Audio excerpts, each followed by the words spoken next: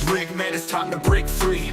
Eyes wide open, gotta see what I see. In this case, were those later statements admissible, the court would say yes, because I'm finding there was not an unequivocal affirmative statement of I want an attorney, but that's not the case we have here, because the interview was stopped and there was no further questions asked. At one point yesterday, and I'm not holding you to it, because there's been a little change in the weather anyway since then, but you at one point said that you would withdraw your objection. Well, I'm not holding you to that, because the question before the court now is whether or not if the defendant asked the question, do I need an attorney or do I want an attorney, is that something that should be redacted from the video? And I'm gonna let Mr. Horan go first, because he's the one that's moved to redact it, and I'll hear your thoughts. It's still our position that is a, while not explicit indication of his right to counsel, certainly implied, and that'd be our argument this time, Your Honor. In addition to, and Your Honor, can I say something while I'm up? Yeah. Try to save my knees today. The court just stated in the record we had no objections to the introduction of the statement. That's not entirely true. Did you have I didn't. We had no objection to that is in fact the statement that he gave, and the waiver was proper, but we still had our fruits of the poisonous tree objection to the statement. All those fruit of the poisonous tree objections that were made earlier, there were no new objections made. How about that? No new objections. I think would be a better clarification. I didn't see any evidence that he beat him or anything like that that we saw on video. Okay. Go ahead. Your Honor, I think the question is going to be whether it's relevant. The defense has already indicated that they're going to try to use that interview to suggest that the police were using aggressive tactics. We never suggested that. They have. In your motion to suppress a certain testimony, that Yes, sir. And you're talking about in the suppression motion? I anticipate that argument being made to the jury. At that point in the video,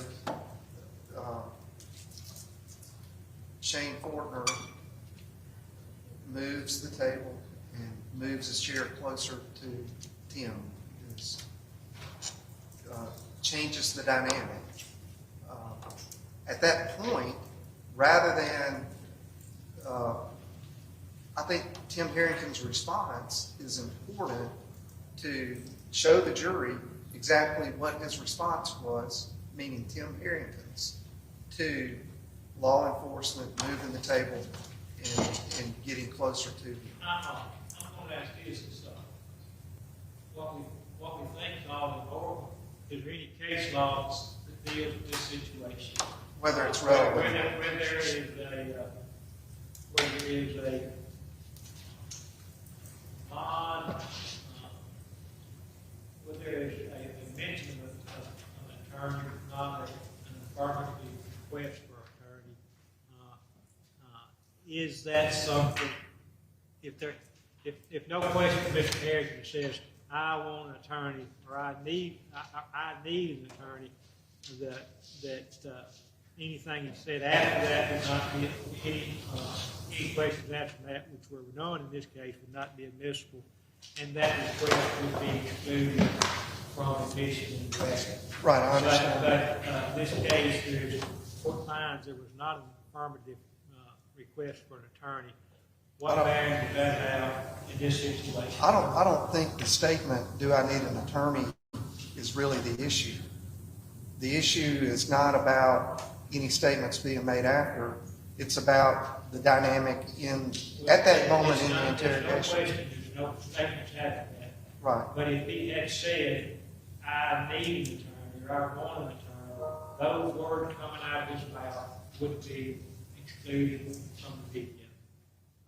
I'm sorry? What? I didn't catch that. If Mr. Harrington had said, I need an attorney, or I want an attorney, there's no question in this court's mind that those words coming out of his mouth would not be heard by the jury. And I think that's, the law is clear on that. And if he had said anything after, do I need an attorney, those statements would come in. In this particular case. Because he didn't In unequivocally. this particular case, Mr. Harrington has continued to be asked questions and answer those questions. The court would find that those statements would be admissible. So there was not an affirmative request for an attorney. But I think the issue is if you cut that portion of the interrogation. I'm asking a legal question. Is there any case law that the court, Mississippi Supreme Court, has answered this question, but there's not where there is not an affirmative statement that I want an attorney, but do I need an attorney? Should that statement be excluded from testimony? Your Honor, I emailed Brooke a case yesterday. I believe I emailed a case yesterday to your law clerk.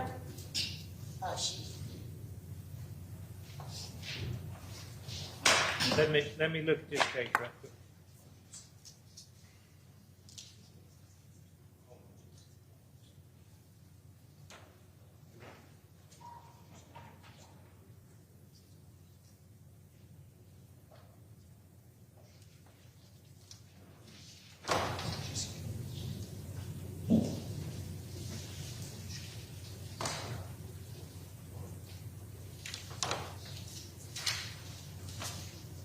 Your Honor, we'll say the Harris v. State's probably case on point, how the court interprets. I've been down the road on more than one occasion along when there's not an unequivocal request for an attorney, but just we say it, do I need an attorney? I think the law is pretty clear that does not rise to the level that of requiring the stopping of an interview.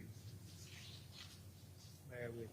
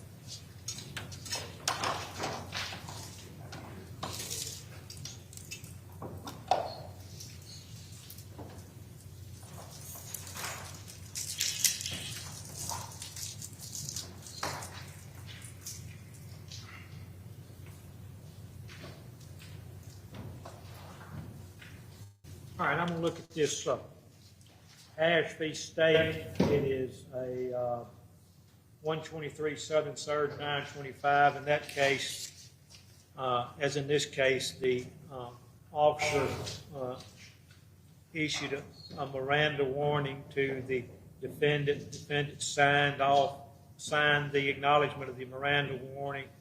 The, defendant,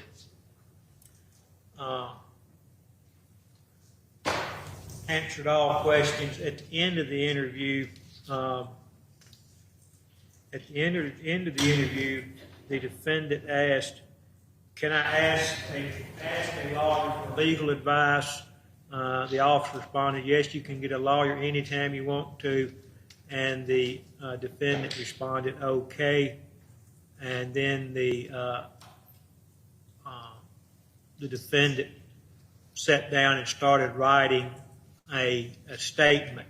Court concluded that the statement of "Can I ask for a lawyer for legal advice" was not a invocation of his right to defendant's right to an attorney, and the statement that was given after that was admissible.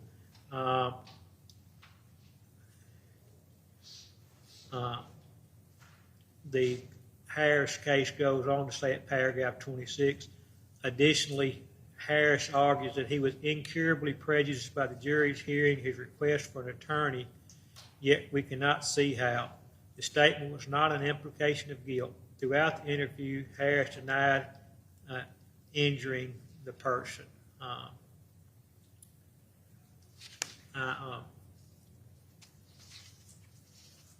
Case appears to be consistent with the matter in this case. The court has found that there was not a request for an attorney made or invocation of the right to an attorney made, and therefore there is no statement given after that the issue in this matter, because the interviewer was stopped. But the fact that those statements were made, the exact wording was, I've forgotten that quick. Do I need a lawyer? Is not a request for an attorney, and I'm going to let I believe it's 58. I'm going to let S58 be played in its entirety.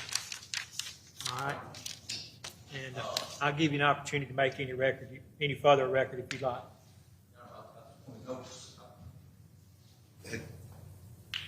It had been tendered, I think. Had it been tendered? It had been admitted with the understanding that there was that the state was not going to stop the tape prior to that point, and was going to go ahead and substitute a new S58 for it. So just the requirement that they stop it and then substitute a redacted S58 is where we stand at now.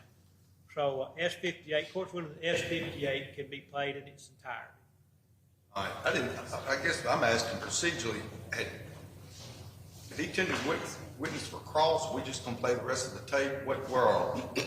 That's it, Your Honor. Right, just play the rest of the tape. You don't want to play the that's where we stand. That we had. He tendered it, and yeah, play the rest of the tape. I'm gonna let the committee play in the remainder of S58. I don't think we even got it close to that point. We didn't. We were right there. Yeah. We were getting right there. Yeah. Okay. But while he's setting that up, can counsel approach it then? Please do. To see that laptop there, it was the very edge. It was about, I would say, maybe a second or so where you could see, I believe it was just one juror sitting at the very end there. As soon as that person was on there, camera operator came back to the left. It was inadvertent and very brief. If necessary, we can scrub that video, but Scrub that portion to the extent possible anyway. All right, and just Make sure where we stand, okay, in the future, moving forward. All right. What time's it getting to be? We on? 9:15. You know, in the court system, 15 minutes late, 30 minutes early. Y'all give me one minute break, and I'll be back. And we'll get you get lined up. Okay.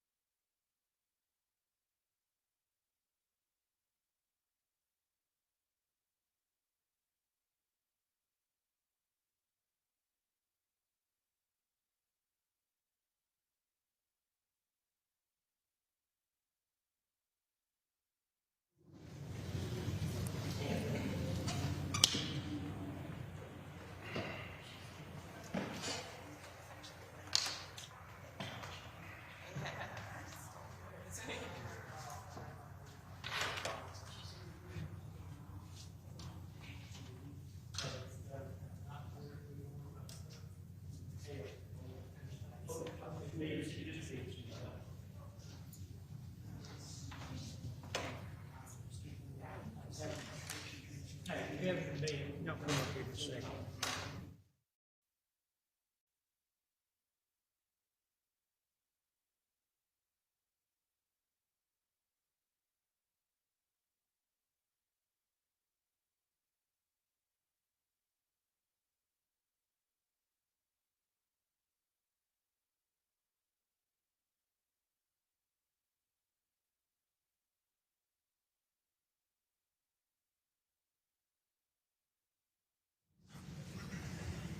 All right, if everybody except Dana is ready. Give me a second. You have been on vacation 2 or 3 days. I've been in other counties. All right, you would, Sheldon,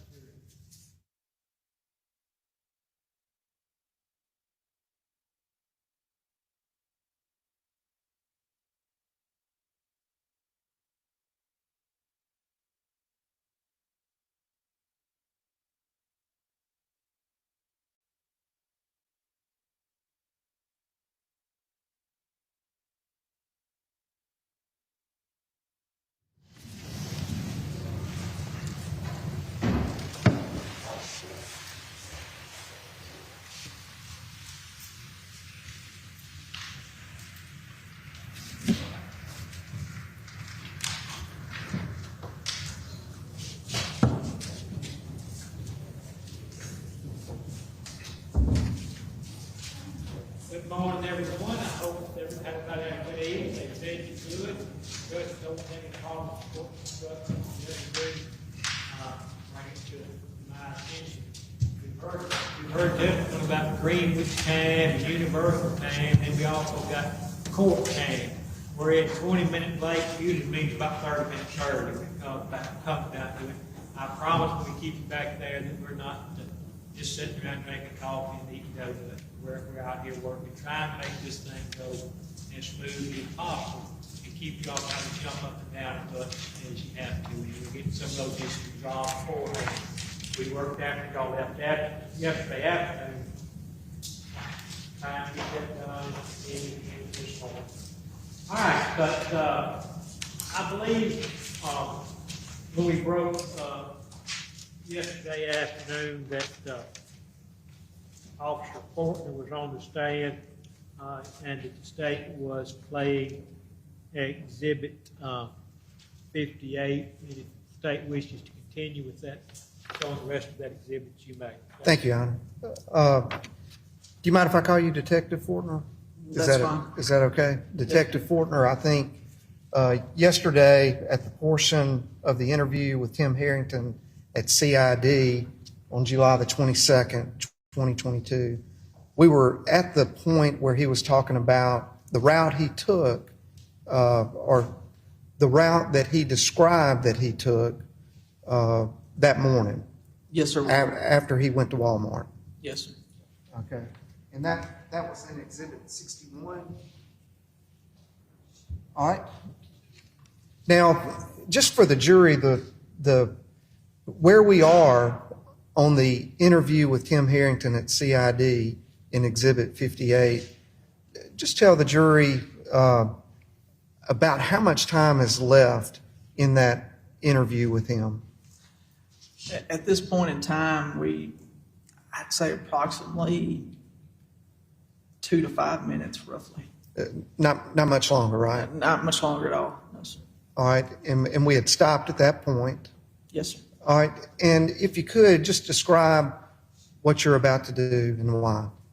I want to move into Mr. Harrington, move in closer and really discuss the information that he provided us. Tim said he ran from from Lafayette Place, which would have took him down Anderson, turned on Anchorage Road, down to Old Sardis, up McElroy, by Rockets, going up Molly Bar Road to Highland Square, and then back to Molly Bar Trails, which you saw him on video leaving at 7:34.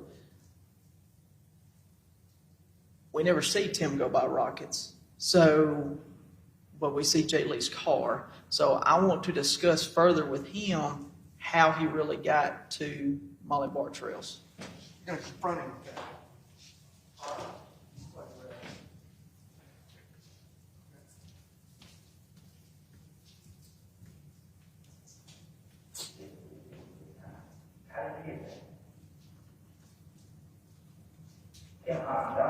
I'm willing to talk to you, and I'm giving you a chance, okay? How did you get from a Lafayette Place to Model Trip? We ain't been working on that, and I haven't. How did you do this? That's what I'm saying. I think that there's things like right out of town and not. I was trying to say you can get it. I don't think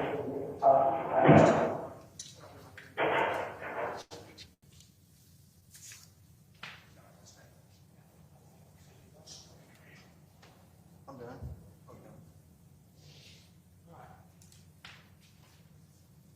Now, I'm done playing the video.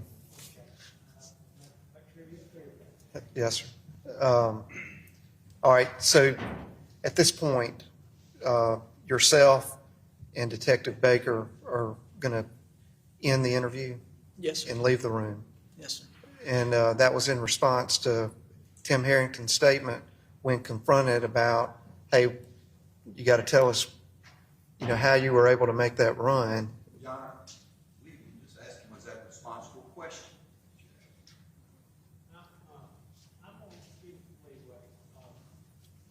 What was his response?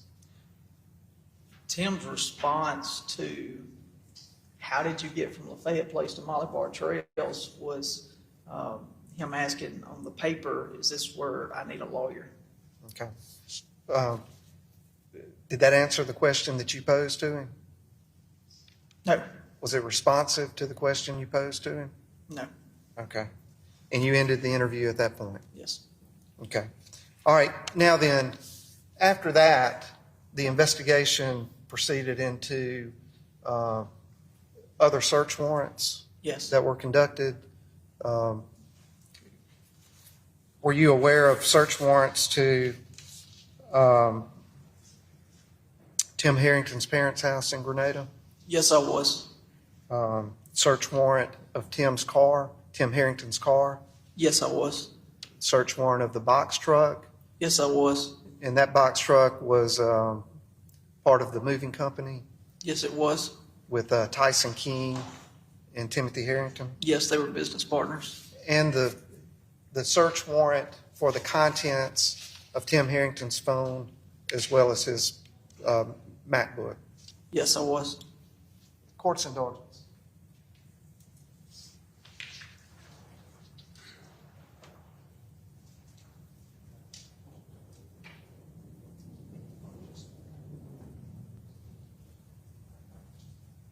Tend to the witness, Your Honor. Before you can take over,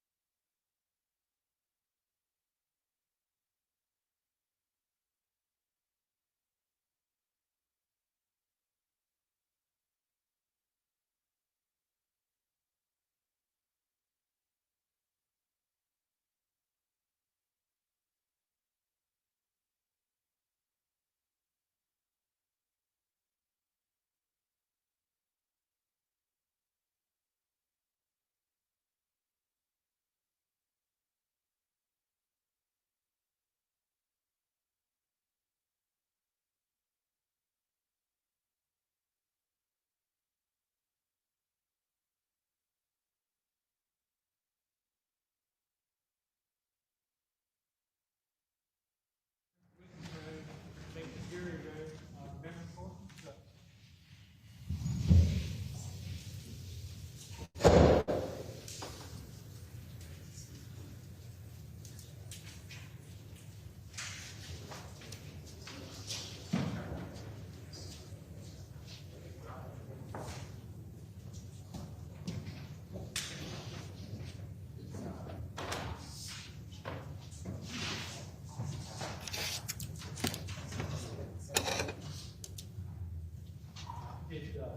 Thing that you get everything set at the bench.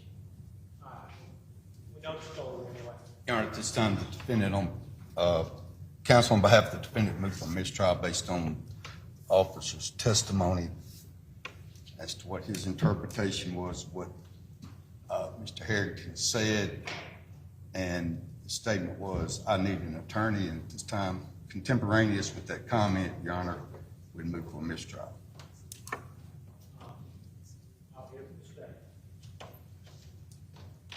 Your Honor, the exhibit was introduced already that has the statement that Tim Harrington made. That was the basis of the court's ruling. Witness testified, I think I need an attorney, which was not consistent with what's already in evidence. And I believe the defense can clarify that. I'm gonna give the state an opportunity to clarify what was actually said. And I will state that the defense, Over the objection of the state, other defense. that at the time it was said, the defense didn't object to it. Well, I've got a contemporaneous objection. He would wave his hands and everything else over there anyway. Your Honor, I'm kind of concerned about drawing it, if you're going to get into, I don't know how to. I'll say this, I'm gonna deny your motion for mistrial. I'll let you and or the state, clarify what was said on the video. Well, I'll State to do it, I'll let you do it. If you want, you do it. Somebody's gonna clarify what was said on the video. Well, it speaks for itself, I think, but But anyway, if you don't, I don't know how to handle it, to be honest I with you. don't either.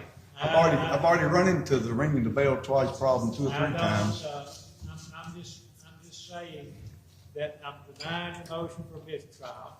I'll let anybody who And- wants to, talk about this issue and ask the witness if they want to, what was really said.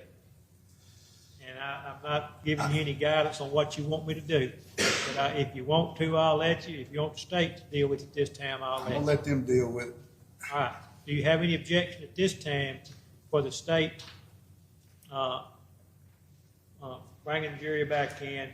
Ask, the state has tendered the witness. I'm going to let them, if there's no objection, reopen it for the limited purposes of, did he say, want an attorney, or ask the question, do I want one, or exactly what will it say anyway? Yeah, I hate to object to it, but I mean, I have to. The reason is because primarily I think if you leave it alone, don't clean it up, the tape's out there for them to listen. I don't want them. I'm denying your motion for mistrial at this time. What's the state's wishes? And I'll. I just wanted to clarify, the defendant said, I think, do I need an attorney? The issue is, I'm asking what the issue, because of what the detective said on it. I'll just clarify, I think. I missed something in there. Anyway. I was just clarifying, Your Honor, what was going on, because I know that The witness asked a question. It boiled down to this: the witness asked a question, the witness made a statement. The state wishes to clarify it with the witness All before right, I'll tendering. give you that the- opportunity anyway. Bring the jury back in.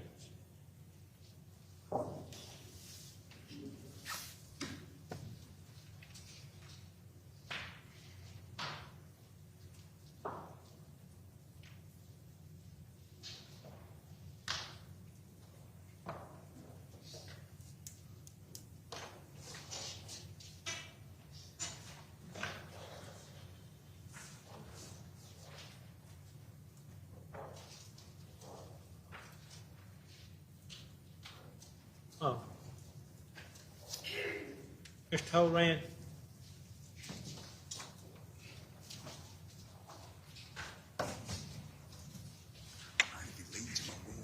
All right.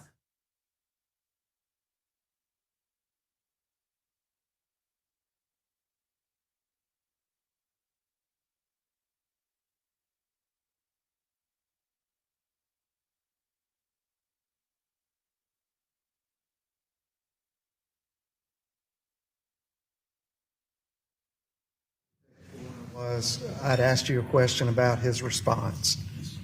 Did you tell the jury exactly what he said to you on the exhibit? I don't know if it's exactly word for word what he said, but if it can be replayed, I can tell him exactly word for word what Tim Harrington said. All right, let's play that portion.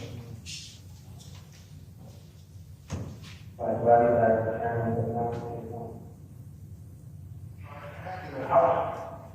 I was trying to say you can get it. I don't get to be sorry. I said, I walked back. How did you get from a bad place? Mom, trip. It's time. How did you get there? I wanted to talk to you. I'm giving you a chance, okay? How did you get from a bad place to Mother Trip? We ain't been working on that, and don't have it. How did you get there? That's what I'm saying. I think with that thing like why did I determine the non-citizen? What he said on that exhibit, was that his exact response? Yes. Tend to the witness, Your Honor. You ready to cross-examine? I'm glad we got that cleared up. Shane, what's your official position now? You director? Emergency Management Director. Director. City of Oxford. At that time, you were, Lieutenant for the Oxford Police Department Criminal Investigation Division.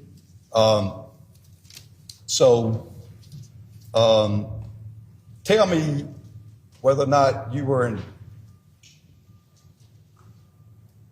over this entire investigation, or were you just assisting as far as Oxford PD? Did everyone answer to you? It sounds like from your direct examination that basically they're reporting to you, giving you reports, things of that nature. Is that a fair statement? So the Lieutenant over Investigations supervises the Oxford Police Department Criminal Investigation Division. At that time, it's investigators or detectives, a sergeant, and then myself. Okay. So my understanding is that UPD initiated missing persons investigation on the 9th of July, correct?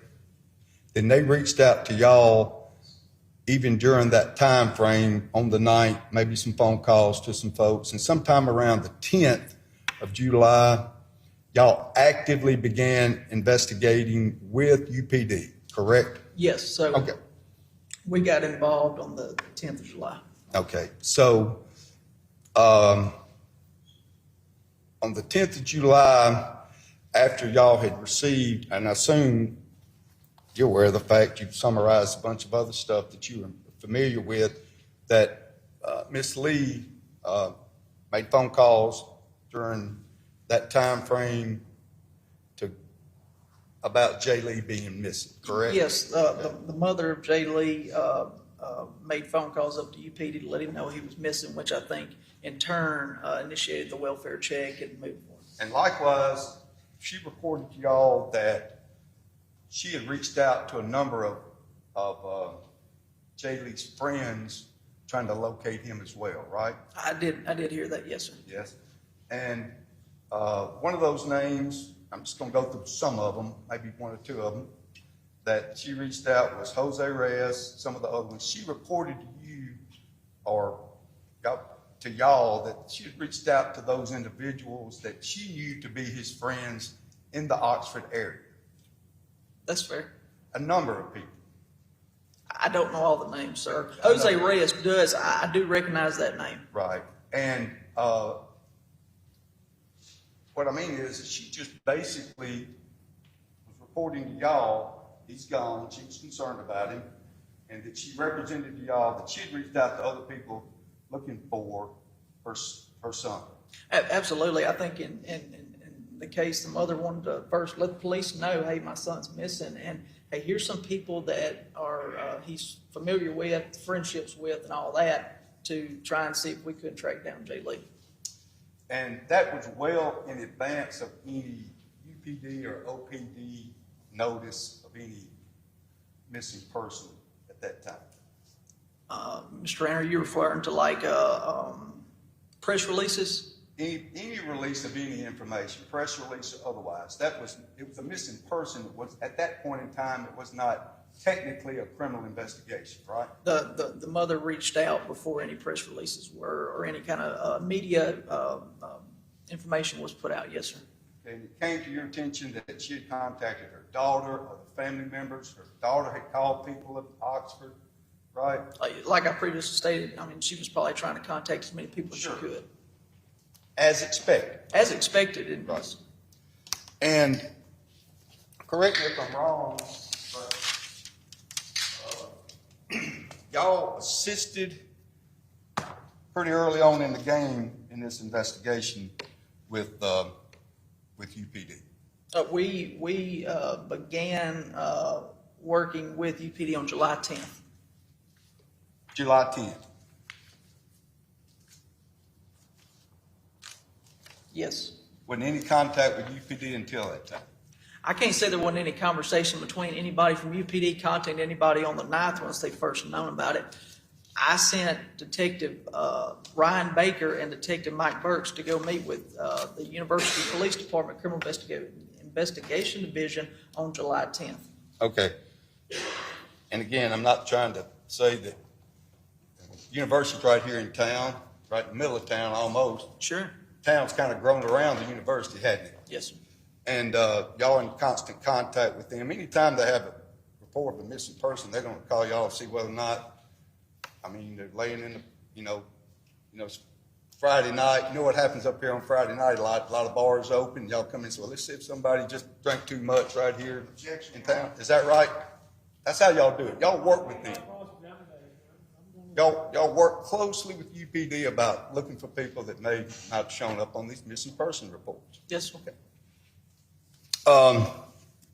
So, when you got involved in the investigation, can you tell me the date that y'all had your first debriefing where all the officers got together? That would have been July 11th. UPD and OPD met at the Criminal Investigation Division. Okay, that started, but you were familiar with the first executed search warrant was July the 10th. Based on what you testified about previously about the search warrants being executed. Is that right? July the 10th? Can you, would you tell me which search warrant you're referring to? Well, I was asking you if you have any reports that reflect that the first search warrant was July 10th on anything, whether it would be cell phone records or anything. Well, tell me what the first search warrant you were familiar with based on your notes that was executed in this case. I'm not sure which search warrant was executed first. Okay. My recollection is based on what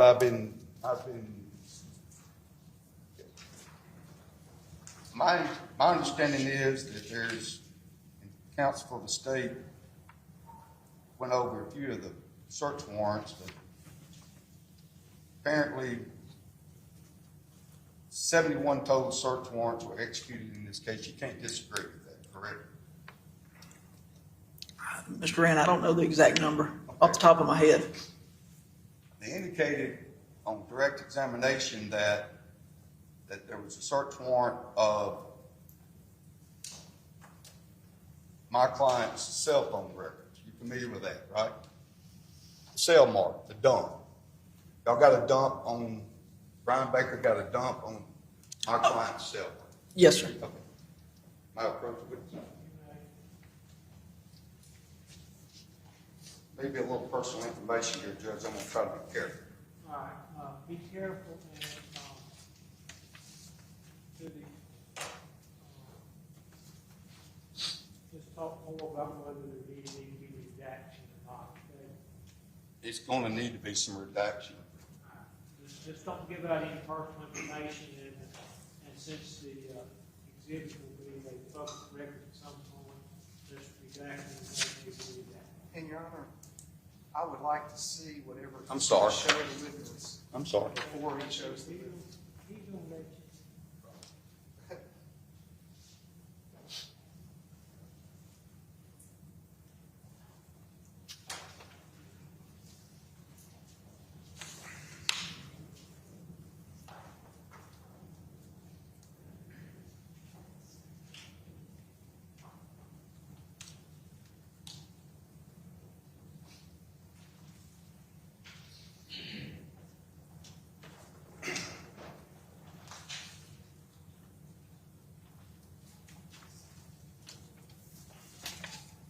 Has that been marked for ID?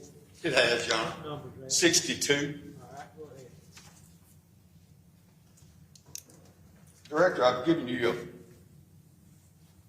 an exhibit 62 for identification purposes. Recognize that particular exhibit? It's a text message between, Hold on one second. Those are Cellbrite extraction records that y'all got from the dump of Tim Harrington's phone. Fair statement? yes. Okay. Look at it for me if you would, please. Okay. Okay, and the text messages on both pages are what were received by, as part of that sale, right? Yes. I moved your introductions and stuff. And it is July, the time reference that we're concerned about in this case. Fair statement? No, can I see it one more time? Any objections, issues?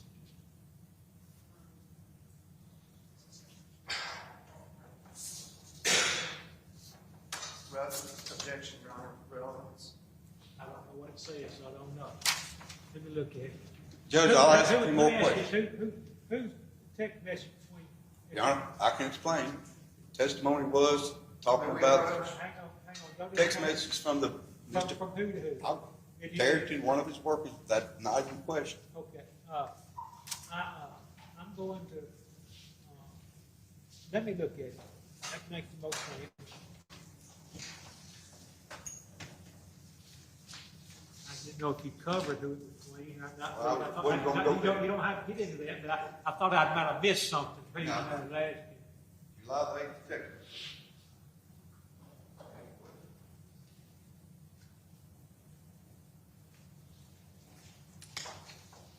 We'll withdraw our objection. Your Honor. All right, that makes it easy on me.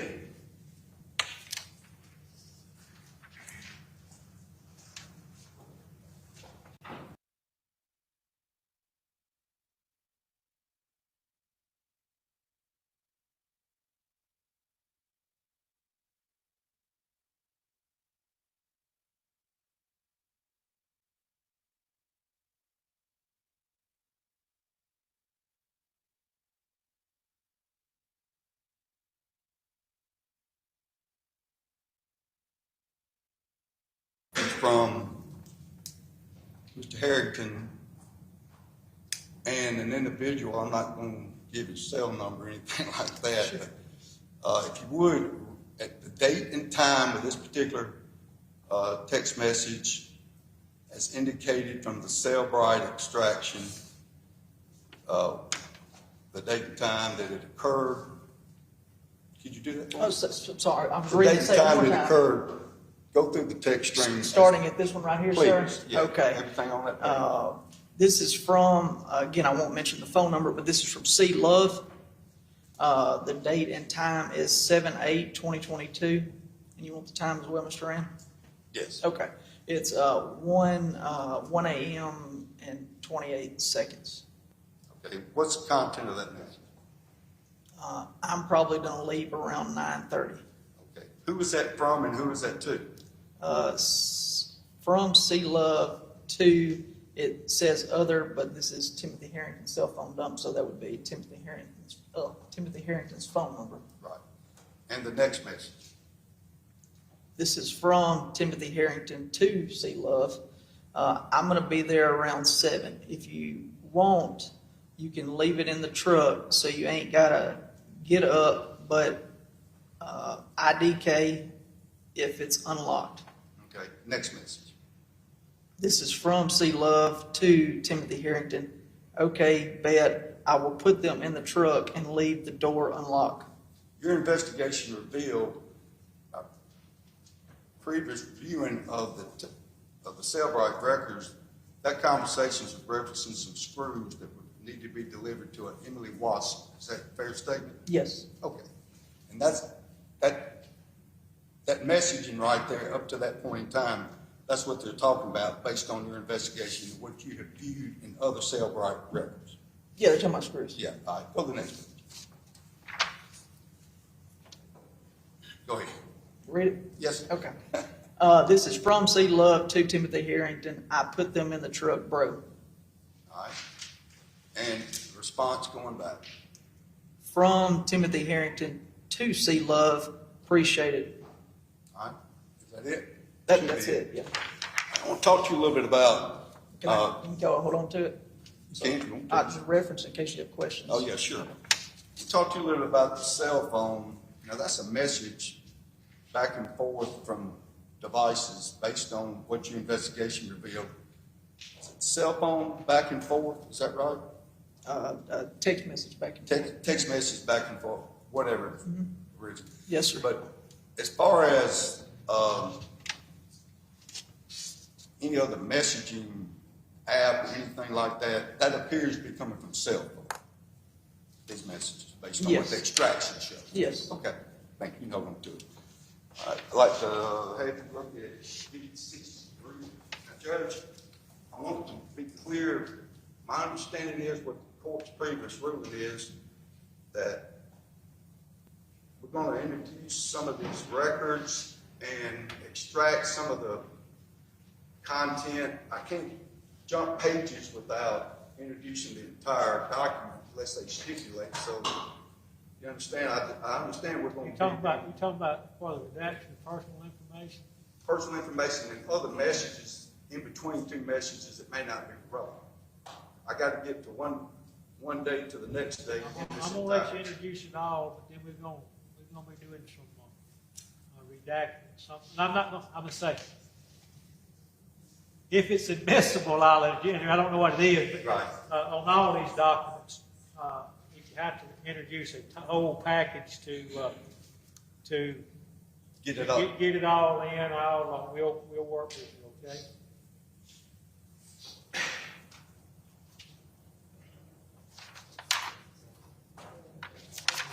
That redaction will probably have to be post-trial anyway.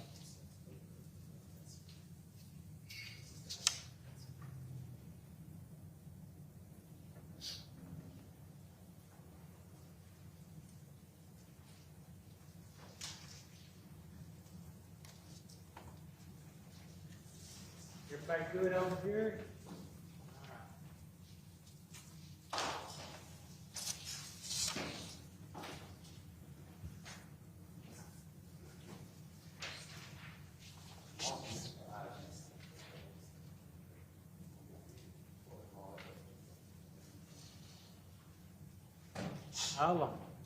I'll let y'all for anything for ID. Go ahead. That's what I'm trying to get done at this point in time. I want to look at it. Director, I want you to look at D63. It's pretty obvious what it is. It appears to be self-right extraction that was performed on behalf of your agency by, I believe, Mr. Detective Baker, correct? It does say Celebrite, and Detective Baker does do Celebrite. All right, Celebrite is an extraction tool pretty commonly used as to providing y'all, it's an investigative tool, fair statement. That's about all I know about it. And also that you use that information considered to be accurate, right? Yeah. Never had anybody come into court and say, hey, look, this stuff didn't say what it says, right? It's just, yeah. All right. I want you to, I'm going to move introduction at this time, Your Honor, with the understanding that portions of it may need to be. Let's first talk about the admissibility of it. Is there any objection to its submission anyway? It depends on what it is. Some of the statements may be hearsay, and there may be lack of relevance. So I'm not sure which specific statements he's referring to. I'm going, I think what I'm going to do, Judge, I'll pull out the pages that are relevant, make them, now that he's identified the whole report, I'll pull out the pages that are relevant. let's start. I'm just going to mark the entire report. Is Mr. Herrington's phone, is that correct? That's correct. All right, be pulling out, I'm going to mark the entire report as for ID only, All right, thanks. and then we'll go from there. All right. And if you have particular pages that you wish to I'm just question, to pull them out, we'll Judge. assign them different Pages numbers. 12, 13, 17. 3 and 7. Director, I'm sorry. Are you familiar with the content of the time frames relevant to this particular case as far as 12/8 extractions on a particular date in question where you previously testified that Mr. Lee disappeared? You're familiar with those extractions, the content of those extractions, correct? From what platform? From the Cellbrite records in this particular exhibit. Those are Celebrite records of Timothy Herrington, not Jay Lee. Correct. I'm talking about the time frame that Jay Lee disappeared based on your investigation. Yes, You're familiar with it? yes, the time frame, yes. I'll make sure.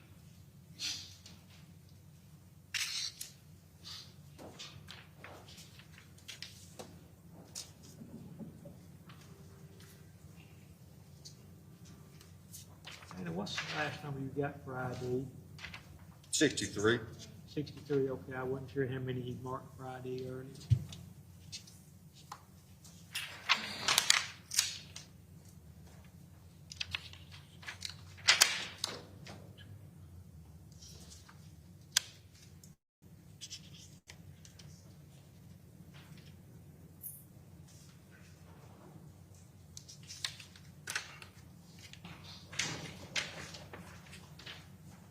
Now I'm gonna introduce a clean copy of the notes, have you make reference to it, like to have the next exhibit marked for identification as well. It'd be D64.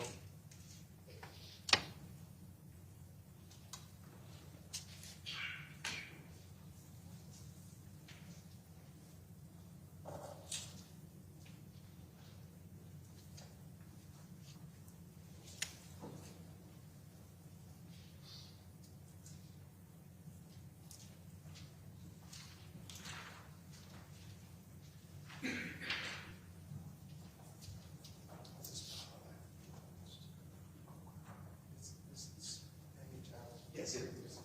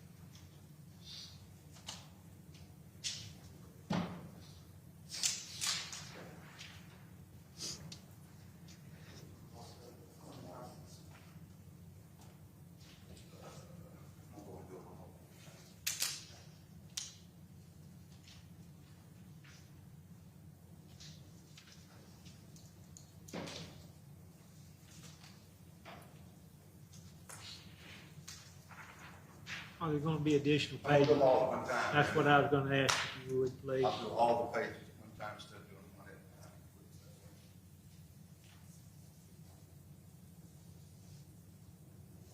And all these are individual exhibits from, that are included in the big pack. In the big pack, right? Can we have that exhibit? I'm sorry. Right, I know, that's right. We can follow it, right?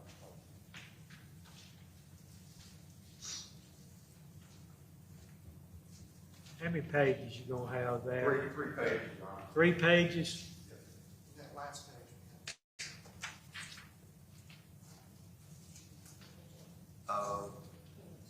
Probably need to be And they're all gonna be 64. 60. Are you gonna have another 64?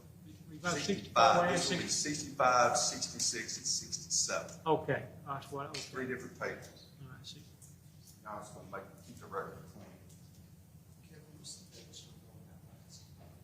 Last page number is page 8.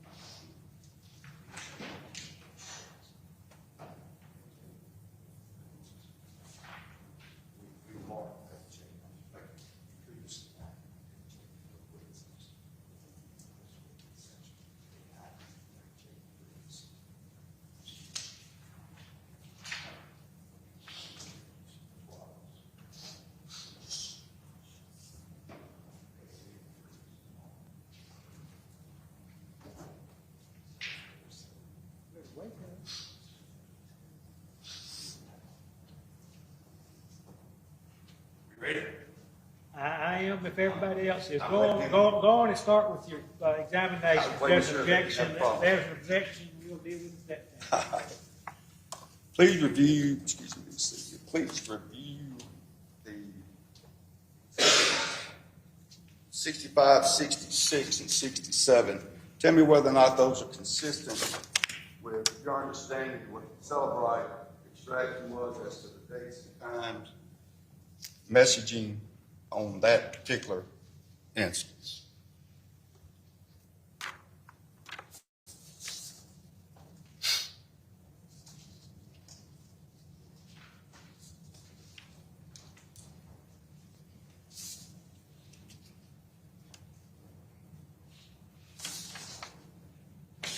Appears to be something that Celebrite would have generated.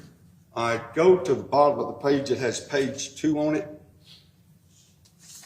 Okay, I'm there. Entry 12. 12? Entry 12 on that page. Okay. And I don't identify, it appears to be, don't identify Ms. Watson's contact information, anything like that. Please provide the message from Ms. Watson to Jimmie Herrington about getting the screws and what time that transmission occurred. Hey, Tim, could I come grab those screws from you today or tomorrow? Message was sent July the 7th, 2022. And it shows 9:28:15 a.m. Okay. All right. And that went from,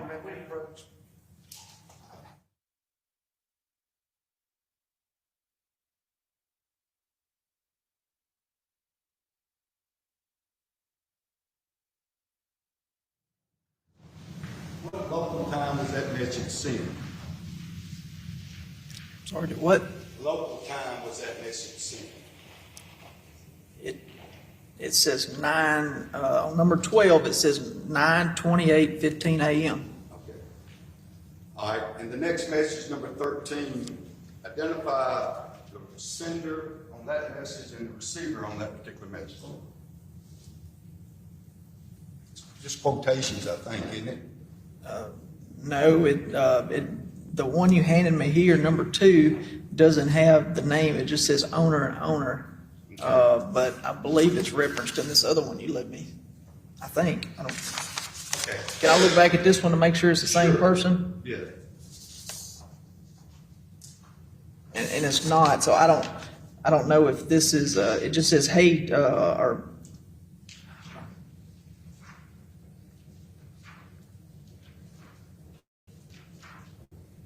The next message. So number 13? Yes. Okay. Hey, Tim, could I grab those screws from you today or tomorrow? Okay. And that's basically the same as message 12, correct? 12 entry. Yes. Okay. All right. Go to message 17 on page 2 Okay. and identify content of that message, beginning with date, like you did on the other ones, the date, the time, and the entry information.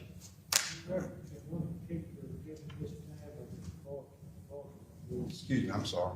I got to go to the second. Go to the next exhibit. Go back to this. No, the exhibit I gave you, I thought I gave you all this. So go to number 66. Yeah, 66, that's right. So you don't want me to read 17? Let me see. Correct.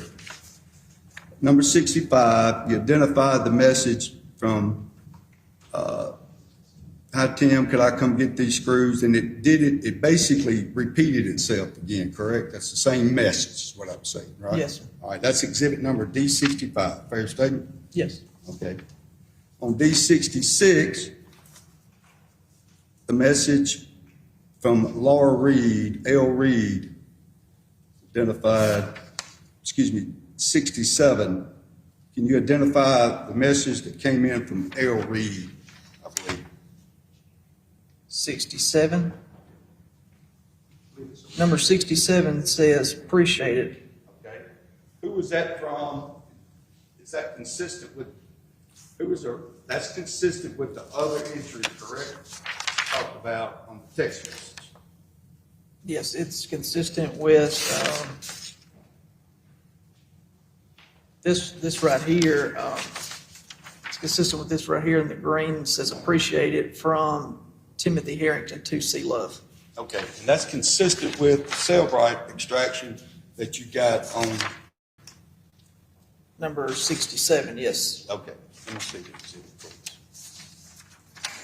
As far as these Cellbrite records and your extraction report, you were able to look over all these reports and identify the messages to be correct, not only the text messages from individuals, but also some other messages that weren't text. Fair statement?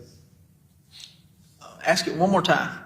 This cell phone gave you records of both text messages and Instagram messages or Snapchat, right? It gave Instagram, Snap. It give whatever's in the phone, it provides it.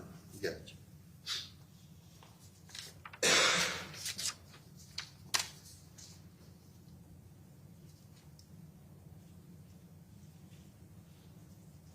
All right, again, go to D65 to message 17 and identify, without numbers, the message to and from conversation with Mr. Herrington.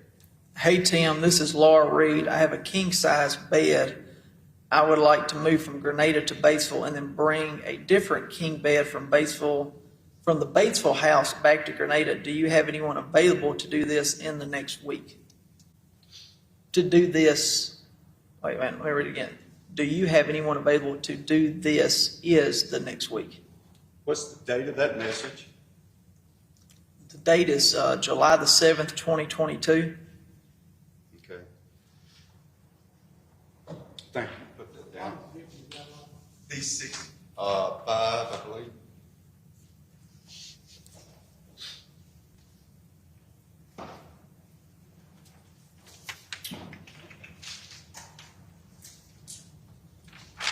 If you would, I want to show these in a little bit. If you would tell me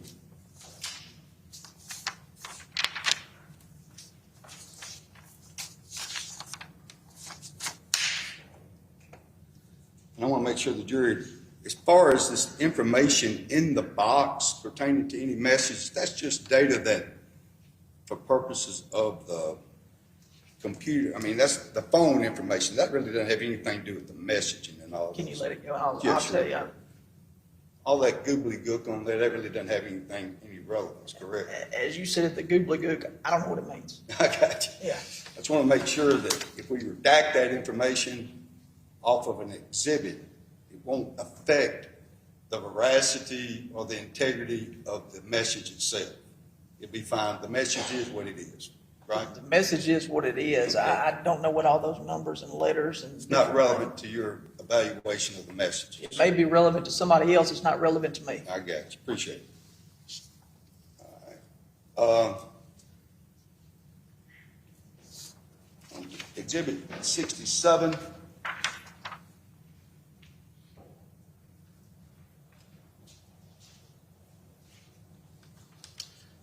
What page number is that?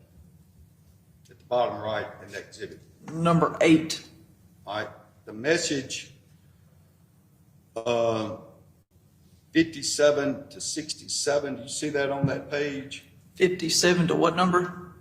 The message 57 to 67 on that particular page. Yes, 57 to See 67. that? You see those messages? Yes.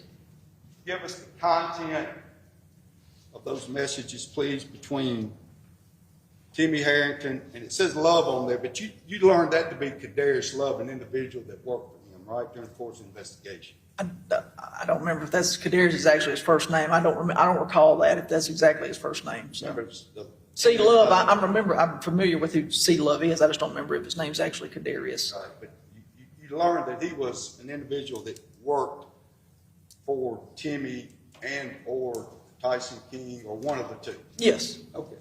All right, give us those messages, if you would. All right. What's up, bro?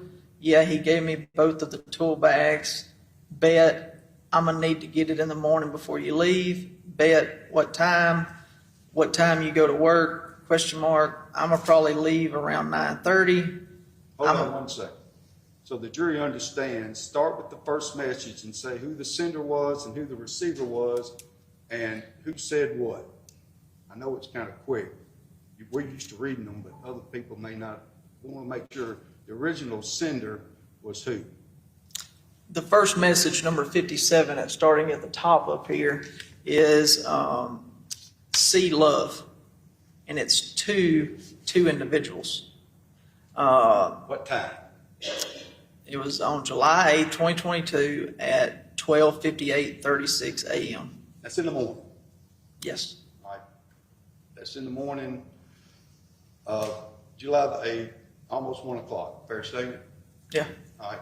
And Love is sending a response back to Tim about the screws, his Watson screws, that need to be taken to her the next morning. So, repeat what you just said. They're talking about getting together For the for the screws. screws, right? Yeah. That we talked about previously. Yes. Yeah. Sure. All right, go ahead. You may read the message now? Sure. All right. What's up, bro? Yeah, he gave me both of the tool bags. All right. Who said, make a reference about the bags? What's up, bro? He gave me both of the tool bags. That is from C. Love. Okay. And the next response? The next response, because there's three individuals in here, and I don't remember Timothy Harrington's phone number off the top of my head. I don't want to say Tim sent this or this other individual, and I don't know who this other individual is right now. But you will say, you understand that if you look at that message, is at least Tim Harrington, and I represent to you Tyson King's number is also on there. Okay. You can't disagree. Your investigation. Yes, no. But if you want me to say who sent the message, I can't say whether this is Tyson or Tim because I can't remember both their phone numbers off the top of my head. Fine. Okay. Will you be okay if I say just it ain't C. Love that sent it? Yes. Okay.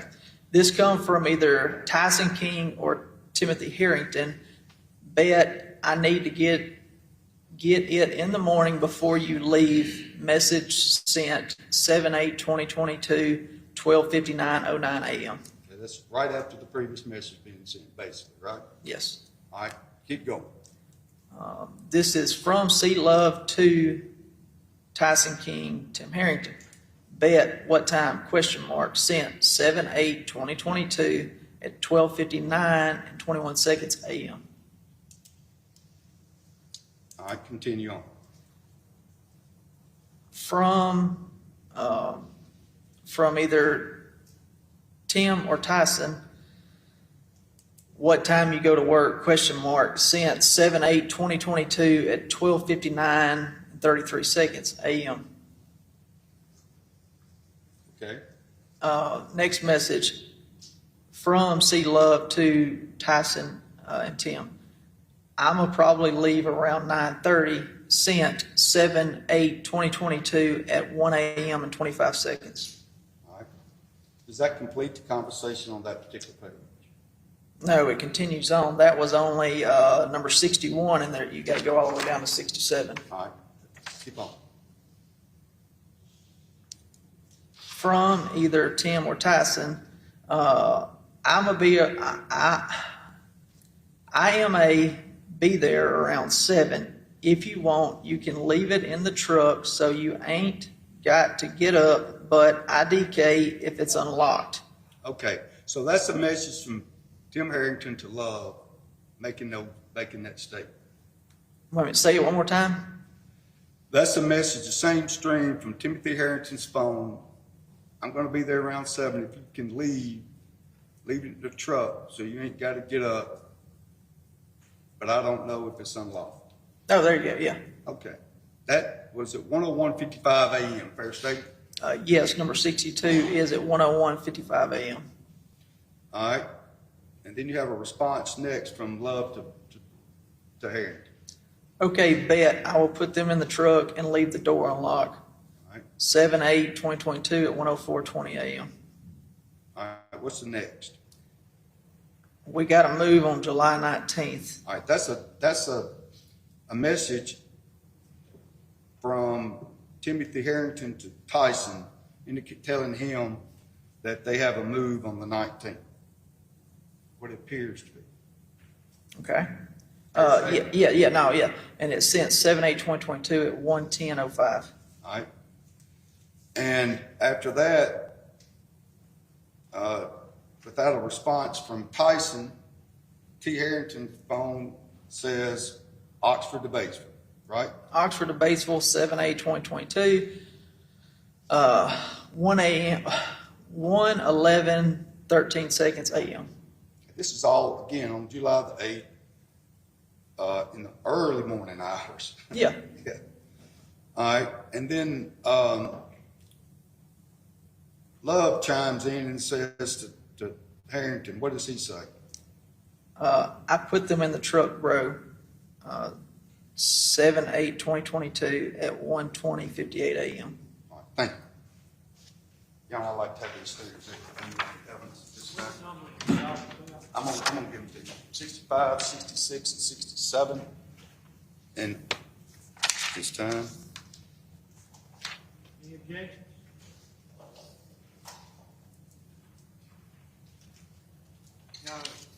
No objection. All right, that's 65, 66, and 67.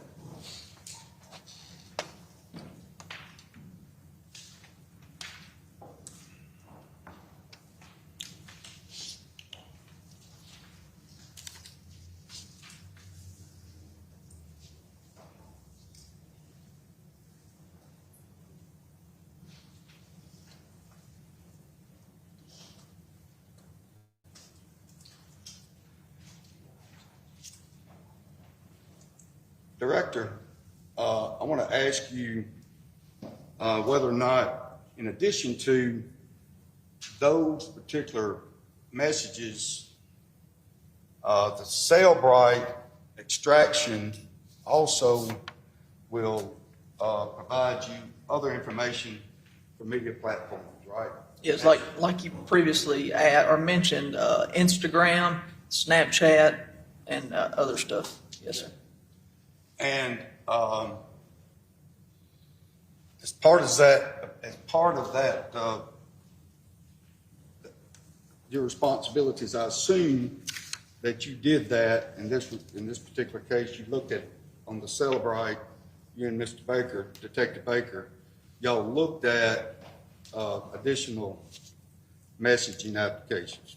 Is that Yes, right? we would have looked through different ones. All right.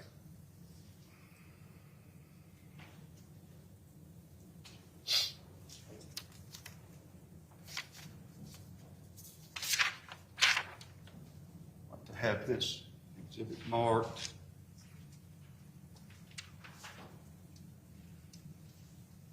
For identification.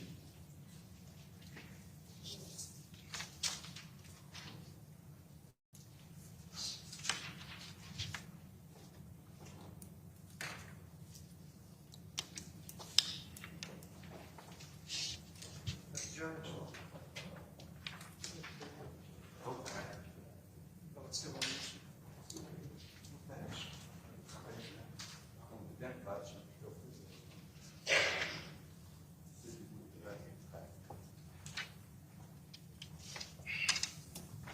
Page 9 on exhibit number 68, I believe. That's what it says on the bottom here. All right, you identify, again, that's the same type of records, right? Celebrite records you've previously identified appear to be in proper form. Is that right? I was reading it. I'm sorry, Mr. Rand. Please say it one more time. That appears to be the same Celebrite records we've identified previously. This appears to come from Celebrite, yes. All right, on that particular exhibit, please go to line 68 through 70 and tell me, it appears, as I understand it, there are 3 incoming blank messages from, and I'm not going to give Mr. Lee's account on the record, but it appears to be an account that y'all have identified as being associated with Jay Lee. Fair statement? If you'll bear with me, let me read them real quick. Take your time.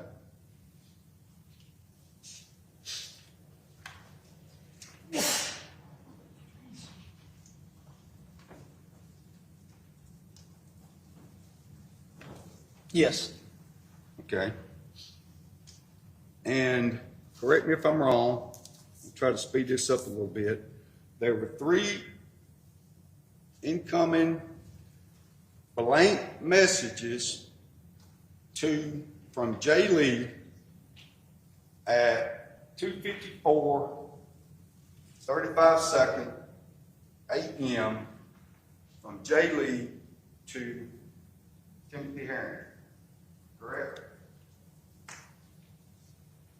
Yes, sir. I don't see. I don't see any message here like in the other ones. It'll be blank. I can't say it'll be blank. Again, you talked about the. No. What I'm saying is, I'm not as good as some of the young folks, but there's messages sent. It doesn't say it's a blank message, but it's fair to say that the recipient, who is Mr. Herrington, does not respond. Correct? To that. So you say the messages on 68, 69, and 70 are all the same time. It's 7/8/2022, 2:54:35. 69 says 2:54:35, and number 70 says 2:54:35. It's they're all the same time, sir. Is it one message or 3? It appears to be 3, but is it one message based on your experience of reading these things, or is it? Can you tell? I cannot specify whether this is because no, sir, I can't, because then the next one, number 71, says 7/8/2022 at 2:54:35. So number 68 through number 71 on the document you handed me all has the same date and same time. So I can't tell if they're different ones or they're all. I don't know how it reads it and parses it. Is what I'm saying. I'm not in the internals of how it does it. I don't know. It's a fair statement that Mr. Lee apparently sent a message, whether it was 3 times or at least 1 time, to Mr. Herrington at 2:54:35 a.m. And on that particular message, there's no response from Mr. Harrington's, any number associated with Mr. Herrington, correct? There's something from Jay Lee to Tim Herrington, and as I move down, Hold on, I just want to go to that message first. Okay. On that particular message, there was no response. I do not see one, no, sir. Okay. The next message on that page that you see, it appears on my list. What is the next message you see at 2:54:44 a.m.? You see that message? Yes. All right. And who is that from? Jay Lee to Tim Herrington. And what was said from Jay Lee to Tim Herrington at that time? You in Oxford, question mark.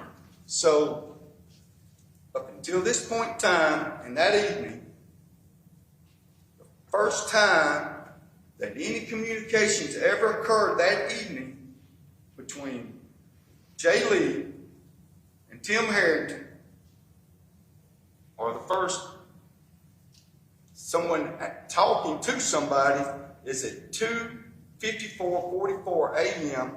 when Tim Herrington gets a message from Jay Lee at that time. Fair statement?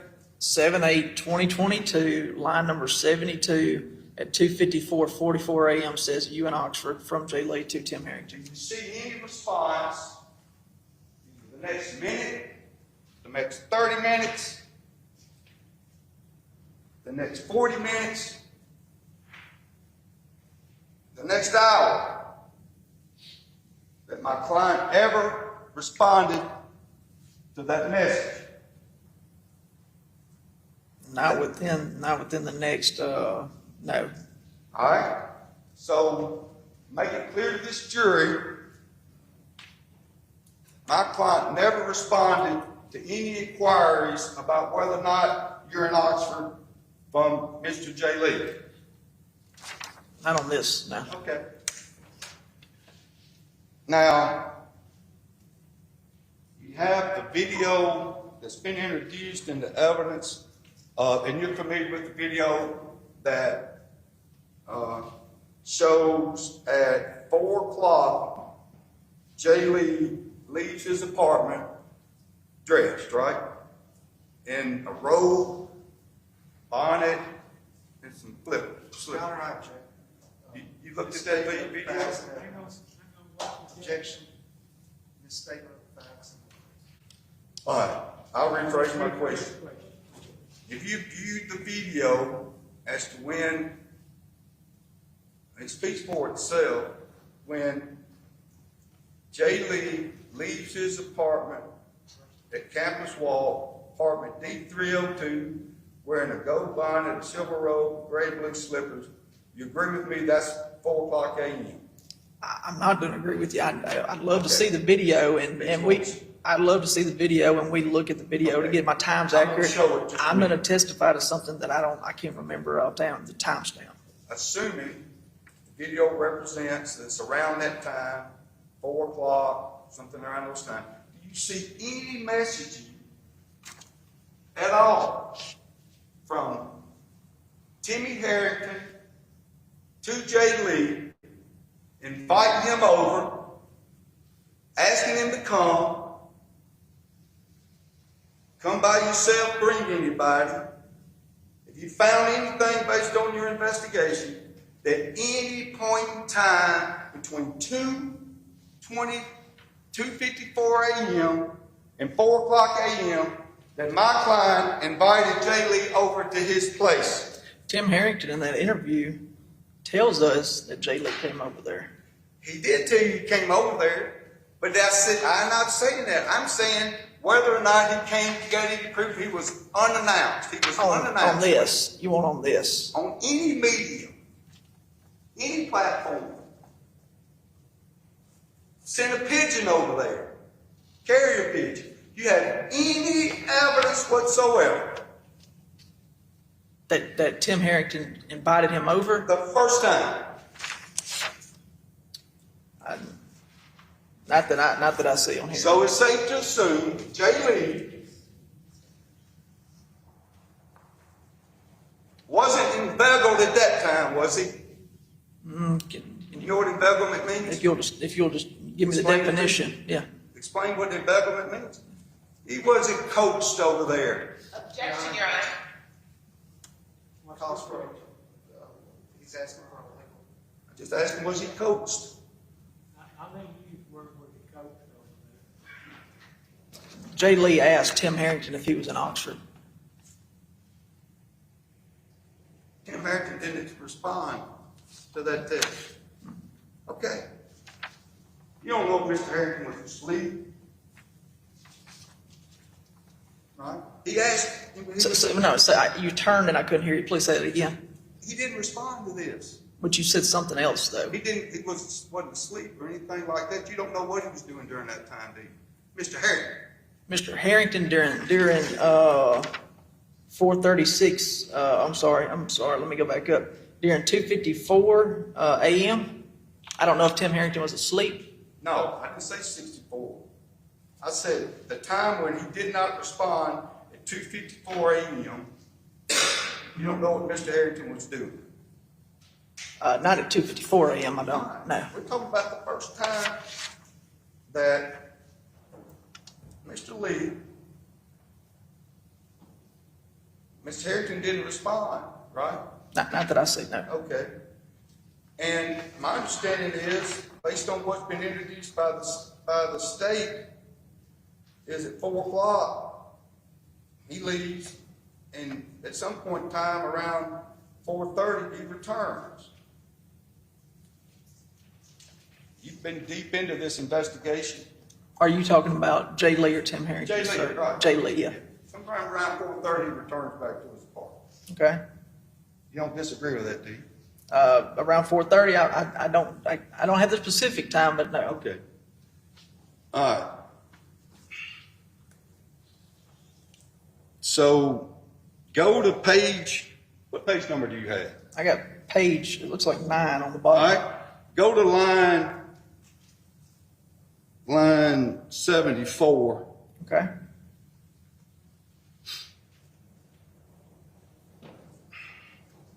Do you mean read line 74? Mm-hmm. Okay. So 74 is What time? 7/8/2022 at 4:36:44 a.m. Who's the sender? It's going to be Jay Lee, All right. Who's the receiver? Tim Harrington, And this time is what? 4:36:44 a.m. All right. And it says, I just wanted to be able to say, I had you be DL again. There's an emoji, fun to have been the first guy. Another emoji, experiment over. All right. That's a message from Jay Lee to Tim Harrington, 4:36:44. I just wanted to be able to say, I had you. Be the DL again. Fun to have been the first guy, experiment over, with 2 emojis embedded in that statement. Fair statement? Yes. Okay. And then number, do we continue? What number? Yes. Okay, number 75 says on the date 7/8/2022, 4:53 a.m. Also, I noted on Hold your on. From who? from Jay Lee to Tim Harrington. Right? Also, I noted on your floor, so you should get that up. BTW O, and the nude was fake too. Okay, back to block now. Okay. Back to block now is a statement that Jay Lee made to Tim Harrington, right? Yes, and Tim Harrington admitted in the interview that he was blocked by Jay Lee. Right. But Jay Lee's saying back to block now, right? And during the course of your investigation, Director, y'all interviewed a number of people that knew Jay Lee and other individuals that y'all asked about conversations and connections with Jay Lee. And in some of those interviews, they referenced the fact that they were blocked by getting an argument with somebody, and they blocked somebody because they got an argument with somebody, didn't want to talk to them anymore, right? Basically, I blocked him. That's not uncommon. You see, I've gone through all these messages. It's all over the place where people are blocking each other. Sure, I block scam calls all the Kind time. of like hanging. Yeah. Okay. All right. Now, go to the that message that you just referenced from Jay Lee to Timmy Harrington on the back to block now, and tell me the time frame between 4:53:00 and the next message that you made reference to that's already been introduced in the evidence. There's a Snapchat. You're familiar with the Snapchat message that's been introduced by another exhibit at 5:17 about who TF is this. Are you familiar with that particular message? Yeah. If you could if you could show me the conversation.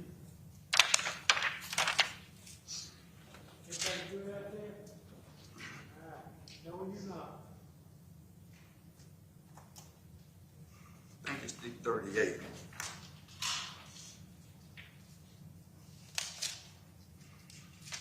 Make sure.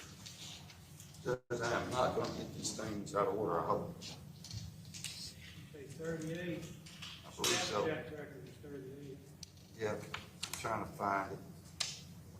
Yeah, I just wanted to get close. All right. I'm referencing State's Exhibit 28. I'm I'm gonna slide this down so I can slide it back in there. I'm gonna show you this exhibit 28, if I can approach it on. What I'm referencing is this already been introduced. It's been shown up on computers where it says who the TF is this.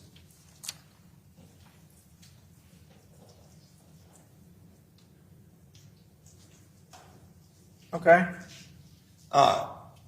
That's a message from Jay Lee, sucker for Jay, and what apparently, correct me if I'm wrong, I'm kind of new at this Snapchat stuff. Me too. But what happens is if I want to send you a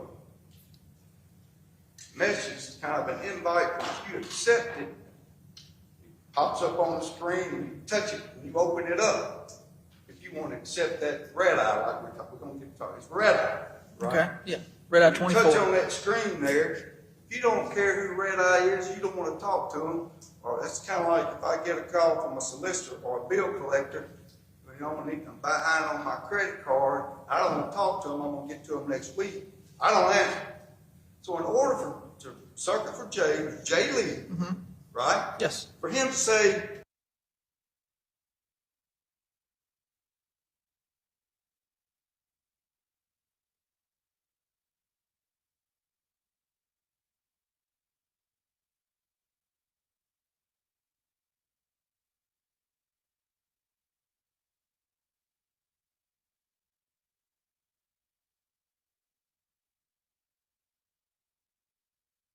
Oh, he's got to send that message. Who the TF is this? yeah, Red Eye, I'm going to talk to you, Red Eye. Basically, I'm willing Sound to like you asked him, who is this? Right, he did. Yeah. Who is he? Yeah. And then the conversation starts. Okay. After. Yeah. Fair enough? Yes. All right. So that's how that went down so the jury will understand. Now,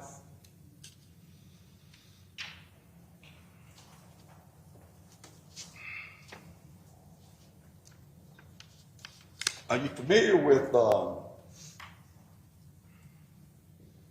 you reviewed those conversations that occurred between those two individuals, Mr. Lee and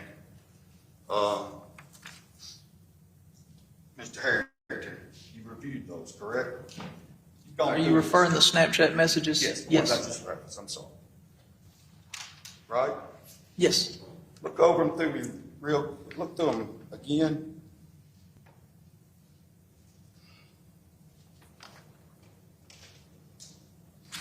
Can we approach? I think there's a page that would be on here.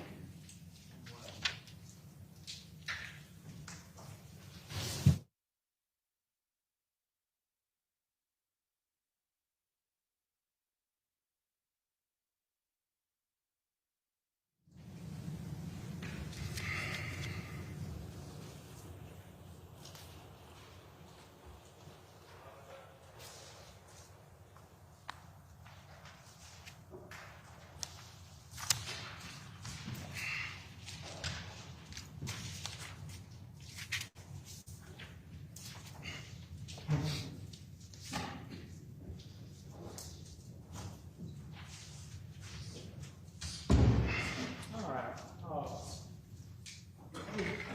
I didn't think to ask y'all this morning about what your thoughts were on tomorrow. Did you have a consensus opinion? Heck no, we don't work on Sunday. No. I'm not committing at this time. I got something to get done today, but I will take y'all's preference into heavy consideration, okay? I'm not committing. All right. You may resume your cross-examination. 28, I think.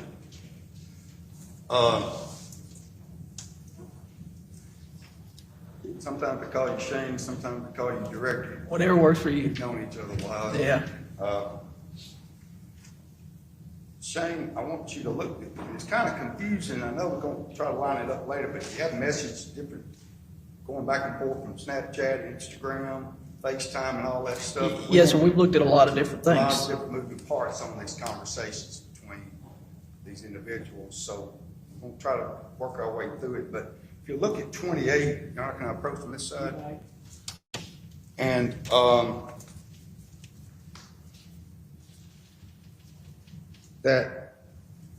that message on there, that who the TF is this, comes from J. Lee to Mr. Herrington. And that date, that time is what time? It appears to be 5/17/09.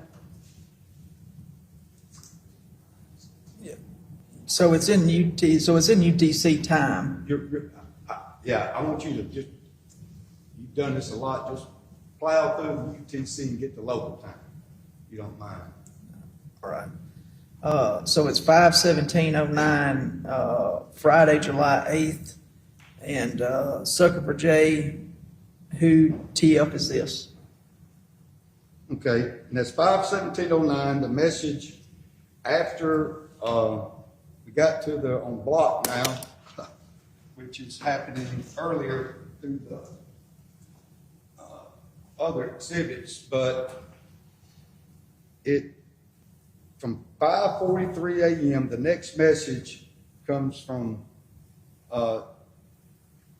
J. Lee to Herrington, who the TF is this, and that's as a response to apparently J. Lee opening up or accepting the red eye message to him to communicate.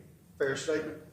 Yeah, after who TF is this, there's a question mark on the next one. Right. The next one is question mark, and that's a minute later. Yes. All right. Now, go to page, I'll give you this exhibit. Get it done this way.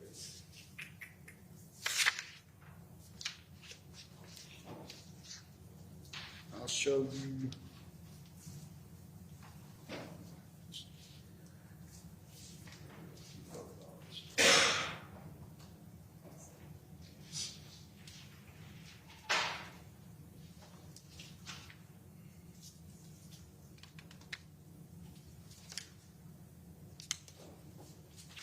Do it like this, because we're going back and forth, right, Shane? Going back and forth to different messaging apps, we have to go through it separately on different pages, right? Yesterday. All right. All right. Had this marked for identification. Page 13 in your packet. Ms. Sharan, may I hold on to this in case you reference it I don't again? mind. Okay. You're gonna meet. All right.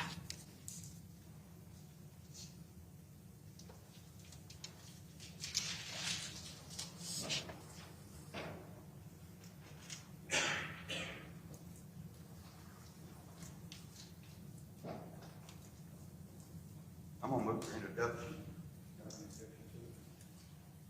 69, Dana. Page 13. Yes, sir. No different.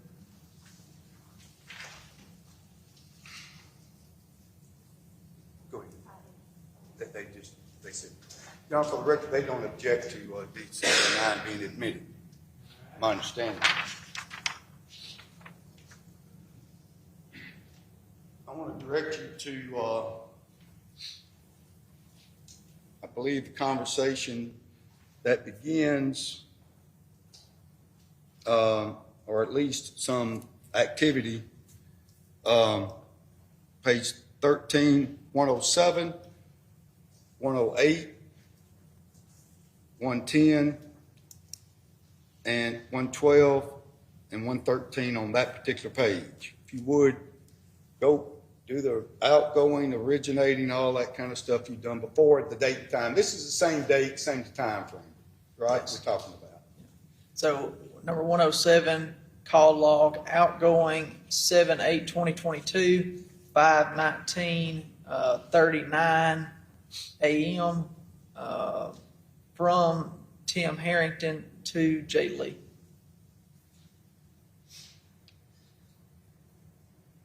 Okay, go to the next. 108, call log outgoing 7/8/2022, 5:19:50 a.m. Call outgoing from Tim Harrington to Jay Lee. All right, Number 109, well, it just says log entries, same time as the outgoing call, so I don't know what it says FaceTime, the same as the other two, which were FaceTime as well. There's no information on this one, on On number which- 109. Number 109, all right, what time is that? the same time as the outgoing call to Jay Lee, so it's number 108 says 7/8/2022 at 5:19:50 a.m. This number 109 just says log entry 7/8/2022, 5:19:50 a.m. Okay. Does it indicate a length of time on that particular entry? On 109, Yes. there's nothing, I mean, no. All right, go to the next one. 110 call log outgoing, again, this would be FaceTime, 7/8/2022, 5:20:04 a.m. From Tim Harrington to Jay Lee. All right. And any indication of connection there? Say it again. Any indication that there's any activity on that particular call? No, it says 00004 or 6 zeros across to there. All right, go to the next entry, and I believe that's going to be line 113, is that right? 113 call log outgoing 7/8/2022, 5:23:33 a.m. Duration. 2J 14 seconds source Snapchat. Okay. And that is, that's a phone call connection between Herrington and Jay Lee at that time. Yes. All right. Now, you still have 28 with you, right? Do what? You still have 28 with you, correct? Exhibit 28. I got 68, 60. Oh, yeah, I do right here. All right.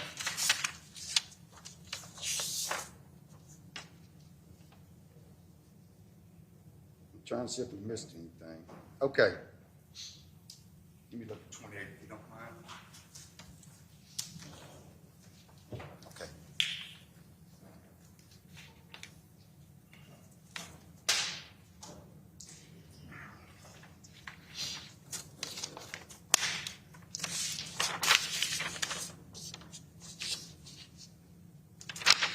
All right.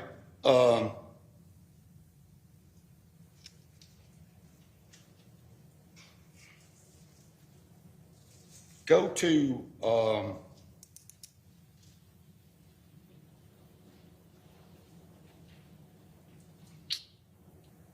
I think it's already been introduced into evidence. If you look at 28, the state introduced item 124 into evidence pertaining to how long does it take to strangle someone? And the previous testimony was that the Gabby Petito were portions of that type in what was it automatically added some language to that. You familiar with that? Are you saying somebody else testified to that, or I did? No, someone else testified that start typing that in, it adds certain parts of the conversation, does it automatically. Those records reflect that according to previous testimony. You agree with that? Have you looked at that particular aspect of it? When you start typing it in, how long does it take to strangle someone? Yeah. I think it pulls up where you can click on how long does it take to Okay. strangle someone, Gabby Petito. Yeah, all right. I So don't know if it auto-populates in the sentence. Auto-populate. As he's typing, I don't know if it auto-populates it. yeah, but there's previous testimony that occurred on this particular entry. Those records reflect that. On this day? Yes. 7/8/2022? Yes. Okay. All right, and as to that particular entry, can you show me, you look at line 125, I'm gonna give you page 14. Already been introduced as an exhibit, maybe quicker for me to just do my own 125 Hold on on, one second. oh, not 125 on this one? Is it, you have 125 on there? Yeah, 125 on this one says I misspelled something. Okay, I'll do it. Okay. All right.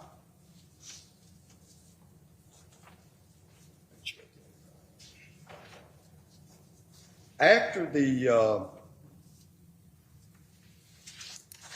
124 entry, you're familiar with the fact that there's Instagram activity immediately after that, correct? Immediately after what, sir? Immediately after what? While there's, After the search of 557, you see the next entry, 55707 on that exhibit, page 14.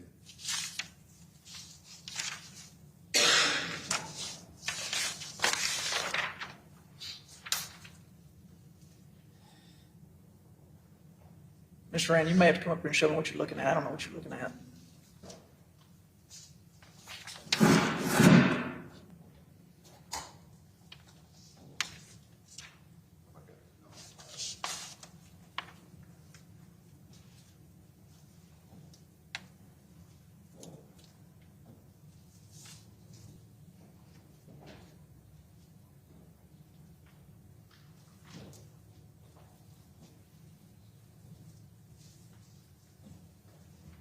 Look at 126. It's on my list at 125. I'm sorry.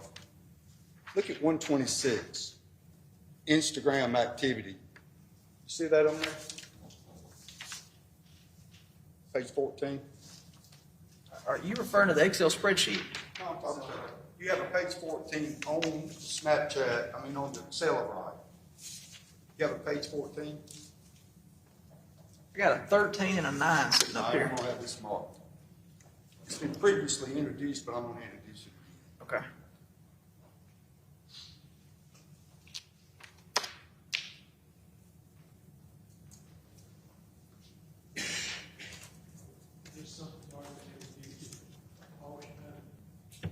David introduced it not previously, but it's a different entry I want to make reference to.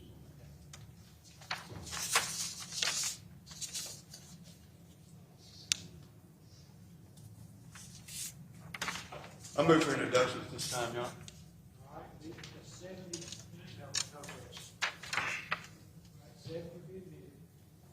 Look at entry 126, please. 126? Yep. Okay. Thank you. I want to ask you a couple questions about that particular entry. That represents a Instagram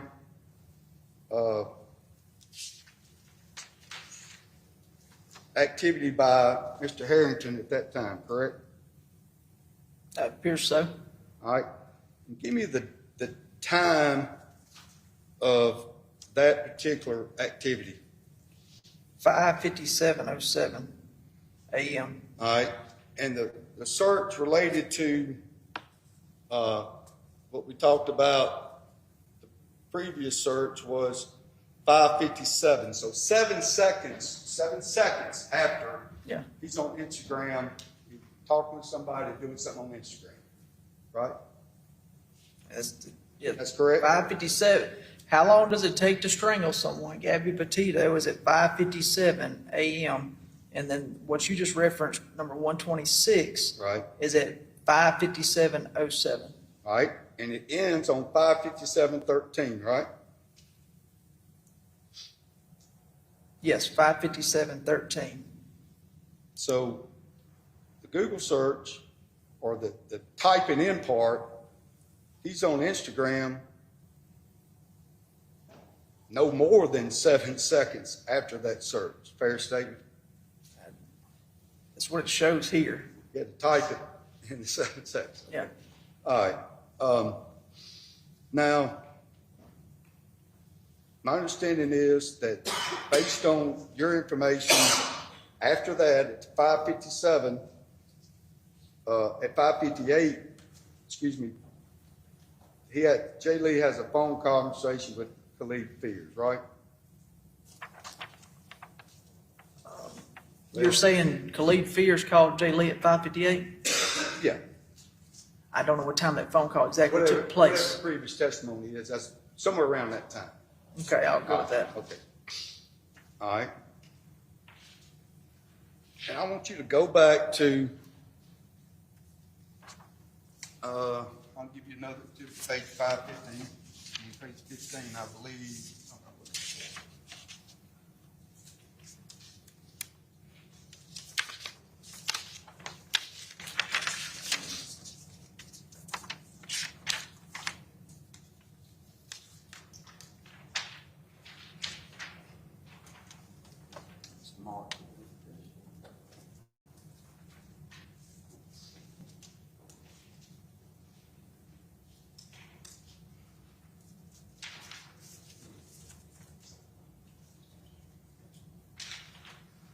Move your introduction at this time. All right, 71, you do it.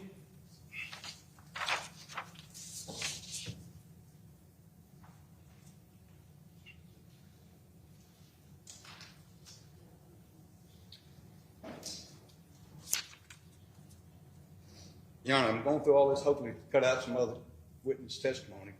You know, trying to go through all this. Thank you. Look at item 128.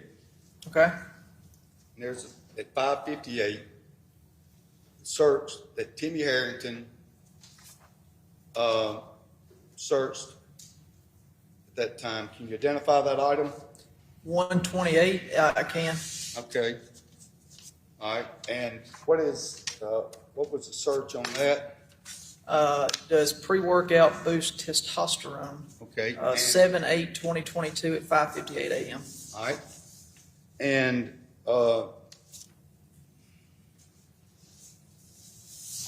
does it?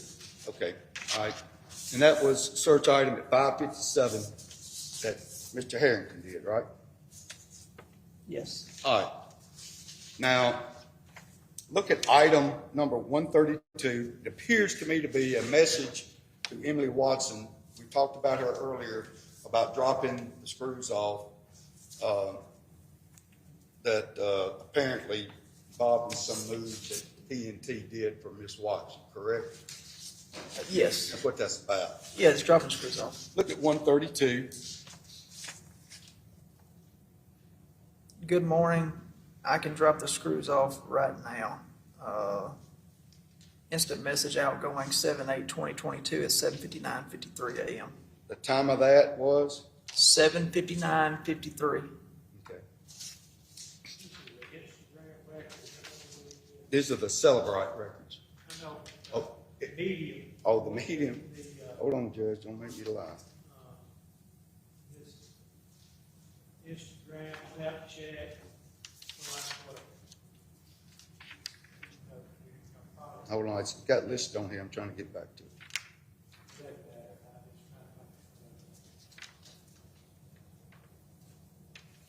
That's a text message, I believe. I think that's a text message. But if you reference it, D71. Yes. Okay. It's still on the same exhibit. May I proceed, John? No problem. Page 15, 137 in the notes. What's it say in that? Haircut, talk to Miss Janet, drop off clothes to cleaners. Okay. And that is an entry at what time? 8:08 a.m. on 7/8/2022. All right.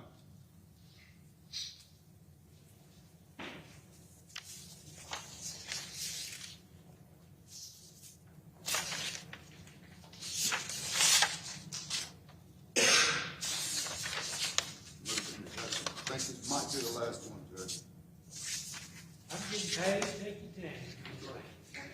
Man, here, me and the jury are sitting back, what, drawing overtime pay today, anyway.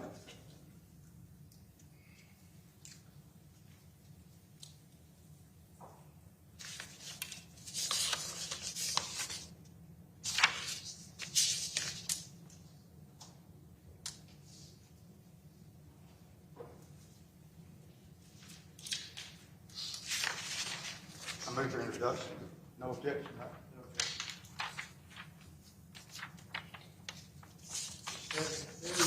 That's correct.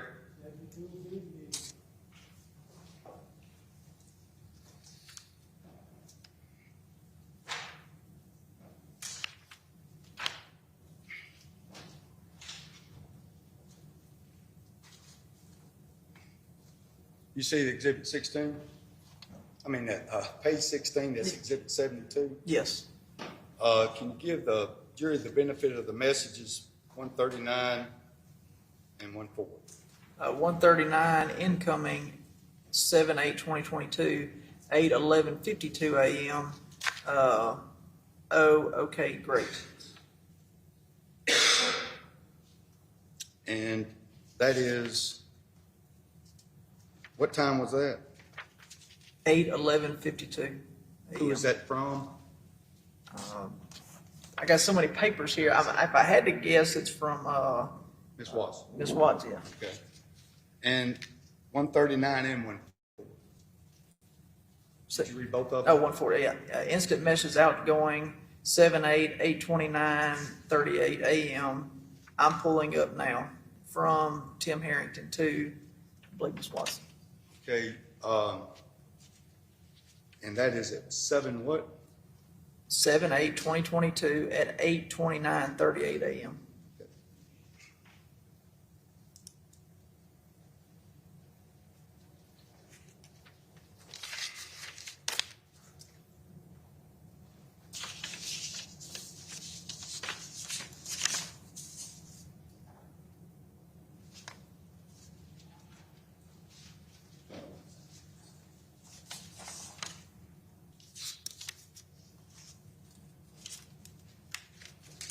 Page 16, correct? Bottom right corner, is that 16? Yes, 16. All right.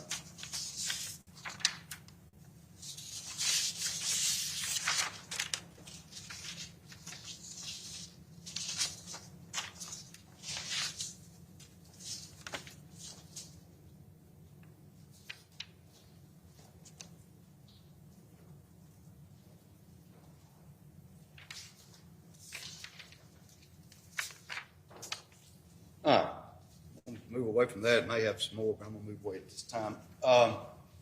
Get those in the stack if you don't mind. Y'all, I like to read. I'm gonna make sure I got them all introduced. Earlier ones.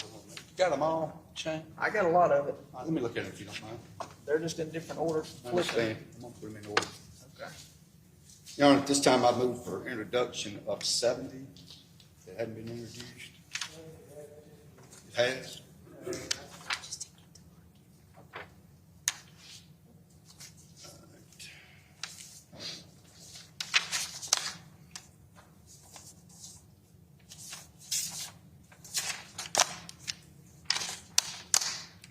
I saw 63, 64, 68, and I didn't. I move for introduction of those at this time. Now, let's see.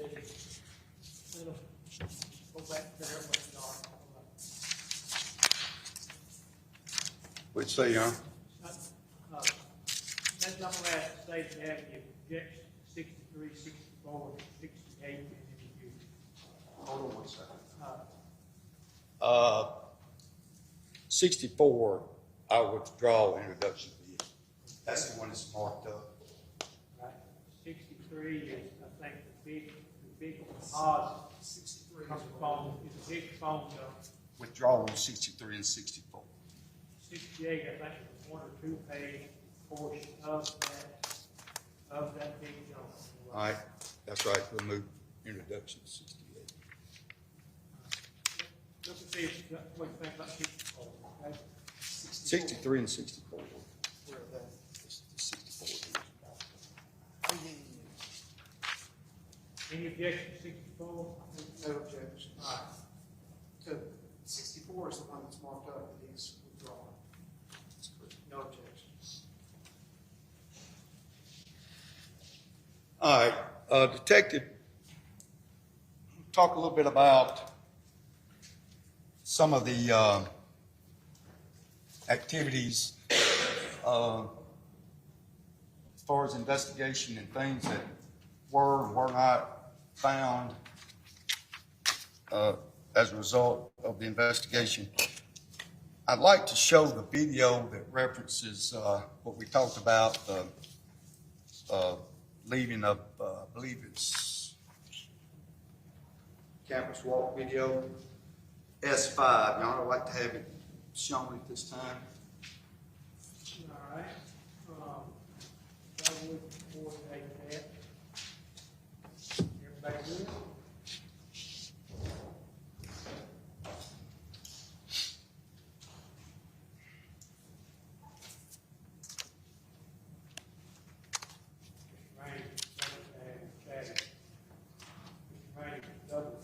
Go. Sorry.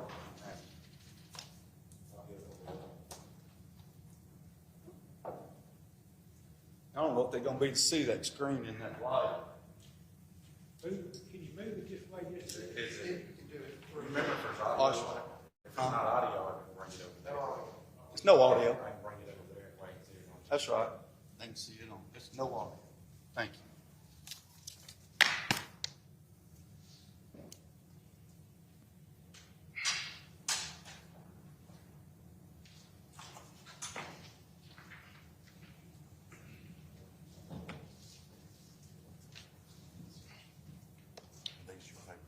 Yeah.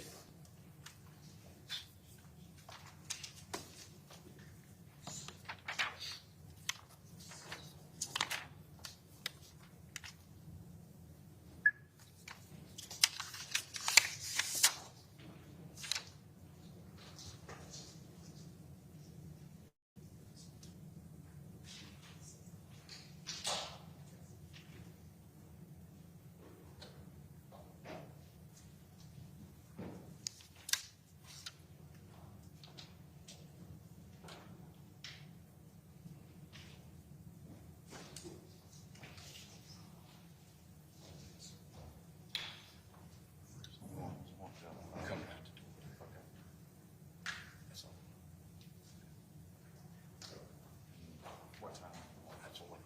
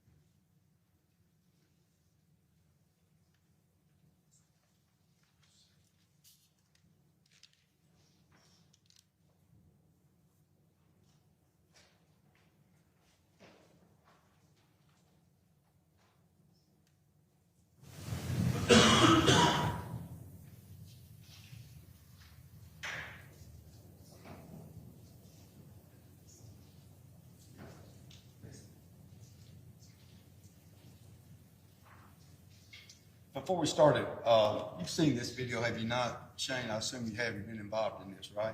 Of Jay Lee walking out of his apartment, yeah. All right. Would you describe, obvious, what Jay Lee has on? Looks like some sort of slippers, a robe of some sort, and maybe some kind of bonnet on his head, Okay. or something to keep his hair together. Okay. All right. Do you have access? You have all the evidence submission forms in this case, access to them? Are you familiar with all the submissions of any? I don't have them with me Okay. here, no. You play that.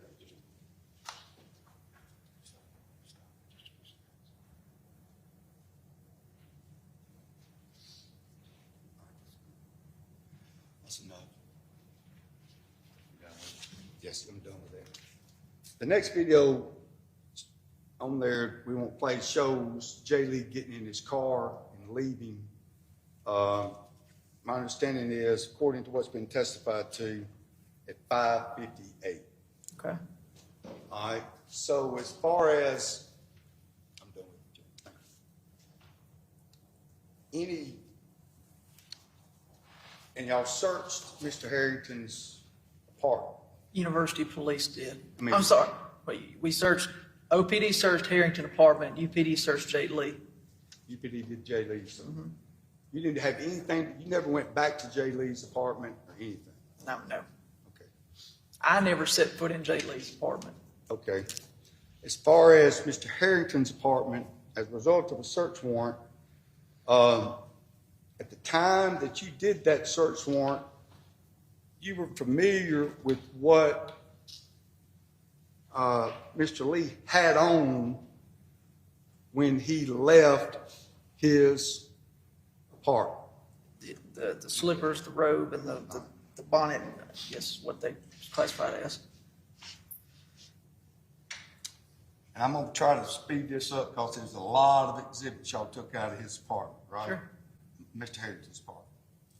And my understanding is, correct me if I'm wrong, after y'all searched his apartment, y'all took all kinds of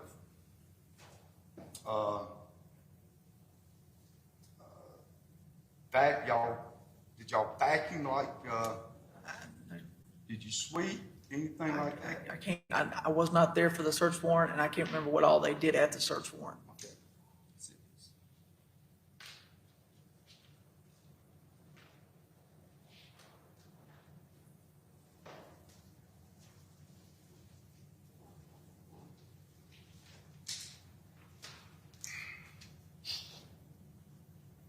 It's fair to say that when y'all were searching, I assume y'all had one of these meetings and said we're going to, before y'all go in, the search warrant on his apartment, I believe, was the same day he was arrested, right? Yes. Y'all got that search warrant. It was in your hand before you ever interviewed, not you ever, but you're aware of it, before you ever walked in there and talked to Mr. Harrington, knocked on his door. Before I knocked on his door, Mr. Harrington let us in. Yes. So, correct me if I'm wrong, I know we're familiar with all these terms and stuff that the jury may not be, may or may not be. You're looking for whatever evidence you can find at that scene that will help you determine whether or not J. Lee's been there, or any evidence at that time of some type of criminal activity that would support your investigation, right? Yes, sir. Anything to further the investigation. And none of the evidence that you've gotten back from any laboratory pertaining to any bonnet materials consistent with this bonnet that we saw, consistent with the robe that J. Lee had on, or consistent with the slippers that he had on. You can't tell this jury that not one strand of fiber was found in Mr. Harrington's apartment, can you?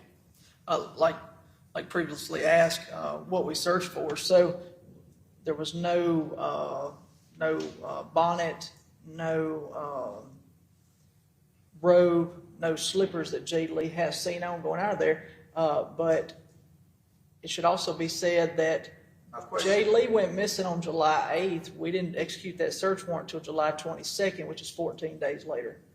I didn't ask you if you found a bonnet or a robe or slippers. I asked you if you find any fiber or any trace evidence of any of those items ever having been in his apartment or left in his apartment. No fibers of any kind. And correct me if I'm wrong,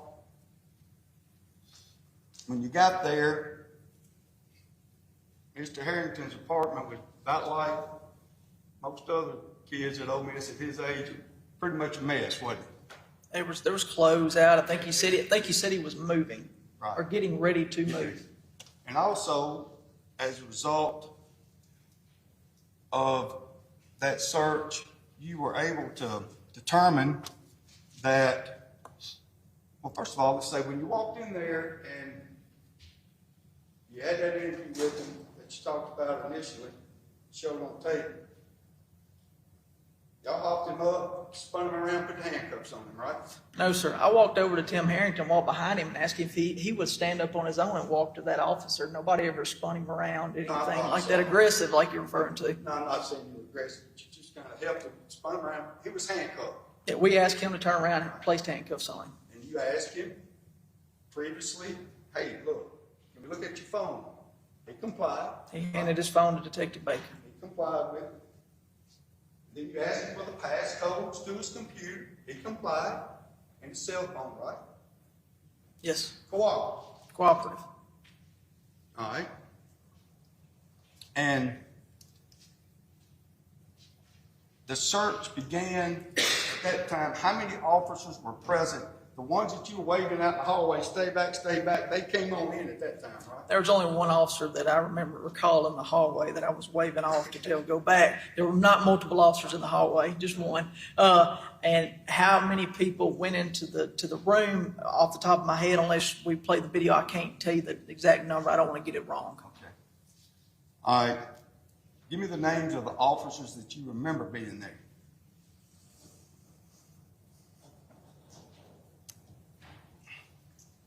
Detective Mike Burks would have been one. He had the search warrant. He had the search warrant. He's the one that's responsible for the warrant, get the warrant from the judge, right? Yes. Y'all had a meeting earlier that day to discuss on how that was going to go down, right? It's in the report that y'all had a meeting before y'all went to Mr. Harrington's apartment, right? It's in my report. In a report that's been provided to me that y'all had one of these meetings. I haven't seen the report you're referring to. Okay. All right. Anyway, did y'all have a meeting before y'all came over to Mr. I'm sure it was discussed, yes, sir. So, y'all come over there, did the warrant, Mike Burks. Can you give me the names of all the other ones that were there? Do you remember? I told you I couldn't even count. I can't tell you the exact number of people there. I remember a few people from the video yesterday. If you want to pull the video up, I'll see if I can identify them. But right off the top of my head, Mike Burks was there, detective with OPD, Jake Abel, and Alcohol Bureau, ABC, whatever that stands for. I believe Caleb Beast was there. Detective Scott Hollowell. Man, it's fuzzy. I don't remember after that. Okay. Just thinking in my head, if we play the video, I'll be happy to name some.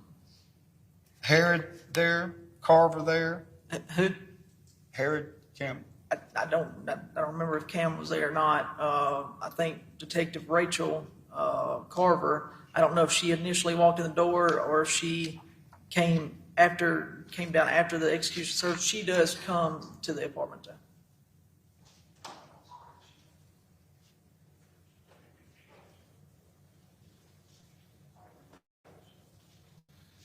So I want to run through this kind of quickly. Y'all searched this apartment, and the items that you took out of there, cut to the chase on this, you found no trace evidence on any of those items in his apartment that indicated that there was any blood, correct? No blood? No blood. No urine? No urine. No DNA? No DNA. No saliva? No saliva. No evidence of an assault? The room had clothes around it. I can't. No broken chairs? You're asking about trace evidence and DNA evidence now, not whether in.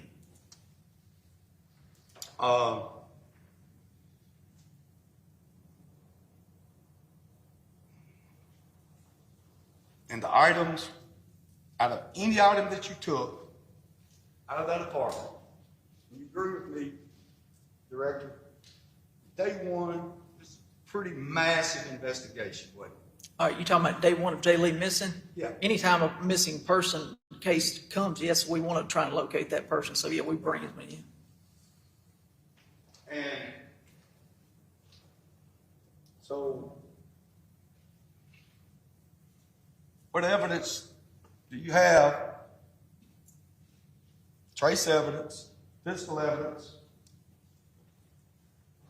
that Jay Lee didn't leave that apartment alive and well. Repeat it one more time for me. All right. What evidence do you have that Jimmie Lee didn't leave but trace evidence, physical evidence there at the scene, saliva, things that you talked about, So- tell this jury from the scene, what evidence do you have Gotcha. that shows Jay Lee's life ended in that apartment?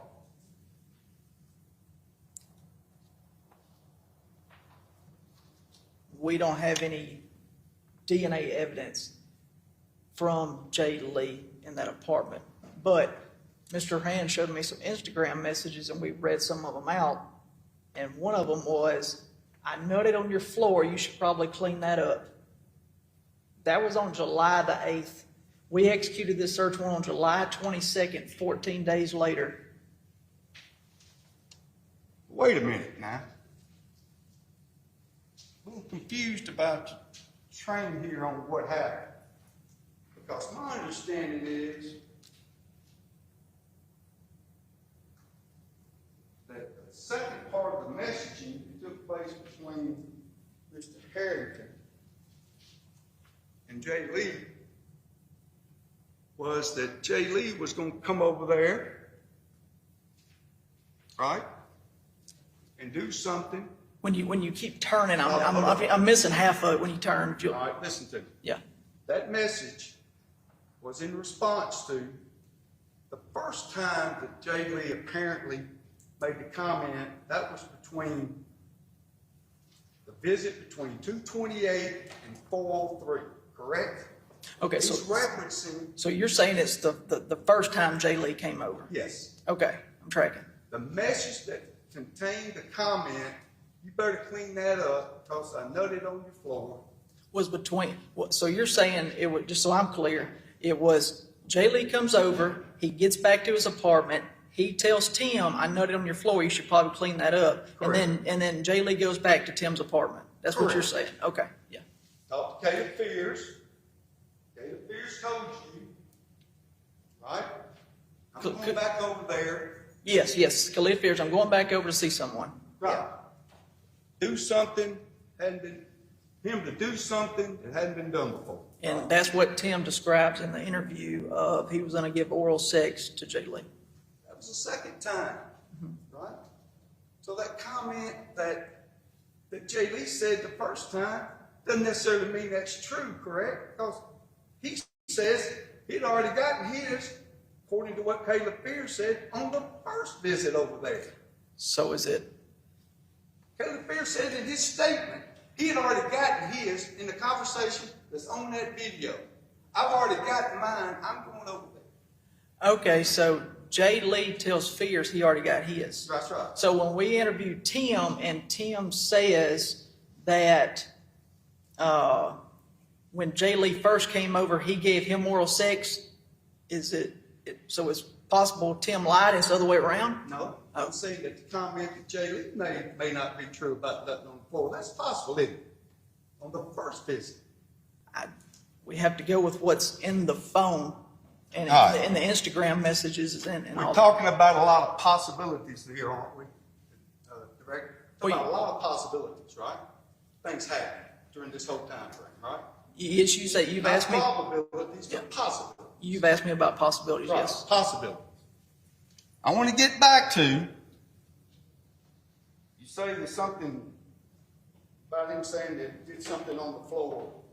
You can't necessarily represent to this jury that ever occurred between those two individuals. Because Mr. Herrington didn't respond to that aspect of it.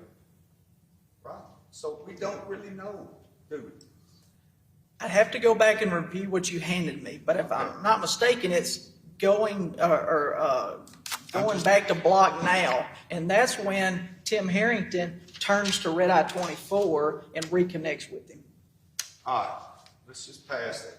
Again, let's get back to say that you switched from whether or not there was any evidence at the scene to say that apparently you ejaculated on the floor, but you didn't find any evidence of that. But you didn't find any evidence that there had been any cleaning agent on the floor or in the apartment whatsoever, right? You asked if there was any evidence that was found, and I wanted the jury to understand that that message was sent, and Jay Lee tells him, you should probably clean up.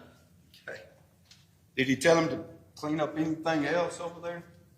I don't think there's any message about any clean up anything else. He specifically said, I noted on your floor to it. In the Instagram message, he discusses nerding on the floor. Jay Lee does to Tim Harrington. You should probably clean that up. And that was on July the 8th, 2022. And we executed the search warrant on July 22nd, 2022. All right. So, where's Doctor?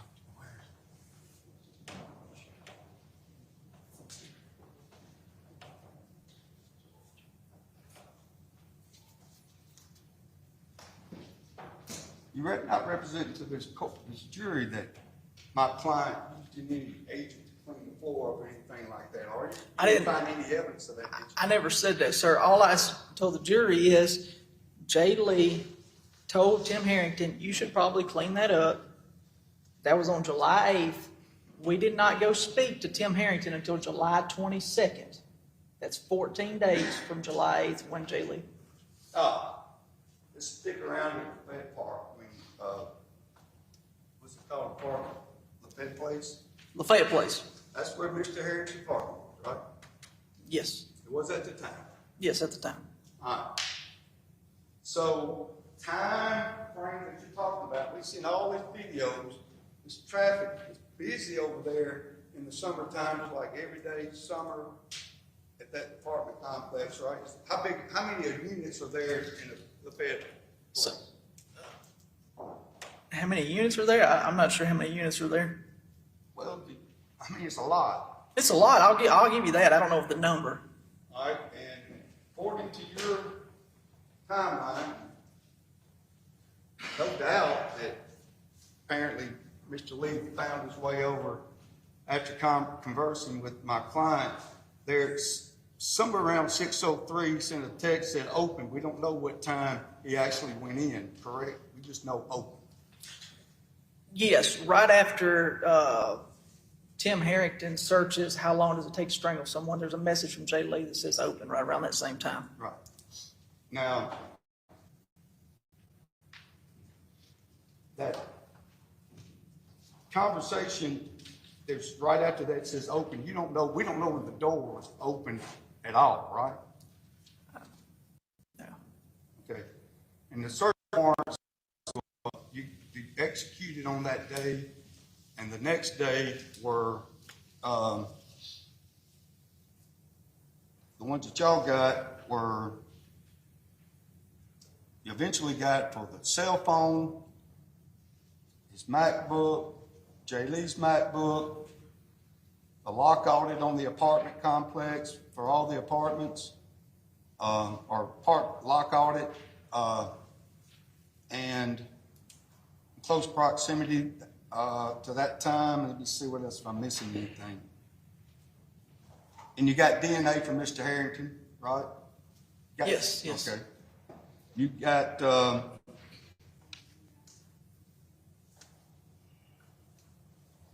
go through them. I'm gonna make sure I don't miss the ones that are relevant.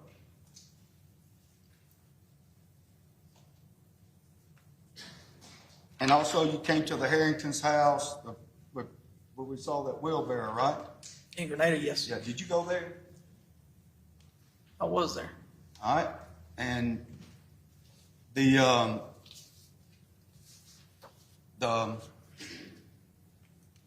wheelbarrow DNA samples were taken off of that. Not only DNA samples, y'all cleaned it to see whether or not there was anything else in that wheelbarrow stuck on it, like fiber, clothing fiber, shoe fiber, saliva, all that kind of stuff. I know it's sometime later. I understand all that. But it was in the condition of it was apparently had never been. It wasn't clean, was it? It wasn't like it'd been scrubbed out or anything. I don't recall the exact condition. I mean, it was just a wheel. I don't recall. Just a wheelbarrow. Yeah, like if you show me a picture, it may help. You You know. saw the video of the wheelbarrow that was taken. You've seen that video, right? I've seen it before. Yes.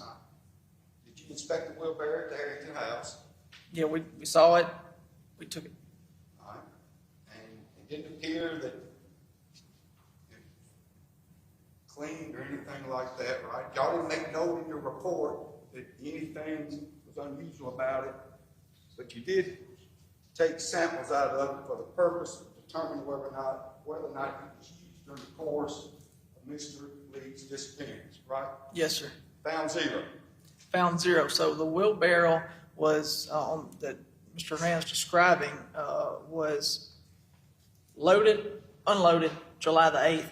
I don't recall the date of the search warrant at Tim Herrington's parents' house, but it was well after July 8th. Well, if you didn't expect to get any DNA evidence off of it, why'd you send those samples to the lab? I think in any investigation, we have to be thorough. If we're not thorough, we're not doing our part. We want to be as thorough as we can. We want to be thorough at Tim Herrington's apartment. We want to be thorough at Tim Herrington's parents' house. We want to be thorough and diligent when we're looking through the phone. Any evidence we can find, we want to find it. All right. So you also recovered from the Herrington home you got all the mattresses, all the bedding off of the bedroom, Timmy's bedroom at the house, right? At his parents' house or his apartment? Oh. I'm gonna have to see a list of what all of them were taken. You're going from apartment to a parent's house. I don't remember all the distinctions. What's the Harrington's house in Grenada? At the Herrington's house in Grenada, I remember the wheelbarrow and some tools. I don't remember what all items were taken. You'll have to let me see a Remember whether or list. not it was reported to you that all the bedding off of Mr. Harrington's blankets and things of that nature were taken out of the Herrington home? I just answered that. I cannot tell you if the bedding was taken. If you will show me a list, I'll look at a list. But I remember a wheelbarrow and tools. All right.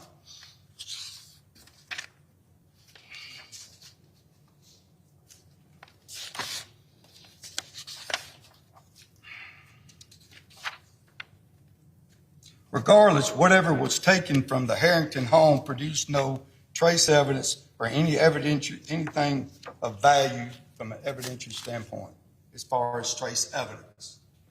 No, sir. All right. Let's get to Molly Bar Apartments.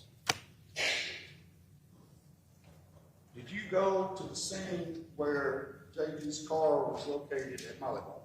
I've been over there before. Were you there when it was recovered from, when at Molly Bar, y'all found out where the location was, where it was parked in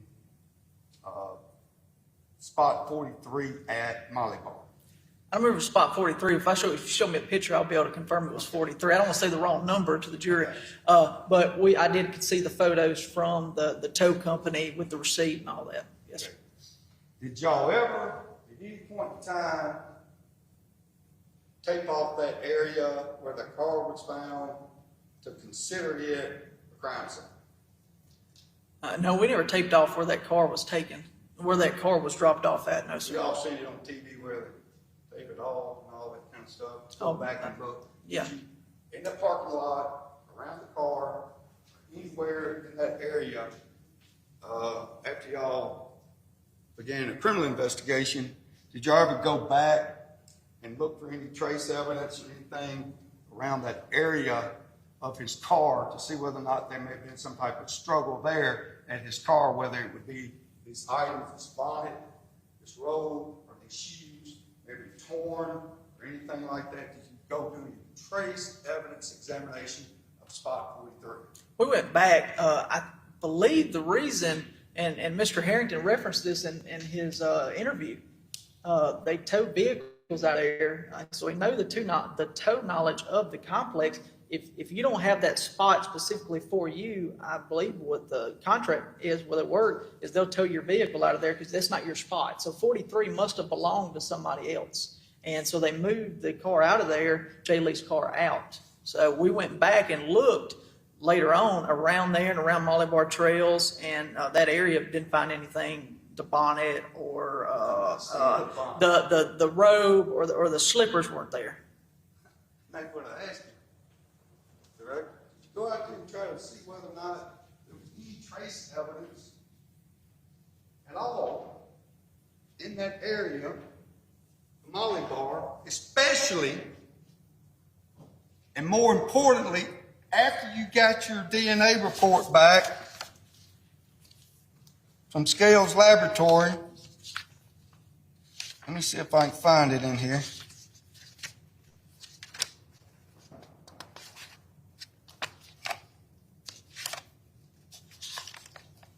thought I had it.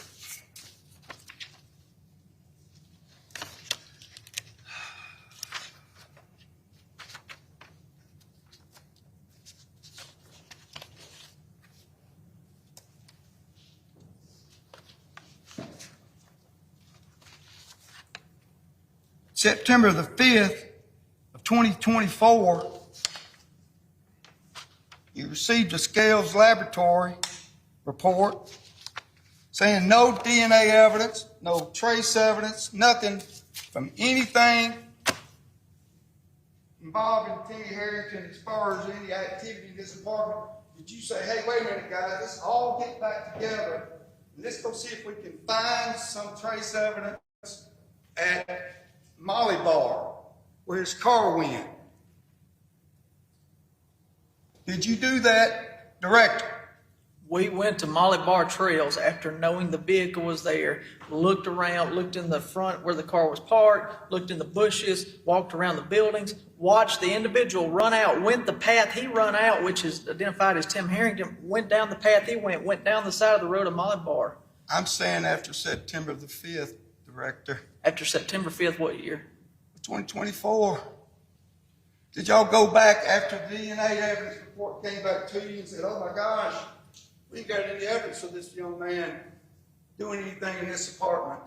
Did you go back to the scene and say, wait a minute, let's go back to Molly Bar and see if Timberland Mathis is lying to us, Jose Reyes? I'm not saying they're not even suspects at that time, but we got to find out. Let's go back to Molly Bar. Because my understanding is, when y'all went to Molly Bar the first time, according to Mayhem, y'all knocked on a few doors, and that was basically it. Objection to the following question. I'll rephrase. True or not? First part of the investigation with OPD, in conjunction with the University Police Department, went to Molly Bar. According to the report, and I can get them up here and testify, I know you're familiar with it, but they knocked on a few doors. Some people answered, some people didn't. And that was it, as far as Molly Bar. Knocked on doors, some people answered, some people didn't. Fair? Fair. As far as the Molly Bar location, that's basically the extent of crime scene, if you want to call it that, investigation of Molly Bar. No, sir. I just told you that we went back out there after we learned the car was there. So, yeah, people knocked on doors, talked to people in the neighborhood, but I told you we searched around 43. We searched in the bushes in front of 43. We searched around the buildings. We searched the area that the individual was seen running out of that complex who was identified as Tim Herrington. All right? Fair enough. Again, that was the extent of your investigation of Molly Bar Apartments location before September 5th, 2024, as well as after September 5th, 2024. Correct? That was it.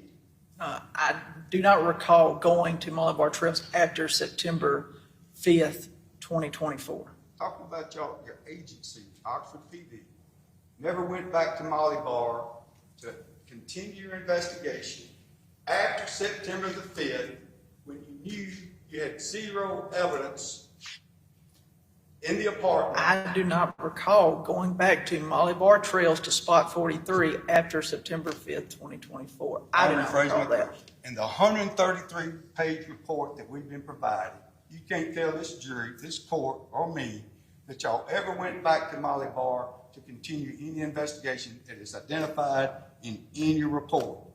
Of these 22,000 pages of documents that have been provided to us, you can't say that y'all ever went back to Molly Bar after you. Objection, Your Honor.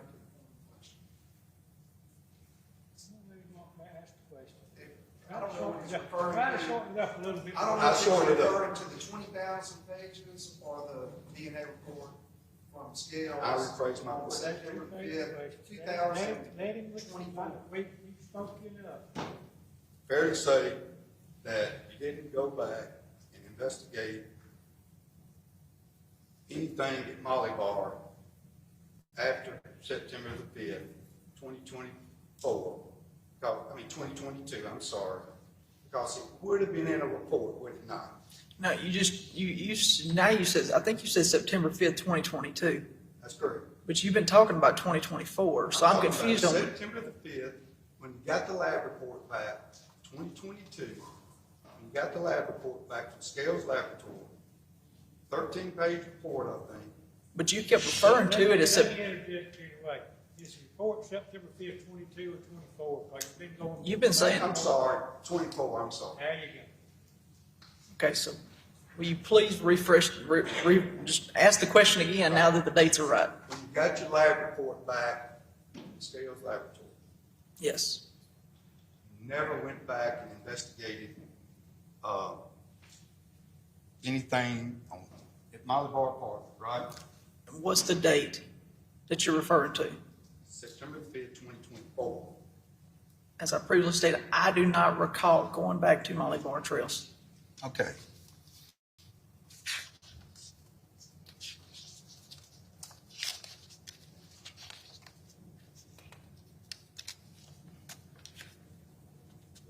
My understanding is that the pure gold, are you familiar with the fact that some of this DNA evidence was sent to a location called Pure Gold Forensics? I know it was sent to, I don't know if that's the name, if you'll show me a piece of paper saying that's the name, I know it was sent to a forensic place. Okay. And I understand that everything y'all got, y'all searched Mr. Harrington's, got a search warrant for Mr. Harrington's car, correct? Yes. Right? Yes. And also, y'all got a search warrant for the infotainment system in his car, correct? Yes, sir. And that report, you got a copy of, placed in your file, correct? I don't have a copy of any report from the infotainment center up here. You'll have to provide me with that, sir. So my understanding is, try to get this into a previous witness, but Detective Douglas received a report indicating that there was no evidence of value out of the infotainment system in Mr. Harrington's car. Fair enough? If that's what you're saying he said it. All right. But again, that was reported to y'all, back to you, that nothing out of his car provided any valuable evidence, right? You're saying that's what Mr. Douglas testified to? No, I'm asking you to get a report to that effect. I've not reviewed that data, sir. I know we got it, but I've not reviewed it, so. All right. And you got a search warrant for the box truck as well, right? Yes, sir. And the box truck, y'all took blankets out of the back, right? Yes, yes. You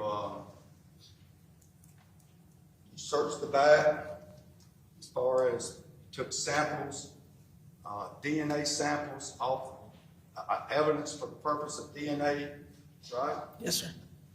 And there was no DNA evidence that you got a report of zero evidence showing that that Mr. Lee's body was in that box truck, right? Mr. Lee went missing on July the 8th. We did not Like get you the said. box truck until July 26th, I believe. And in an earlier document that Mr. Rand handed me, it was referenced in a text message thread between, I believe, C. Love and Mr. Herrington about a move that was supposed to be done on the 19th. That's not the only move they had. They had other jobs, I'm sure. So that box truck was continually used for business, and it was still being used 4 days after Timothy Herrington was arrested. Okay. But you didn't find any evidence, and you asked that when they pulled these samples, you also investigated whether or not cleaning agents to scrub it down. It didn't appear visually that any of those things had occurred to the box truck, right? Not that I'm aware of. No, sir. And part of the investigation, you can determine, you can send samples off to a certain laboratory, and several laboratories in the country that will tell you, hey, this is a cleaning agent, Clorox is a cleaning agent that's been applied to this surface. Correct? You can do that, right? I don't know what all forensic labs can do around the nation. I don't know the specifics of each one versus one. I've seen stuff done on TV, but I don't know about each forensic lab. If there's one out there you're referring to that we sent, that you know of, I'd be happy to hear about it. I'm asking, you have ever been trained to take samples, DNA samples off of surfaces or fingerprint samples off of surfaces? I've been trained how to remove fingerprints and do swabs as far as like with the, whatever the swab thing's called. I understand, but you also been trained, I understand, correct me if I'm wrong, when you've got cases where blankets, linen, stuff like that, you think there's been blood, someone been killed in a house or something when they commingle samples as far as blood and cleaning agents, things of that nature, you're trained, are you not, how to collect that evidence, right? All I can do is pick up the blanket and put it in a bag. I don't know how to test all that to determine if there's bleach or anything like that. But you're looking for things like that. If someone's cleaning up a crime scene, that's part of an investigation, fair enough?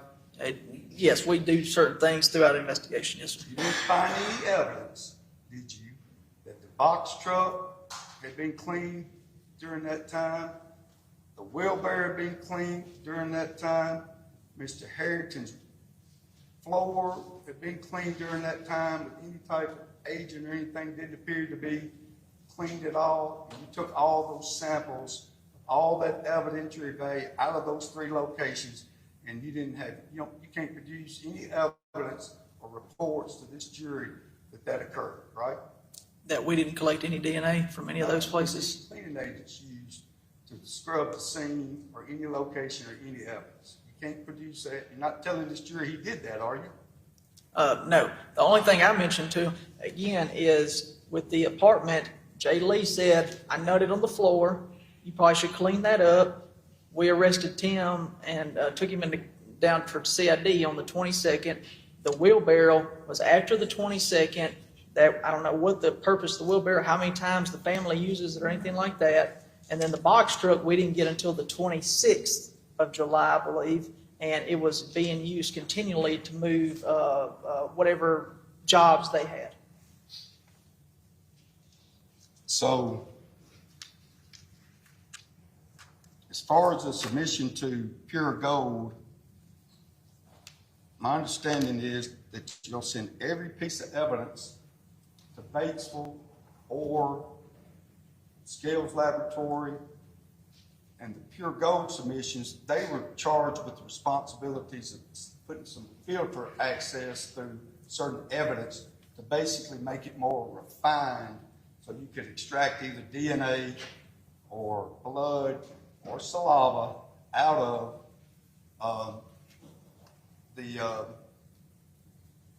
items that y'all had submitted to them from what you claim to be a crime scene. Harrington's apartment, right? We submitted several items to them. I don't know the exact which items went there though. All right, let's go through them then. Let me ask you, Mr. Horan, how much longer this particular line of questioning you think it's gonna be? It's lunchtime, if you're getting close to this particular line of questioning. It's gonna be a little bit longer, but I'm apparently gonna have to go through all the exhibits, Your Honor, I'm All sorry. right, we're gonna take a lunch break then, okay? All right, thank you. All right, it's lunchtime. I don't know what y'all got today, but I hope it's good. I didn't get this, but, remember what discussion going, talk about the case, only when, talk about the case with you.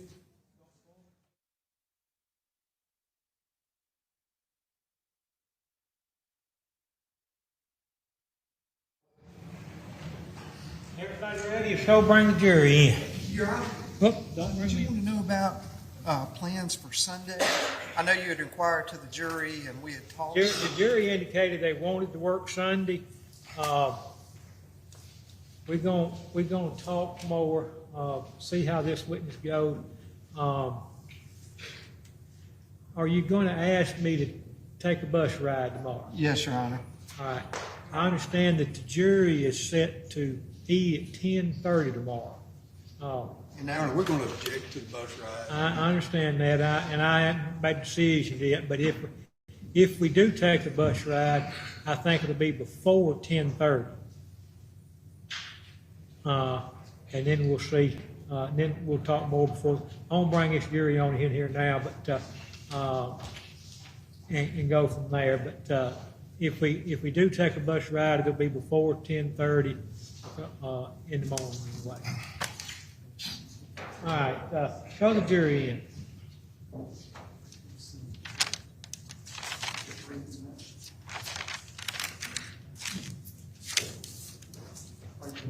You get your exhibits like you wanted them read. You get your exhibits like you wanted them.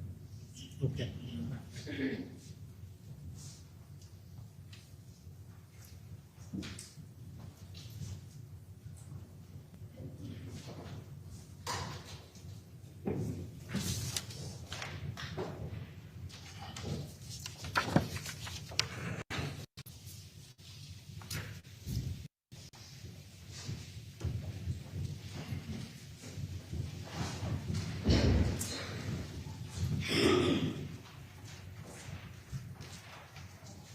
Everybody good on the jury? No. Left a little y'all left over, it wasn't that. All right, you may continue your cross-examination of the witness. Thank you, Your Honor. Director, I want to clear something up a little bit. Y'all received your final report on the DNA September the 5th, 2024, correct? That's my understanding. I don't know when the final report was received. You referenced that and, My understanding is that things were submitted to the lab immediately after, once retrieved, and lab reports came in periodically as to when things were coming back to y'all. yes, sir. Okay. Yes. The final lab report, I don't know the exact date. You referenced that, but I mean, Basically, that's just a couple of months ago, but y'all had reports throughout. The final report that got to y'all combining everything was sent September the 5th, 2024. I don't want to confuse the jury, correct? okay. Also, I want to ask you, as far as I asked you about going back to Molly Bar. Y'all also took the fingerprints out of Mr. Herrington's apartment, right? Y'all did print analysis there? I don't know, Baker would be better at telling us that, right? I don't think Ryan was there either. I think, or Detective Baker, I think Detective Rachel Carver was the one doing that with the other individuals there. Myself and Detective Baker took Tim Herrington back to CID to interview him. But your understanding is that y'all did print analysis, trace evidence, I should say print analysis, y'all lifted prints, it's in the reports, at Herrington's apartment, right?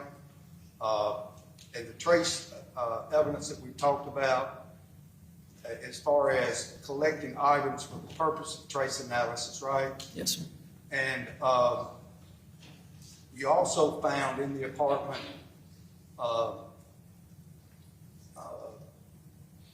when you searched Mr. Harrington's phone and his computer, right? We talked about that earlier. Yes. So those were done forensic analysis for those two machines, right? Yes, sir. And trace analysis for the physical items out of the apartment, right? Yeah, they would have gathered and collected items. Right, Yes. okay.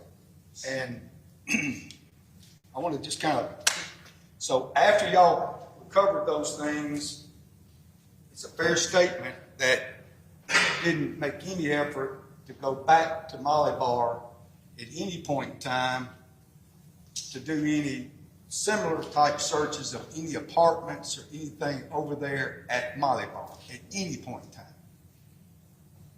I don't recall, I do not believe either that we searched any apartments over there. Well, in one of the reports, there's a report in OPD, and I don't know if you're familiar with, I hope you are, familiar with the fact that during the course of this investigation, y'all went to an apartment that was unlocked. The officers went in shortly after this incident and did a safety search in there because it was open and unlocked, went in, looked around a little bit in Molly Bar Trails Apartments, right? Okay. Close proximity. That's not a very big complex, is it? It's not just one way in, one way out. Right.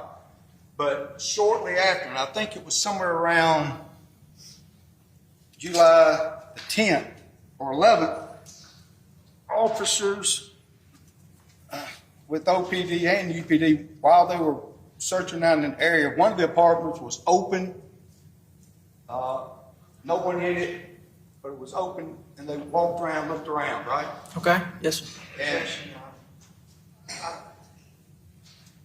I don't understand how he's able to testify to facts not in evidence, and the witness responds with, if you say so. If you ask him if he is aware of that, I think he's already responded that if they did, they did, if they didn't, they didn't, but he doesn't know. He wasn't part of it.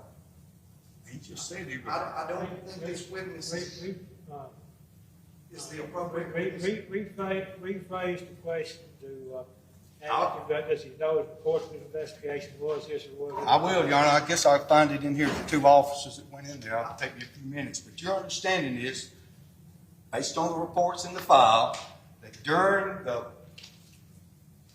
search of the area, after y'all had found the car, looking around in the area like you testified about on direct and cross at Molly Bar, that some of the officers, during the course of that search, went into an apartment that was open, basically did their own, they went in primarily because you didn't know if they were going to find any evidence in there, but characterized in the report as a safety search, right? Is that right? I was not there. If you're saying they did that, I mean, If there's a report to reflect that, then it must have happened. all right. You reviewed y'all were meeting, you're going over all the reports and everything on this, but you have not read a report that reflected that. There's a lot of reports, Mr. Rand. I'm not sure the exact one you're talking about, but if you'll hand me the report, I'll look at it and see if I recall.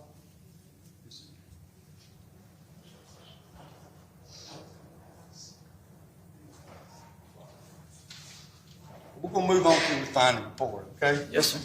Now, the exhibit, you're familiar with the Mr. Harrington's Ford Escape, right? That was seized, you identified it on. Yes, sir. And likewise, Detective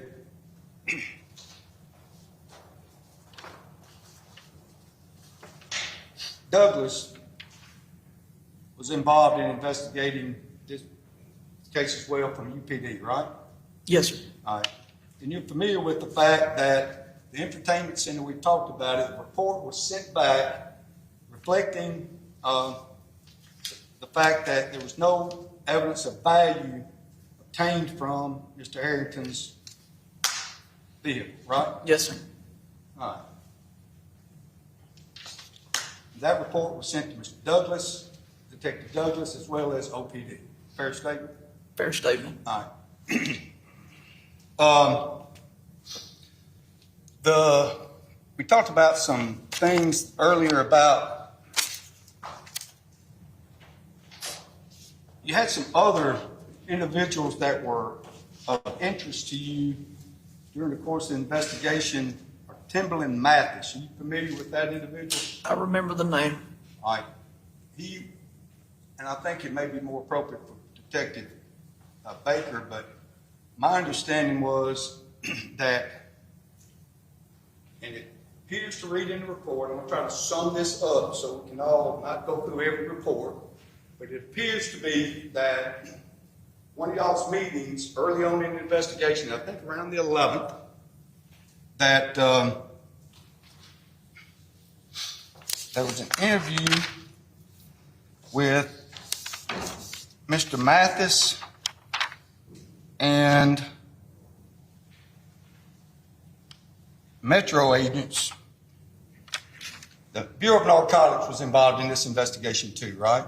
The Lafayette County Bureau of Narcotics. Yes. Their narcotics. Yes. And during the course of the interview of Mr. Mathis, he became a suspect. Now, I'm not saying that he had enough probable cause to arrest him or anything like that. All I'm saying, he was a suspect. He was definitely a person of interest, I'm All right. sure. Again, Mr. Haran, you're referring to stuff on the 11th.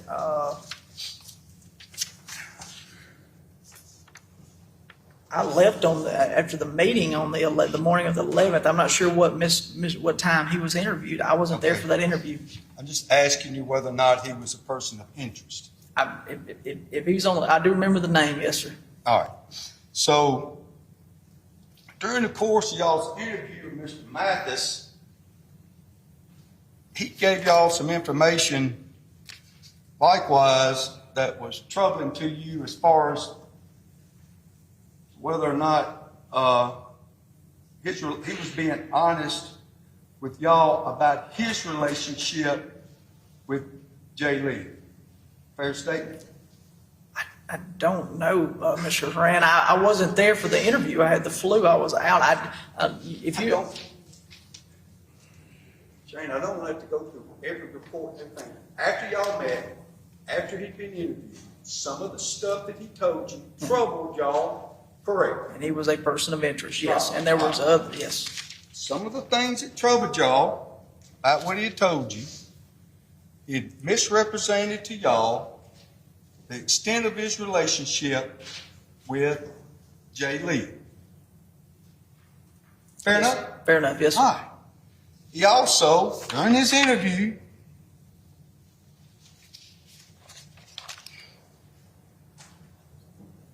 gave many signs of nervousness, complained having an upset stomach, didn't have to go to the bathroom, fidgeting with his nails, fingernails, and the table. Mr. Mathis moved around a lot. When Jay Lee's name was mentioned, he would sit straight up with perfect posture.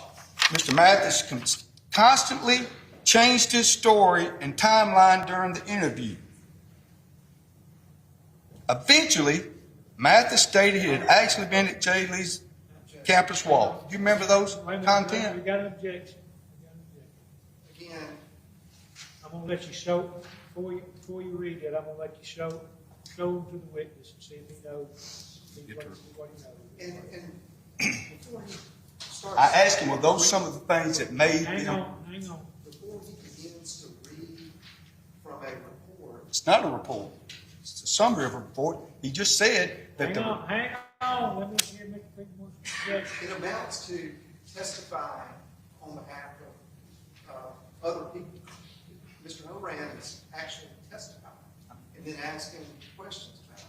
Your Honor, Facts, not evidence. He is on cross-examination. I'm gonna give him, some leeway. Well, But, I would request. some leeway, but I don't. I'm not going to, Your Honor, I asked him, was he a point of interest? There was concerns about his statement he was a point of interest. He said yes. All right. Then I want to ask him if these some of the things that concerned him. This is a report in their file, the content of which, the summary is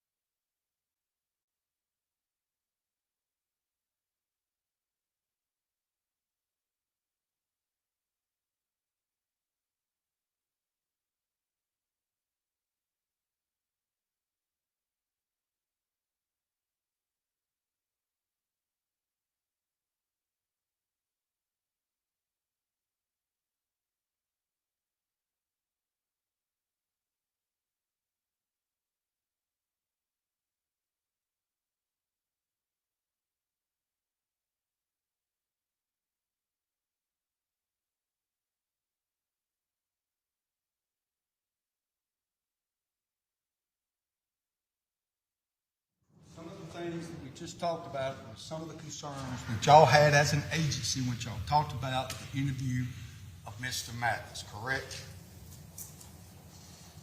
I don't know what you're reading from. Is it a police report? Because you're saying that you listed out a bunch of things that the concern. Can you go back through that list? I'm just gonna ask you to go some of the things that, and I get it from the report of Ms. McGuire. Yeah. But you understand that you had reports y'all got together to summarize the witnesses, people that were points of interest, some of the concerns, like you talked about some of the concerns you had with Mr. Herrington's. Yes. Some of the concerns you had with Mr. Mathis was about his timeline. His timeline, correct? Changing his story. I was not present at that interview, nor have I seen a video of that interview. I can't tell you my opinion on I'll rephrase my question. If you're gonna ask this question about some court document, he explained. I'll have it marked, John. Let him look at it.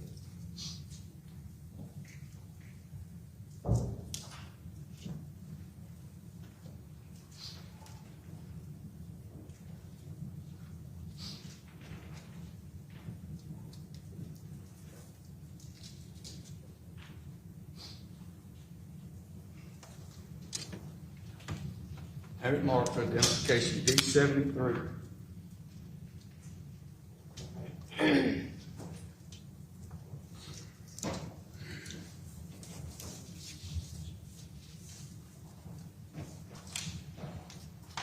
You ever seen this D73 before? Ever read it? Reviewed the contents of it?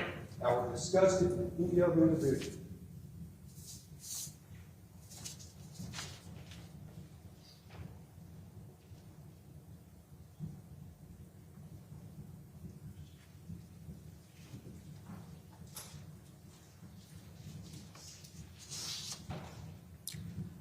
I don't believe I've ever seen this report. This is University of Mississippi Police Department report as notated here. It's my question. If you ever gone over that report, originating, whoever did that report, or discussed the contents of that report with any of those individuals? You haven't, just say you haven't. I don't believe I have. I'm not, there's a lot of stuff in here, but as far as referring to that interview you were talking about, I don't recall anything with that interview. You're not knowledgeable of Mr. Mathis's interview with UPD? Yes, I'm knowledgeable, but you were asking specific things like nervousness and all of that. I'm not. Was that reported to you from UPD that he conducted himself in that manner consistent with that report? Okay, you're asking for those specific things. Gotcha. Yes. All right. About Mr. Mathis.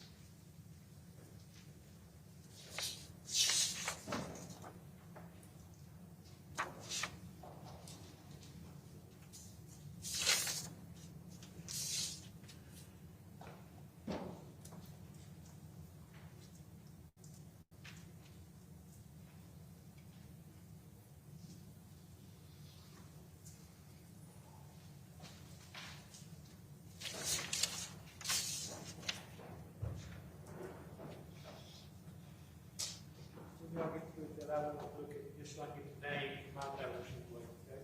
Yes, Your Honor.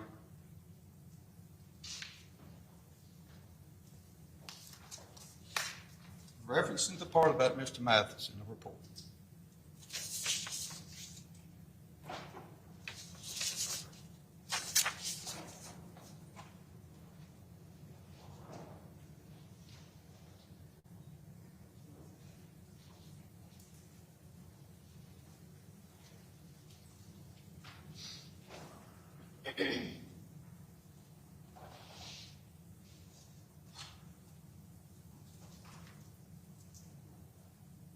It jumps around as far as Mathis in different sections, so I'm just trying to. I understand. Yeah. But are you looking for those specific words about him being I'm just nervous? asking you right now, are you familiar with the content of the report as to whether or not you're familiar with the statements in the report by the reporting officer? At any point in time, either through a direct conversation or through a group meeting that y'all had, PD, Metro, you're familiar with the contents, the representations made from Mathis to the reporting officer? Yes or no?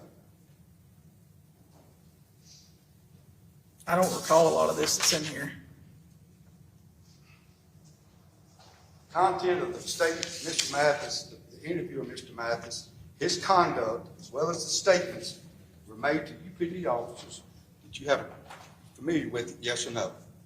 He made statements to UPD officers, yes. And it was part of y'all's investigation, you Yes. retrieved that information. Yes, they went Okay. to go talk to him. All right. In regards to those comments that he made in the course of his interview, the manner in which he conducted himself, and whether or not he made misrepresentations to y'all, he did that, did he not? Yes. I say y'all, I'm talking about UPD and OPD, right? Okay. Because y'all used the information from UPD to further your investigation, right? This was on 7/19 on this report, Yeah, right? everybody's working together, yeah. Got involved in the levels. Y'all get together, right? Yes. All right, we passed that. Yeah. Is it a fair misrepresentation in that report? Exhibit number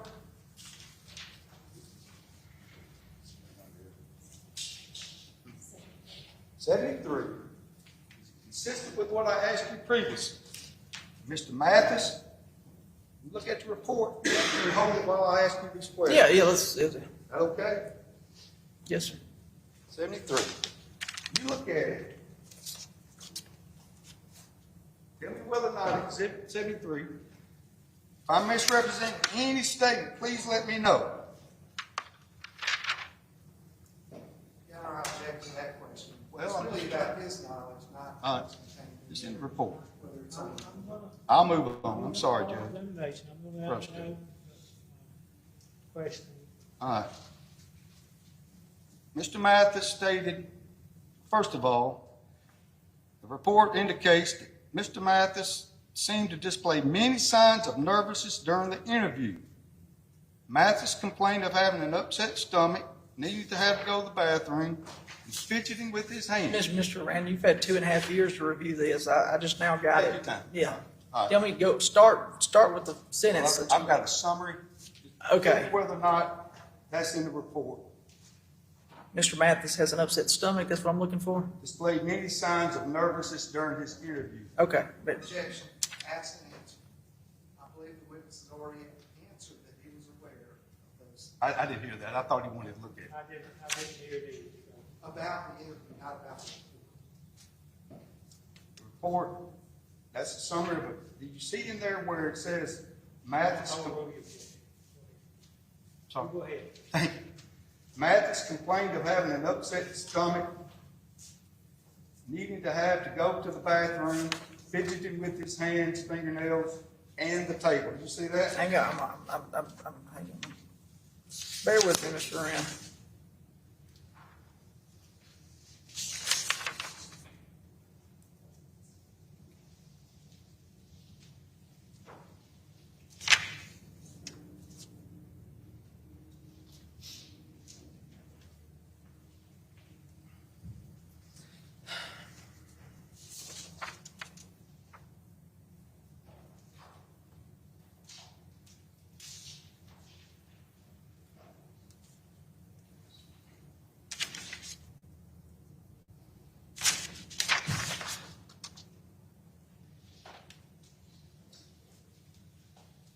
Are you sure this is the right report, Mr. Rand?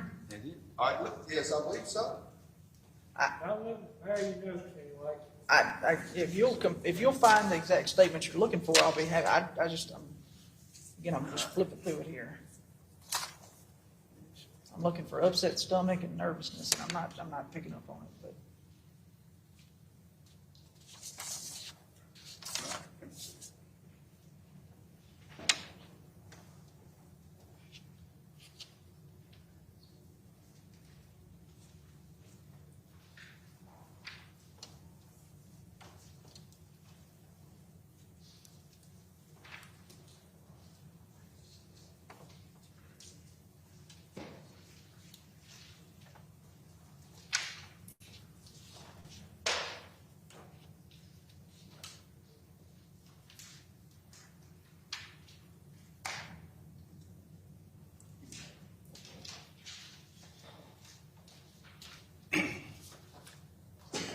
this a different document? It is, I'm gonna have to mark it. D 73.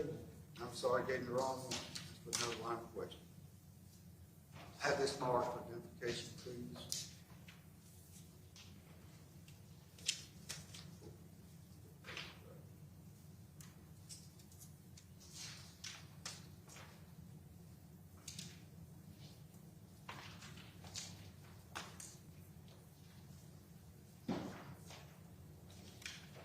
Sorry, some different line of question.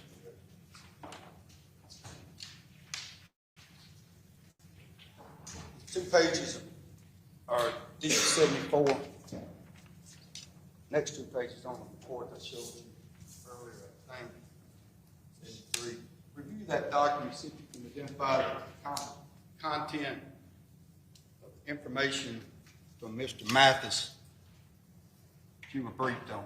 All right, so I'm seeing what you asked me a minute ago. Mathis complained of having an upset stomach, needing to have to go to the bathroom. I'm sorry. Does that appear to be that report, 74? You see that? Above that, I believe it's right above it. It makes comment, you agree with me, that Mathis stated he woke up to get ready for his next shift. He saw which would be 7/9 of 22, he saw the press release that he attempted to call Jay Lee but did not get an answer. You see that? Yes. When did you say that press release was done?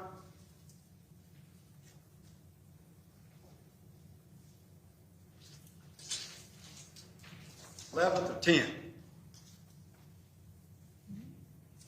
I can't remember. I know UPD released one. I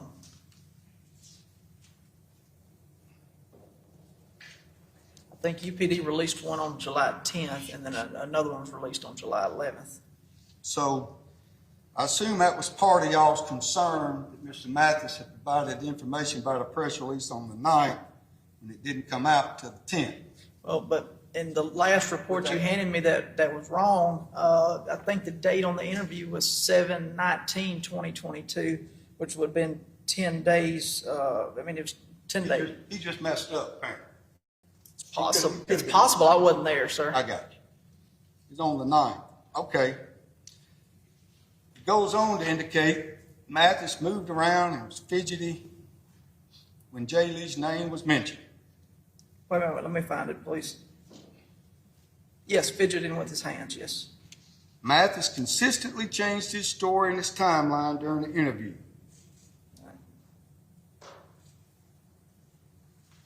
Okay, I found that. Yes. All right. And then it says, eventually, Mathis stated he had actually been to Jay Lee's Campus Walk Apartments, and he described it. Okay. Previously, according to that interview, I won't go into the details. Previously, apparently, he had lied to them about a relationship with Jay Lee. And later on in the interview, he admits that he engaged in activity with Jay Lee, correct, basically? So what that interview represents to y'all? Mr. Rand, you keep saying y'all. I can't. As an agency, I'm talking about UP and OPD. He was Y'all on share he was a person of interest at one time, Right. yes.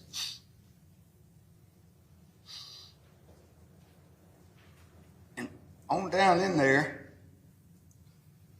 On the report. on the report, I'm gonna get to a point down here. Look on there if you see whether or not he represented to your officers there that he had blocked Mathis, Jay Lee had blocked Mathis from his social media before. You see that statement?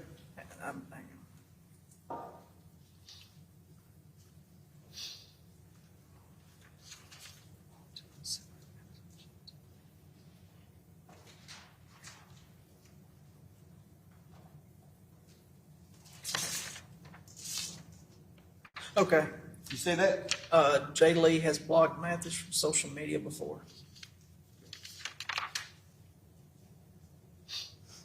Fair enough? Yes. Yeah, no, that's what's written in the report.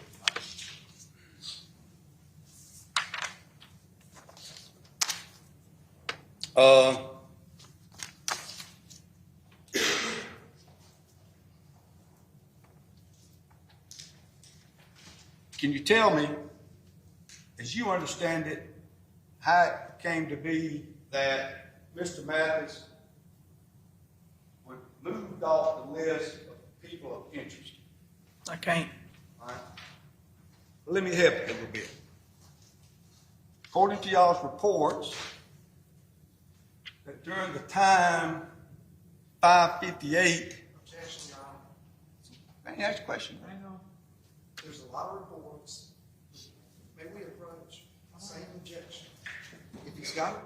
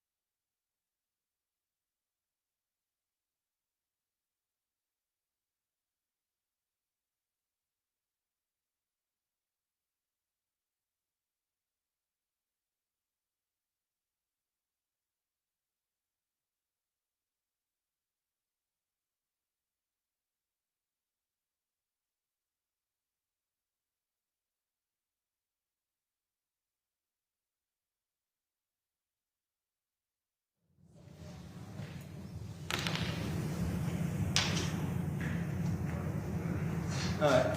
Along those lines, I have this marked for identification, please.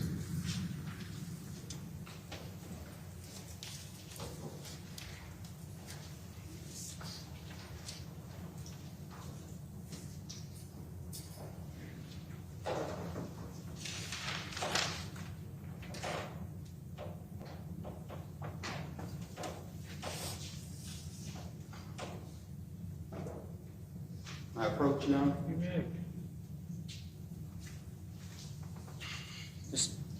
This appears to be part of the Oxford Police, University Police Department report, but it provides information about activity of Detective Baker. Yes, this is a University of Mississippi Police Department police report written by Sheldon McGuire. All right, and you've seen that before, reviewed it, is that right? I've not seen this report till you just All handed right, it to me. can you look at it, please? See if you're familiar with the content of the report where it references Oxford Police Department, Detective Baker. They did all the cell right extractions and all that stuff, right? I'm not, just one more second, I'm almost to the end Thank of you. it. What do you say? I don't, let me look at it for a second. Okay.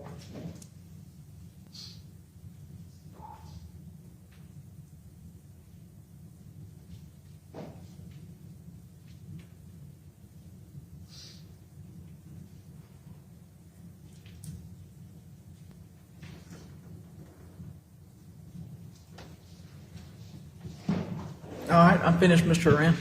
Familiar with that report? I mean, after reading it, I can tell you what's on the page, yes, sir. I got it. Can I see it for a second, please? Yeah.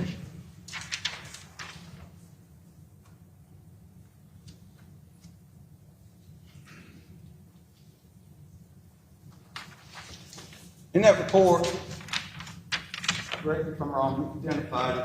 Mr. Mathis was eliminated as a suspect because cell right extraction from Ryan Baker indicated that his cell phone at 5:58, the time of Mr. Lee's disappearance on that report, Mr. Mathis' cell phone was at a location, his apartment, and he was searching some porn. That's the only reason Mr. Mathis was eliminated as a suspect, according to that report, right? Yes, according to what's on this report, yes. Let me keep it. Thank you. Oh. That report date is July 20th, right? Wednesday, July 20th, 2022, yes. Notwithstanding all the things we talked about earlier about Mr. Mathis, how he conducted himself, fidgety, false information provided to police officers. He was eliminated on that date, July 20th, just because his cell phone location or ping location or something, I don't think it said ping location, Mr. Haran. or something, some reason they located because his phone was searching from in his apartment area or something. That was it, basically, according to this report. Is that right? Yes, sir. Similar to what you just said to me, the phone was at County Road 104 in Lafayette County and appears to be searching pornographic sites.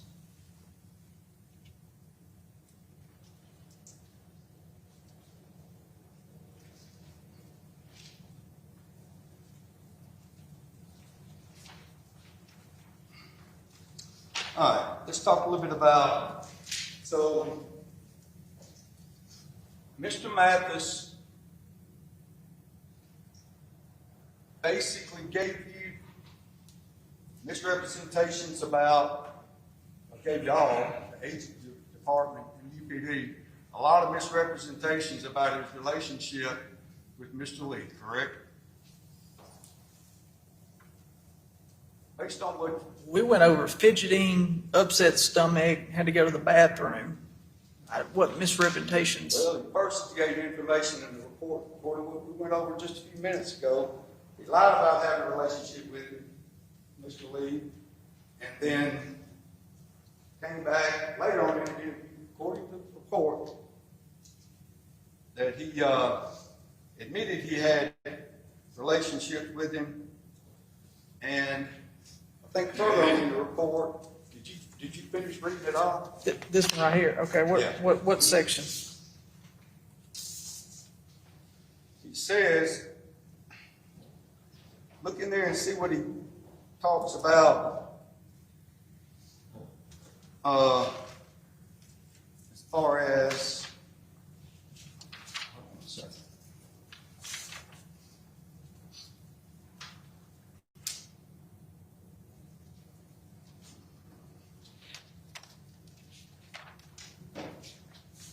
About having relationships. He said he's never had a sexual relationship in Mr. Lee's car. You see that in there? I'm looking for it now that you said, yeah, let's see. All right. See that? This is what I'm gonna read. Can I read this section of it and see if we're on the same page? Take your time. All right. I'm sorry. Mathis was adamant that he has never been in Jay Lee's car and that Jay Lee has never been in his. Okay. Is that what we're referring to? Correct. All right. Now, did y'all ever acquire the fingerprints of Mr. Mathis? Let's start with him to determine whether or not there may be some fingerprints either in Mr. Lee's car or whether or not you took the fingerprints of Mr. Lee and compared them to Mr. Mathis's car or anything like that. You didn't do any of that, did you? I'm not aware of any fingerprints taken from Mr. Mathis. Just using him as an example. I'm not trying to point the finger at Mr. Mathis. I'm just saying that was a suspect. Y'all didn't do these things during the course of time that he was giving y'all all this inconsistent information. Fair enough? That's a 20. Yes, sir. Okay. I'm not saying I'm just saying he gave you the same type of information that Jose Reyes gave y'all, Okay. right? Jose was not honest with y'all at first, right? Mr. Rand, if you got a report that shows something for me to read, I didn't talk to Mr. Jose Reyes. I understand that. Did you review the reports? Every report that came in from OPD, kind of running the show, you and Mr. Baker, when they did a report, did you review them about witness statements and summaries about what they had told and concern that people had? To the best of my recollection, I think University Police Department talked to Jose Reyes. I don't have access to those police reports. You did not have them? I don't have access to their system to review those police reports. But Did you ever review them?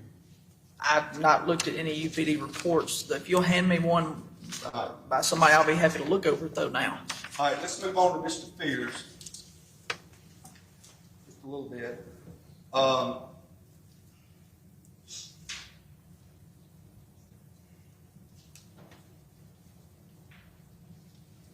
From what y'all are telling, from what we know now, that there's a phone call from Jay Lee. Mr. Fears and Jay Lee had communications somewhere around 5:58, right? Yes, sir, around that time frame. All right. And do you know whether or not it's 5:58 on a Friday morning, right? Is that right? My date's wrong? It's July 8th, 2022 on a Friday morning. When was July 8th? Was it a Friday? If you're asking me when July 8th, 2022 was, I'll need a calendar to go back to. I don't want to say it's a Friday just because you do. Right. Do you know who originated that call at 5:58 a.m.? Whether it was Mr. Fears or Jay Lee, off the top of my head, I do not know who originated that call. Right? Well, if I represented to you that you got a Snapchat FaceTime call from Jay Lee, prior testimony, you can't dispute that. I mean, we just get past that point. Yeah. Regardless of Yeah. that, 5:58 on that morning, pretty good friends be calling that early in the morning, right? Any of my kids, me at 5:58 in the morning, call me, it better be important. Same with you. Yeah, 5:58 is a little early, but yeah. Right, I understand. I promise you, if I call one of mine at 5:58, they're not gonna be happy. But nonetheless, we talked about this conversation, and Jay Lee told him he was going out for a hookup with the person whom he had blocked earlier, right? A hookup. That was the characterization that he made, right? He was going to meet somebody that he met previously, yes. Right. Now, again, it appears that those two individuals have a pretty good relationship between themselves, calling that early in the morning, talk for 3 minutes, right? I would say they probably did. All right. And in that conversation, my understanding is that Mr. Fears represented to, and you're familiar with that conversation in pretty good detail because OPD had gotten involved at that point in time, right? Somewhere around that time, yes, sir. Right. So that was 5:58 on the 8th morning, good friends. And if you look at, correct me if I'm wrong, if you look at their conversations previously, they had talked earlier that night as well. Because I know you looked at probably all the other Snapchat and all this other stuff I'm not going to go into right now. It's a fair representation that Fears and Lee, they talked earlier that night, they talked the day before, the day before, the day before, right? I'm sure if they're close friends, they probably did talk a good bit. Pretty good friends. It sounded like at least on Snapchat or FaceTime. And your representation is that Fears contacted through the hotline. On what time and day did he contact y'all? I don't know exactly what time. Fair statement, it wasn't until after the press release came out? Yes, after the press release, I think he contacts and lets us know that he had talked to Jay Lee that morning, and Jay Lee was going to meet with somebody that he met previously earlier in the morning, going back to their place. And then during that phone call, Cliff Fears, between him and Jay Lee, he could see Jay Lee going to some location. It wasn't very far, so. Okay. But did you find any messages? I'm just curious. I mean, I kind of know the answer, but I'm going to ask you. Any messaging from Mr. Fears that he had reached out to J. Lee between the time of 6:03 that morning and the time that the press release was out? I don't recall off the top of my head. You said you have the answer, but I don't recall off the top of my head. But you've already testified earlier that Ms. Lee had come to Oxford, called friends, and in fact, Jose Reyes, according to the reports, he had gone to parking garages. They were looking for J. Lee in town, right? Yeah, All right. That's on the night, right?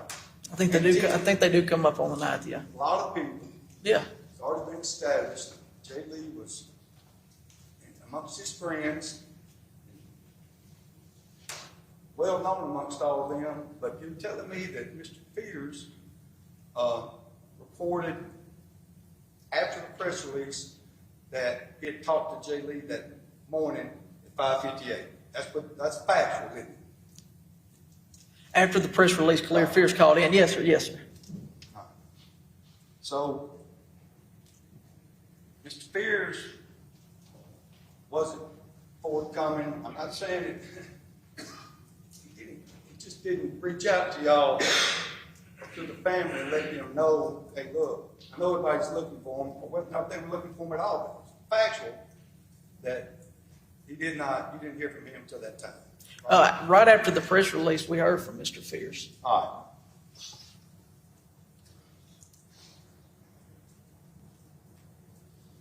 right.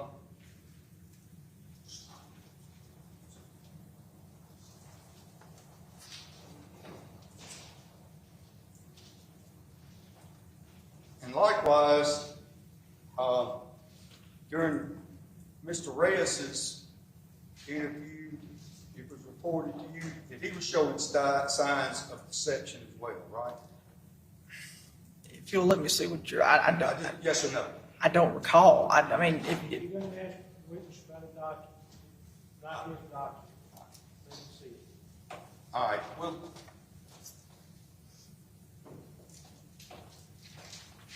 now, can you tell me,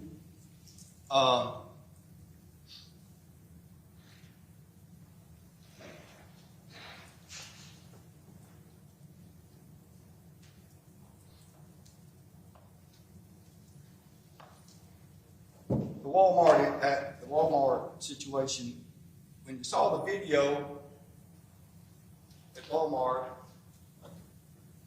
and what you represent to be a conversation between my client and an attendant, did you go find out who that attendant was and interview that individual? no, sir. Is that the only footage that you have at Walmart on that particular day? No, sir. We have, there's footage of Mr. Herrington driving into the, I'll rephrase my question. oh, What we've seen today is the basic sum of your footage of the activity, your investigation pertaining to the video surveillance at Walmart, that y'all, part of your investigation, right? I hadn't seen the Walmart video. We watched it yesterday, I think. You don't have any more to show this jury, any more video that y'all retrieved? Not a trick question. Not that I'm aware of. Okay.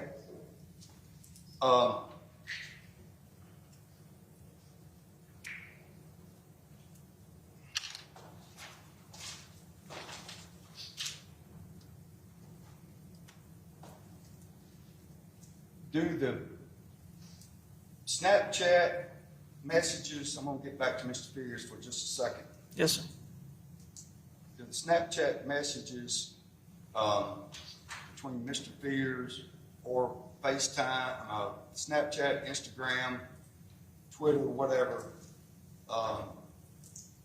messages represent that it is apparent that Mr. Fears had some type of relationship with J. Lee or not?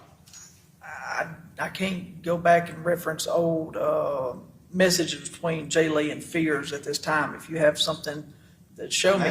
I'm asking you, based on your investigation, did it appear that they had a relationship between the two of them prior to July the 8th? Oh, prior to July, I think they were friends. Okay. Anything on their messages indicating that they had any types of relationships set? Mr. Rand, I can't tell you that. I didn't go back. I don't recall any of the Look old. at all. It may have been possible that I did. I just don't recall any of those old messages. Okay. Yeah.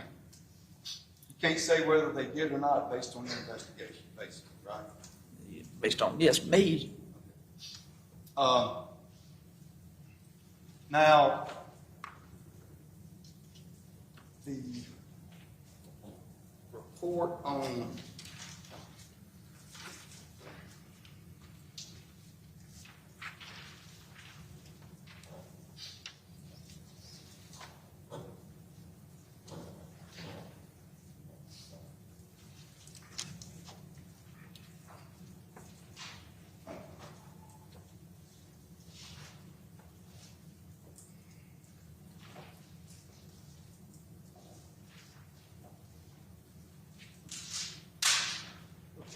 you stated that Molly Bar, that officers did go out there and investigate, knock on doors, and did go in vacant apartments that were out there, right?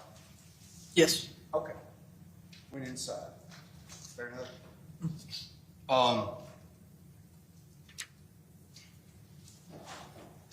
But you did not do any similar search to any of those apartments or in the area of Molly Bar, consistent with the type of searching that you did inside Mr. Harrington's apartment? Not that I'm aware of, no, sir. All right. You viewed the videotape of the car going in, Mr. Lee's car going in the apartment complex, right? Yes, sir. And on that video, it appears to be a number of cars going out, 3 or 4 at least, going out before the individual, Mr. Harrington, There you go. what it's worth, Mm-hmm. or came out. There are other cars leaving. Sure. Did you obtain those tags and interview those individuals that own those cars that may be occupants of Molly Bar Trails to determine whether or not they had seen anything suspicious of Molly Bar Trail?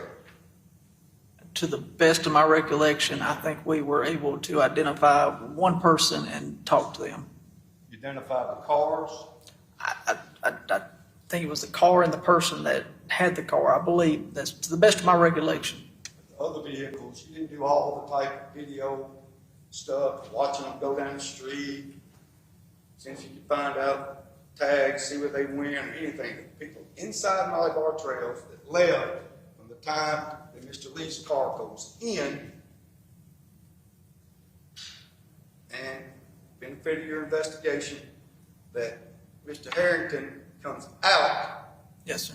None of those vehicles were, individuals that owned those vehicles were talked to, nor were those cars searched, located and searched in any way. No, you said none of them. I said I think we did one. Other than that, It could have been more. I'm not sure. To the best of my recollection, one. any of those individuals, it said it was 9 minutes between the time that the car was parked, Yes, sir. the time that your investigation reveals that Mr. Harrington, based on what your theory is, left the apartment complex, right? 9 minutes, right? Yeah. Not very big complex, right? Not very big complex. So, did you tie any of the vehicles that came out with any of the apartments that you, tie any of the cars that came out to any of the apartments at Molly Bar at all? That's what I told you a minute ago. I think we identified one. To the best of my recollection, I think we identified one car and two being in Molly Bar Trails. All right. It looked like there were about 3, but that's okay. Did you watch the video for a period all day or 3 hours or 4 hours get all of those cars and see whether or not any of those individuals have been in any of those apartments or in close proximity to the vehicle of Jay Lee's. Yeah, we didn't continue. I don't know how much video we actually watched of Molly Bar Trails, so I can't just confirm for you that we watched hours upon hours of video. I understand. We did watch video. You've had an officer testify here what he watched and what he reported, right? So he did that as far as download, right? Yes, to the best of my recollection, I believe it was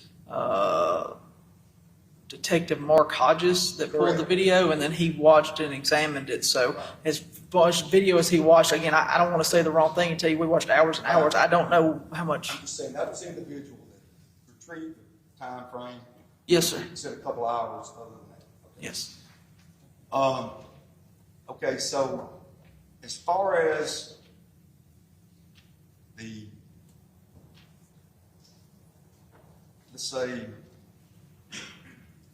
area around Molly Bar, where y'all found the car, y'all walked out in the area out there, and reports indicate it's a metal detector and stuff like that, right? Yes, sir. Okay, and that was done on the 11th of 12th. I don't want to tell you the wrong day, but yes, it was soon after. Fair to say, after you arrested Mr. Herrington, never went back to Molly Bar to do any additional investigation as far as trace evidence. Fair statement? We went back out to Molly Bar Trails, I believe. I just don't know what the dates were. Have you been back to the area of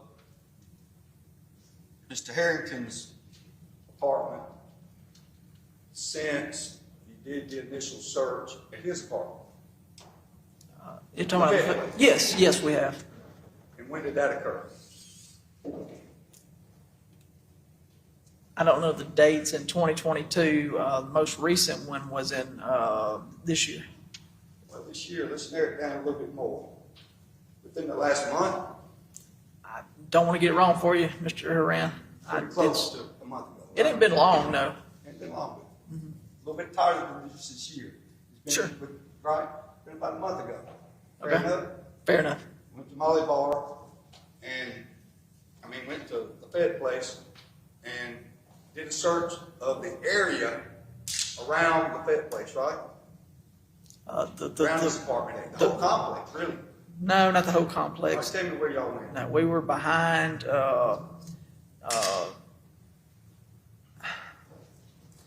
there's a fence that, or a gate that runs out. We were in this little wooded area, down below in this little ditch part area.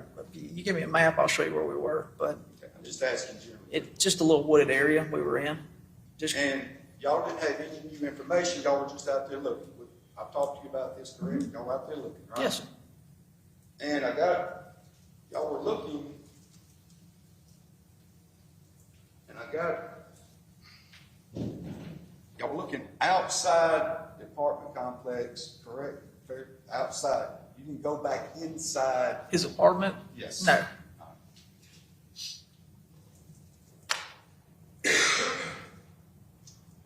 You indicated previously that, did you actually go down to Grenada to the Herrington residence? During the search warrant, yes, sir, I believe I was down there. And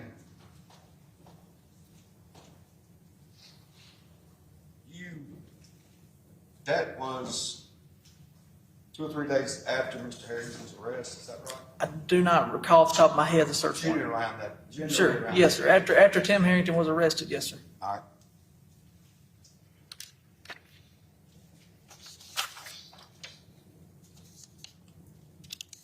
You also, during the course of y'all's investigation, y'all went to Lamar Park and searched Lamar Park, is that right?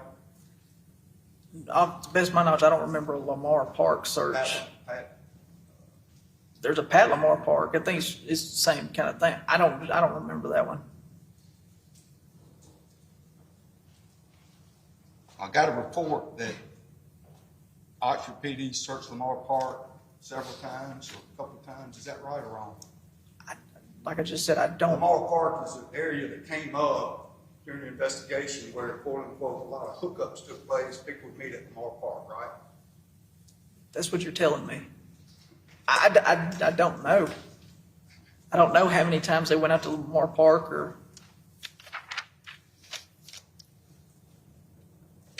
I did not go out to Lamar Park, is what I'm telling you. You didn't go, I'm not going to ask you, said your agency, the department went to Lamar Park because several witnesses told y'all, hey, look, I met, Fears told y'all, first time I ever met him was at Lamar Park, right? I don't know if that's what he Two or told three me. of the witnesses told y'all, made reference to Pat Lamar Park. That's why Okay. y'all went and did Pat Lamar Park, right? If there's reports referencing that and then they go to Palomar Park.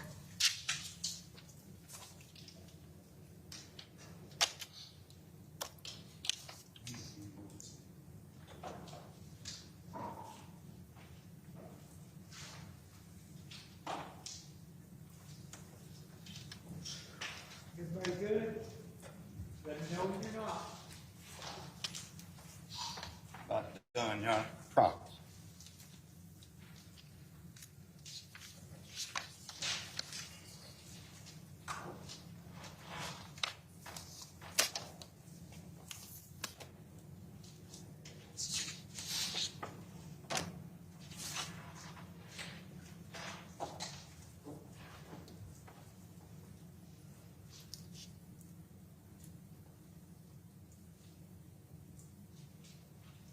Get back to Mr. Mathis. He was the last, he indicated y'all, he made a, I don't know if I asked you this, he had called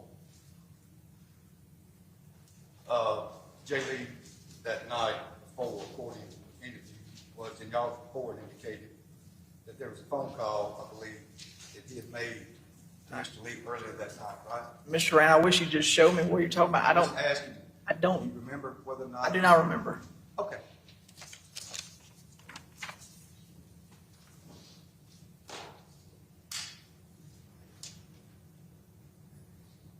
That's all there, John. We're gonna be a little while, Brian. We ready? Let's take a little break now. I can watch that one later. Don't investigate, don't talk about or form or express any opinions. Be in recess for about 10 minutes.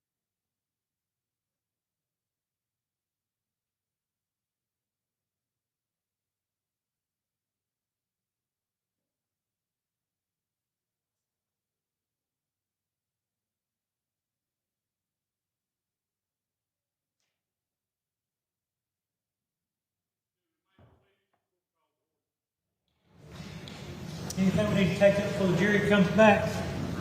Not for mistake. No.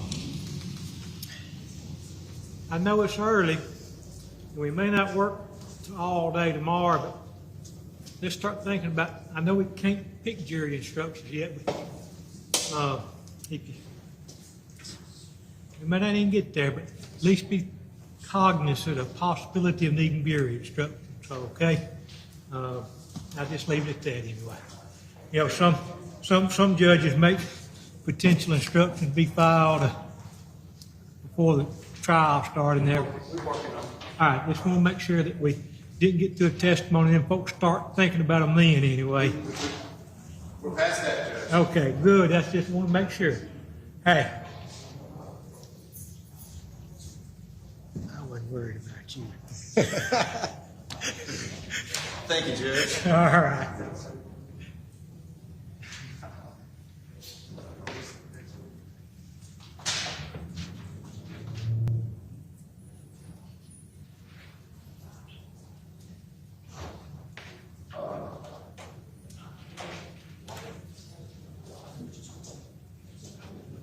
You think the jury's ready or not? Yes, sir. Ready, the jury's ready. All right, the jury's ready. Let's try to get ready. You ready, Red? He's looking through the exhibits real quick. Let's get ready pretty quick here. All right, come in.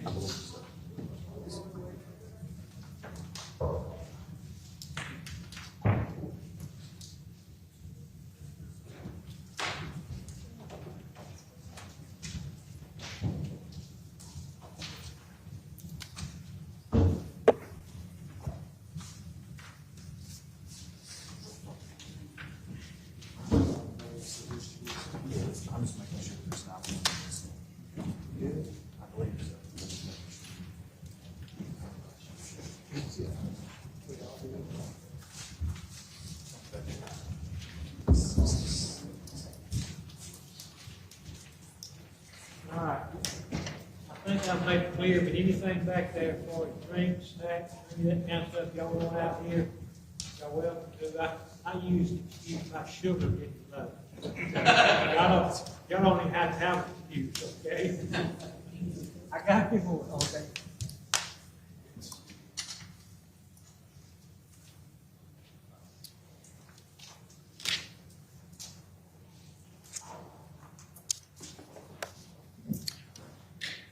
You may proceed when ready. Thank you, Your Honor. You were asked on cross-examination about some text messages or social media, whatever they are, the messages about between Tim Herrington and Emily Watson. Yes. And do you recall that being about the screws that were left at another work site? Yes, it was something about screws that Emily needed to pick up or she wanted to get. All right. Was it your understanding as part of the investigation that those screws were in the box truck or at some other location? My understanding they were in the box truck. Okay. Do you know or have any information of whether you would need the box truck to transport those screws back to Emily Watson? Would it require the use of the box truck? I don't think a box of screws would require a box truck to move a set of screws. All right. And you were asked about messages with Tim Herrington regarding Laura Reed about moving a bed from Grenada. Yes. And I believe that was either on July the 7th or July the 8th, whatever the messages. I don't remember. Yeah, I don't remember when that message was, but I believe the move was supposed to be set for the 19th of July, if I'm not mistaken. Were you aware of what Tyson King said about whether they had any moves on that day of July the 8th, 2022? Tyson King told us they did not have a move that day. No move scheduled? No move scheduled. All right. Were there any messages that you saw between Tim Herrington and Laura Reed about scheduling a move that day? No. All right. Do you know, as part of your investigation, whether Tim Herrington would have needed to go get the box truck on the early morning hours of July the 8th, 2022, in order to respond to whatever Laura Reed needed? No, there was no indication of him needing to go get the box truck for anything that day. All right. You were asked about messages between Tim Herrington and Kadarius Love. Yes, sir. That was in regard to, I believe, a toolbox. Yes. Would there be any necessity as part of your investigation for Tim Herrington to need the box truck in order to take care of that issue with getting a toolbox to Kadarius Love? I wouldn't believe so, no, sir. Okay. Now,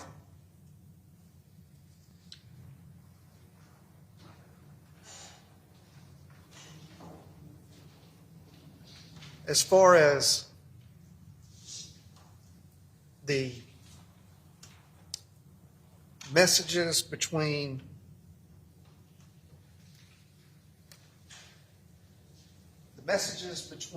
Jay Lee and Tim Herrington that morning, Yes, sir. you were asked about a specific message that came from redeye_24 in the early morning hours of July the 8th, 2022. Yes, sir. All right. Do you recall just the quality of the response from Jay Lee when that first redeye_24 message came in? I was asked about who TF is this. So that who TF is this came from Jay Lee, correct? Yes. All right. Now, can you remind the jury of what the investigation revealed as to why Jay Lee responded that way? Because Jay Lee initially blocked Tim Harrington, so Tim Harrington had to go back and add him on a different account, which is what we heard in the interview. All right, to reinitiate the conversation. Yes, sir. Under a different handle. Yes, sir. And that handle ended up being what? Red Eye 24. Okay.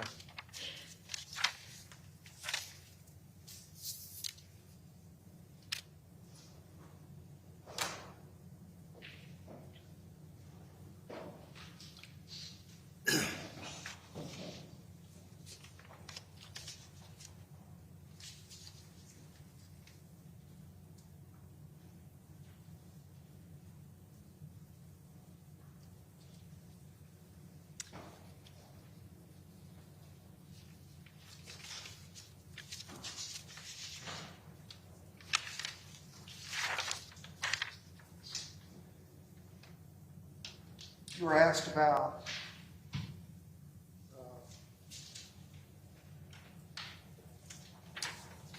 line 125. I believe that was part of that dump from Tim Harrington's cell phone. Correct? Yes. Contained that history Yes. and recorded in that history. Are you familiar with that entry on 125? Yes, sir, I am. All right. Now, that entry on 125 was a search that was, what is the timestamp?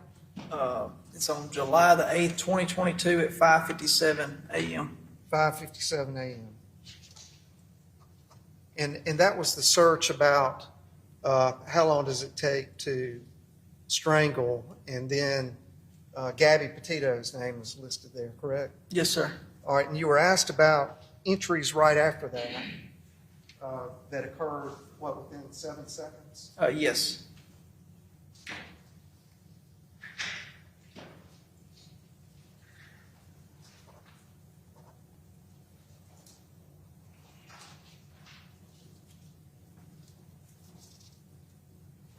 Now, as far as zeroing in on that Google search by Tim Harrington,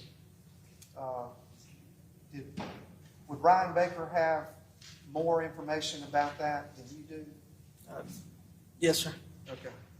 Why is that? Because he was the one that extracted this information, will be able to provide more. I think Mr. Aranan asked me about some of this source file information. I don't understand. I told him originally I don't understand what any of it is. I just see the numbers and different letters. And then item 128. Mine stops at 127. 127. That was about the, does a pre-workout boost testosterone? Do you remember that? I do remember that one. Yes, sir. That's not 128.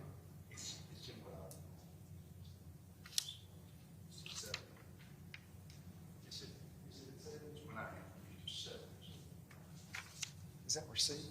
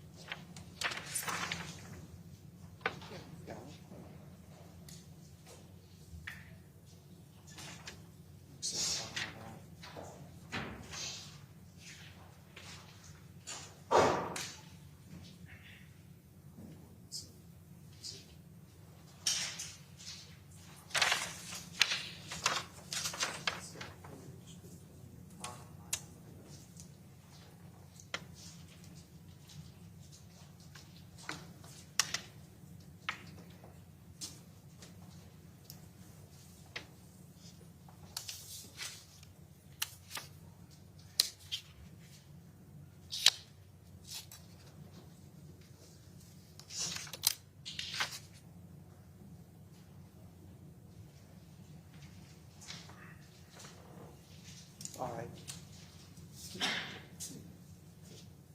Bottom of that, the bottom corner is page 15, 15. and at the top is 128. Yes. And that is a pre-workout boost testosterone. That was at what time? It's July the 8th, 2022 at 5:58 a.m. Okay. And that was from Tim Harrington's phone dump Yes, sir. as originating from his phone, a search. Yes, sir. All right.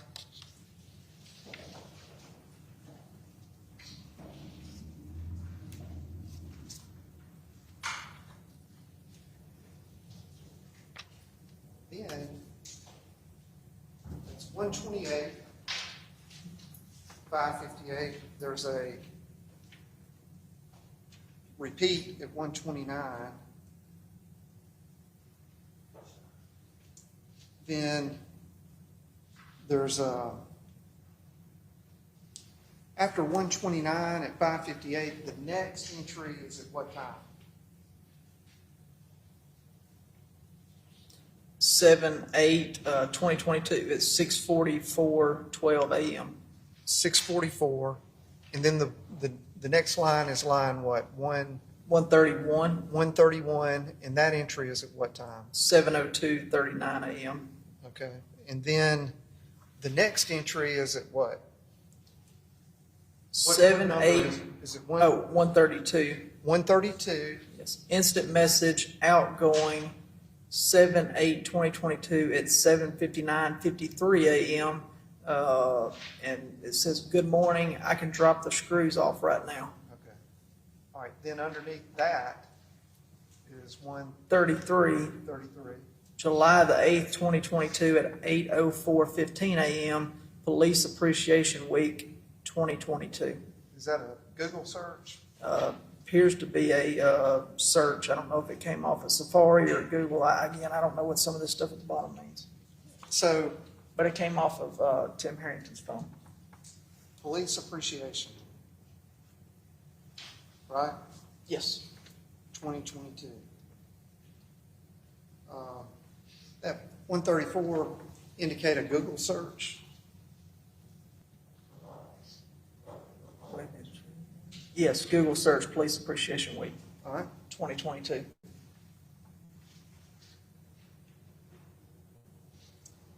And then right after that, that was at 8:04:15 seconds. Then 135. What was that search? In what ways can you celebrate police during July 7/8/2022 at 8:04:35 a.m.? All right. So you were asked by Mr. Horan. I believe he characterized it as Tim Harrington being cooperative with you and Ryan Baker when he was interviewed. Yes. You remember him characterizing it as his client being cooperative? Yes, sir. What about based on what you knew about the investigation, would you consider the quality of his information that he provided to be cooperating, or would you have a different way to describe it? Interviewing Tim at the apartment and then again at CID, I only sum it up in one word: deceptive. I'm sorry? Deceptive. And that would be based on what? We were able to confirm things that Tim told us, and that what Tim told us story doesn't match up with the evidence we've gathered. And you can take a little time and think about those specific bits of information that you knew, that you gave him an opportunity to be cooperative with you. Yes. Can you explain to the jury the basis of you describing his responses as being deceptive? So, Tim would change his answers a lot, and he would not give us anything until we gave him a little bit of something. So once he knew that we had a little information, he would At the apartment, it was, Jay Lee came over, he gave me a gift, he left. At CID, Jay Lee came over, he gave me oral sex, he left. We have to talk about a tipster. We have to give him this information for him to come out and say, you know what? Okay, he did come back. He did. He does come back and see me, and then I give him oral sex. Then he just leaves. Well, what Tim tells us is, Jay Lee leaves. Okay, what happens after he leaves? How does he leave? I don't know. I just stumbling around. Tim, how does he leave? Does he walk? How does he leave your apartment? Well, he's not mad or anything. He just leaves. I don't know really. He leaves. I don't really know. I was in my apartment. Well, later on, he starts talking about Walmart and contradicts himself in the interview at CID, saying, when I go to Walmart, me and Jay, we left around the same time. So which is it? Did he leave? You stayed in your apartment, or did y'all leave at the same time? And, did he provide information about his whereabouts? Tim would tell us things as far as his whereabouts. As far as that day, I didn't go anywhere else after I left Walmart, which we found out was not true. He tells us about he goes on a run that day, which we discussed already, but I think it's worth going through again. Tim tells us he goes on a run from Lafayette Place. He goes down the route he would have took is Anderson Road, goes to Anchorage Road, goes around the back way down to Old Sardis, comes up McElroy by the airport, and turns left at Molly Bar Road, the route he says he goes, because he's got to get to Highland Square. But we reviewed video footage. He doesn't pass Rockets running down McElroy, doesn't come by. He says he goes to Highland Square, turns around and comes back to Molly Bar, or comes back down. And the first time we see him on video is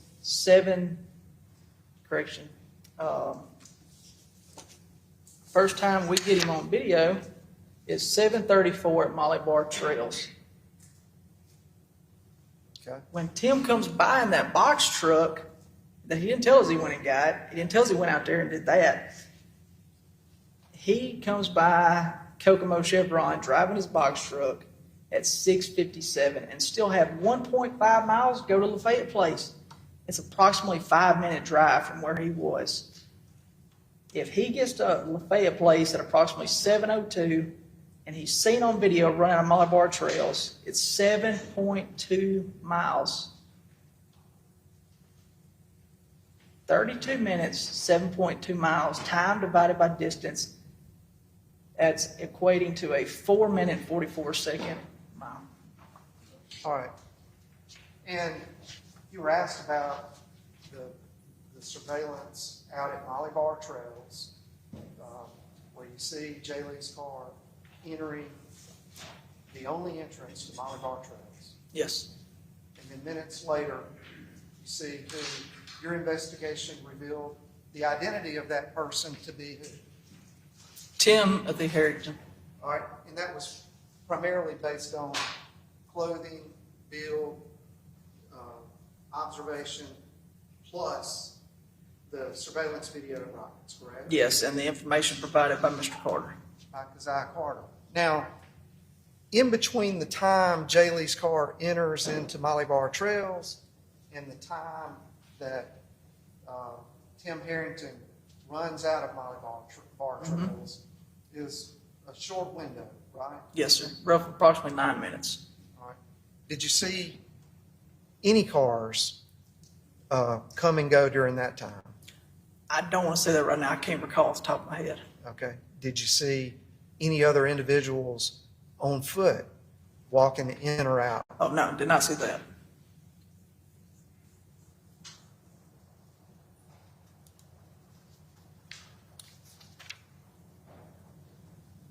You were asked about trace evidence at Molly Bar Trails. Would you expect to find trace evidence several days later in an open parking lot? No, sir. Why is that? It's the weather, it could rain, the wind's blowing, any weather related is the biggest thing in an open parking lot. People drive through there, get picked up on a tire. I mean, anything like that. You were asked about a metal detector being used at Molly Bar Trails. Did you find the key to Jay Lee's car in any part of your investigation? No, sir. Okay.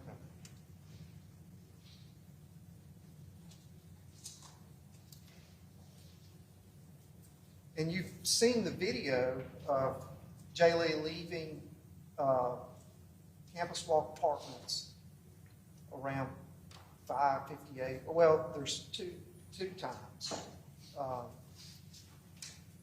And he's observed to be holding his phone.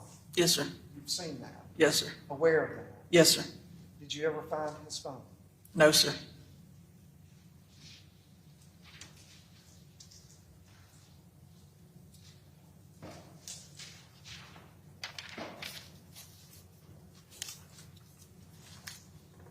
You were asked about whether you did anything to find any more trace evidence at Molly Bar Trails after you received the September 5th, 2024 scales report, more than 2 years after the investigation began. Yes, sir. Would you expect to find any trace evidence at that point No, sir. that you could collect? No, sir.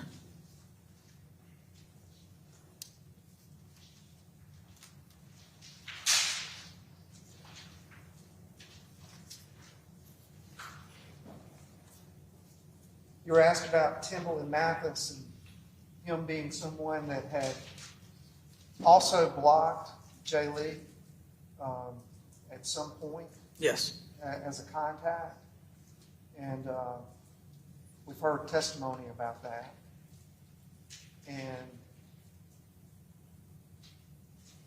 do you know what the difference between that Timble and Mathis blocking Jay Lee and Jay Lee blocking Tim Herrington on July 8th, 2022? Yeah. What's the difference? Tim Herrington had to use another account to reach back out to Jay Lee and get Jay Lee back to his apartment. So Jay Lee goes over there, Tim tells us this, and the last message that we see is open. All right. Now, there was cross-examination of your testimony about Mr. Horan about deception by persons of interest. Now, would you characterize, can you talk about the quality of that information in comparison to the interview at the apartment and subsequently the custodial interview at CID, the quality of the information that was being discussed between Timble and Mathis and Tim Herrington? Yes, I think with Mr. Mathis, it was discussing biting his nails, having a upset stomach. I think there were some other things in there that were told to me. But at the end, they determined he was at his house on camera 104 watching pornographic videos by his phone. So the difference is we go to Tim and we ask him the similar type questions that we ask everybody else. Have you seen Jay Lee? Do you know where Jay Lee is? All that. We get vague, deceptive answers to distance himself away from anything to do with Jay Lee. It isn't until we move to CID that it's, okay, it's deeper relationship, deeper friendship. We were sexual intercourse or sexual acts of some kind. So again, like I said earlier, the one word I would describe Tim in both interviews is deceptive. Okay. Would you call the types of information that you were seeking from Tim Harrington to be material? Tim, yes, we wanted to see what we could learn from Tim. Yes, sir.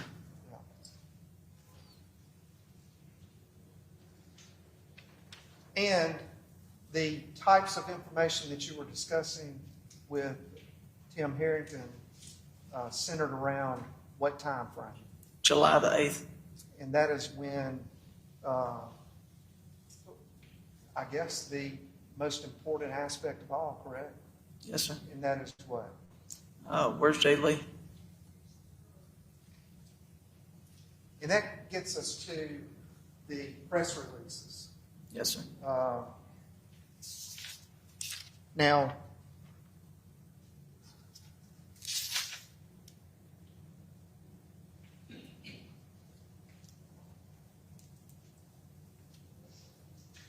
you were asked on cross-examination about Khalid Fears Yes, sir.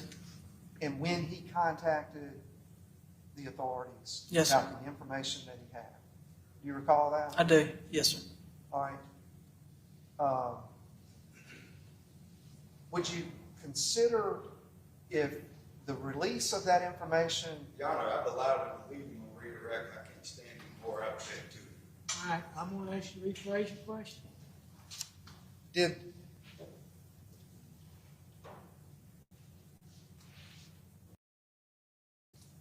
did you have information that Tim Harrington would have been aware of the press releases? Tim told us he was out of town when he first saw it, Okay. or learned about it. So whether he saw the press release or a friend told him, he knew Jay Lee was missing. All right. Were you aware of any other evidence that would suggest that he was interested in the development of that story? Oh, absolutely. So July, I believe it's July the 10th, Ole Miss does their press release, the University of Mississippi, saying, we're looking for information on Jimmie, Jay Lee, and finding Jay Lee's car.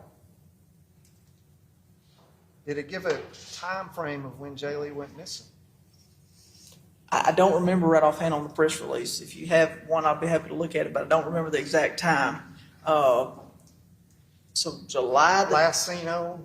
last seen on July 8th, yes, is what was Okay. on there, yes. All right. I don't remember if it had a specific time frame, because I don't know if we knew that yet, or University Police knew that yet when they released it. I So didn't mean to distract your train of thought. July the 10th, the University of Mississippi puts out a press release. We're looking for Jay Lee, and we're looking for his car. If you have any information, I think they had the number at the bottom, whatever it is for the University of Mississippi Police Department. Khalid Fears calls, says, hey, I got some information for you. I talked to Jay Lee.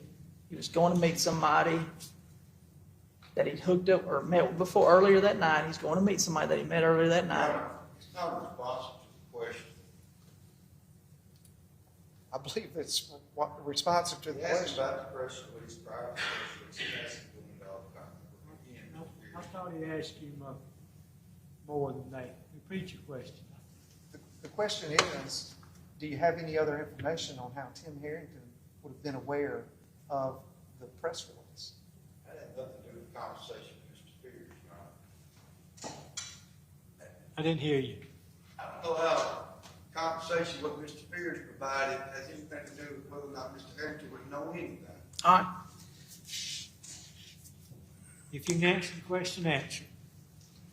Repeat your question to the witness, and if you can answer it, you can. Other than him admitting it, Okay. as part of your investigation, did you have any other information? If you do. Yes. If you remember. July the 10th, the University of Mississippi Police Department puts out a press release. If you know anything about where Jay Lee is, or if you've seen his car, let us know. July 10th, Timothy Harrington searches Molly Bar Apartments, Oxford, Mississippi. And then he continually follows by searching through different Facebook and other social devices, social media platforms, Jay Lee, I am Jay Lee, Jimmie J, he's searching different variations of that. And he's also searching Oxford Police Department.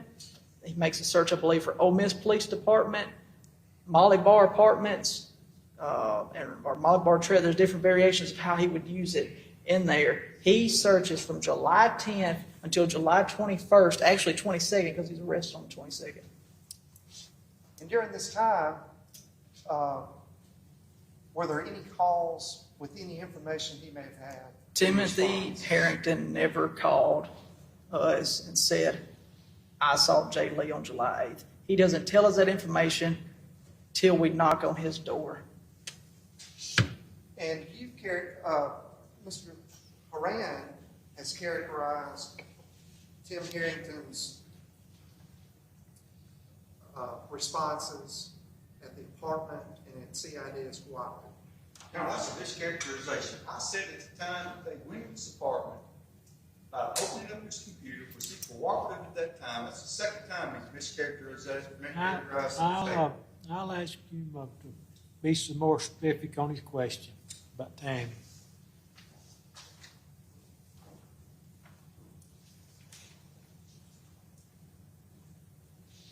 The information that was discussed with Tim Harrington in both interviews centered around Jay Lee and the time frame that Jay Lee went missing. Yes, sir.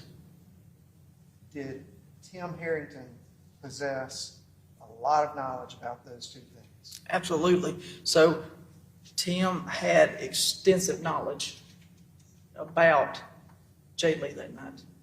And we wanted to know the information, but we had to continually pull it out of him. He was deceptive, like I said earlier. He would change his response. He was fumbling around trying to give us a response. And so he's Googling police appreciation, and he's aware that the police are searching for Jay Lee, and he's got this information that would be relevant. Absolutely. About the nature of his contact. Now, let's cross-examine the witness again. Objectively, how I sustain the objection. And at any point during July 8th through July 22nd, when you knocked on his door, did he ever contact investigators about his information? Timothy Harrington never called us once. He did not make a statement about knowing Jay Lee or the whereabouts of Jay Lee or anything with regard of him coming over, leaving until we talked to him on July 22nd. Course indulgence. Okay?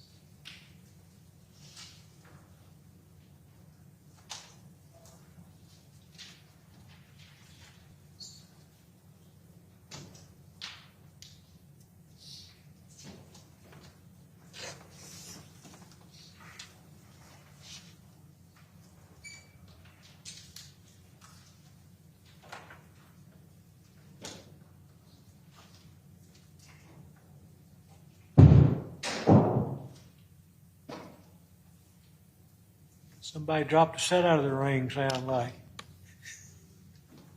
Go ahead. Thank you, Honor. You were asked about, I believe,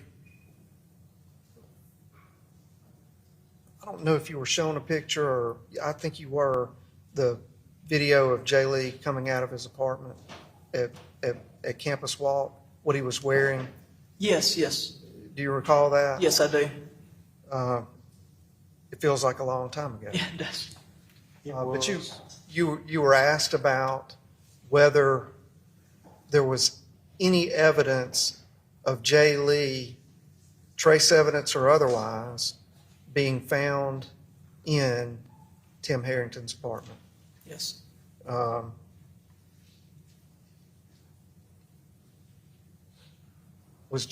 you have information that Jay Lee was in the apartment that night? Yes, we do. Okay. And what is that? We have Timothy Herrington telling us that Jay Lee came back over. All right. And at 5:58, July 8th, 2022, when Jay Lee left his apartment at 5:58 a.m., who was he going to see? He's going to see Timothy Herrington. And later, when he sends a text that says "open," who was he sending that text to? I think it was a Snapchat message, but it was open. He's sending it to Timothy Harrington. That's all I have, John. Yes, which could be. Remain on the. All right, you're going to be remain on your subpoena. You can't get in the courtroom. I assume these attorneys have your contact information. They need to come testify, but don't discuss your testimony with anyone at this time, okay? All right. 55. Hood State College is next witness. Everybody good on the jury? All right. Your Honor, the state would call Rachel Carver. Rachel Carver. Somebody would get Rachel Carver.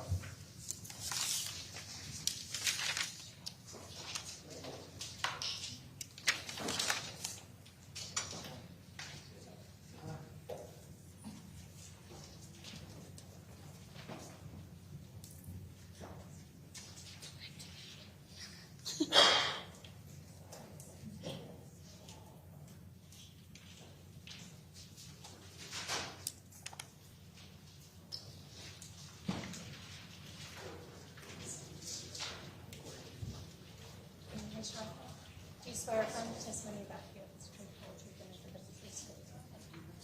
Come around, have a seat in the witness chair, please, ma'am.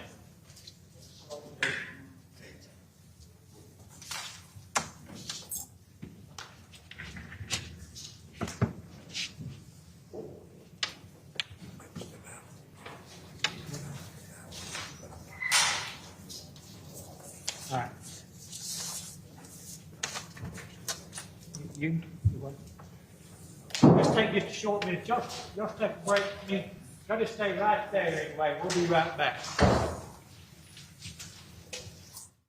may proceed when ready.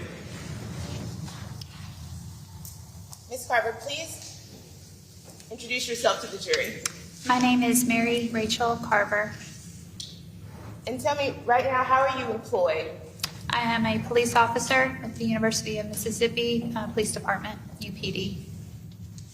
And how long have you been a police officer? Approximately 12 years. And how long have you worked for the UPD? About since January of 2024. So let's go back to July 2022. Were you working with UPD then? No, ma'am. Where were you employed in July of 2022? With the Oxford Police Department.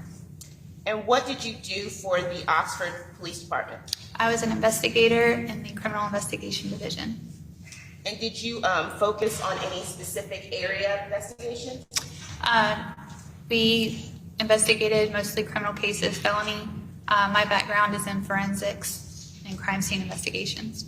So your background is in crime scene investigation? Yes, ma'am. And tell me a little bit about your education and training in crime scene investigation. I have a master's degree in criminology. I was a crime scene specialist in the crime scene search unit, major crimes division of the Little Rock Police Department.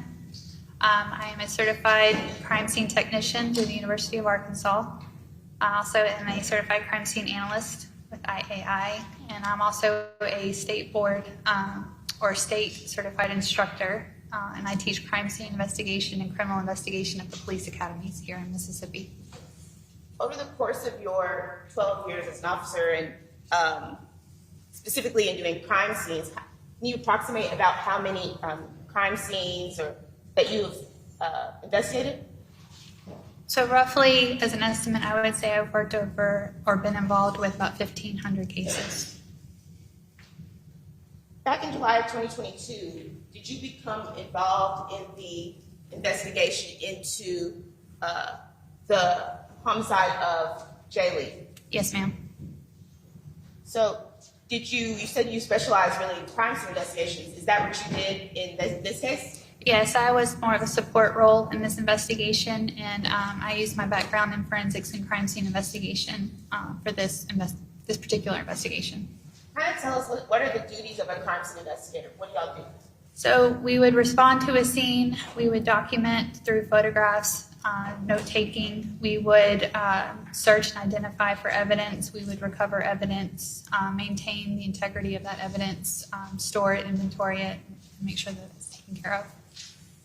Did you do that in the, when you were assisting in the investigation into Jay Lee's death?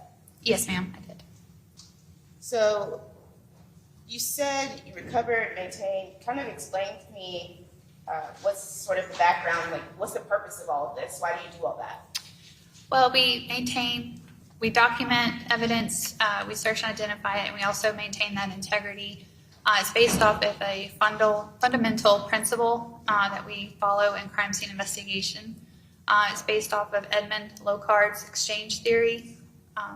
Let me elaborate. Yeah, go ahead. Tell me, what is that? So Edmund Locard's exchange theory basically says that every contact leaves a trace. So when two objects come into contact with one another, a cross transfer of material is done.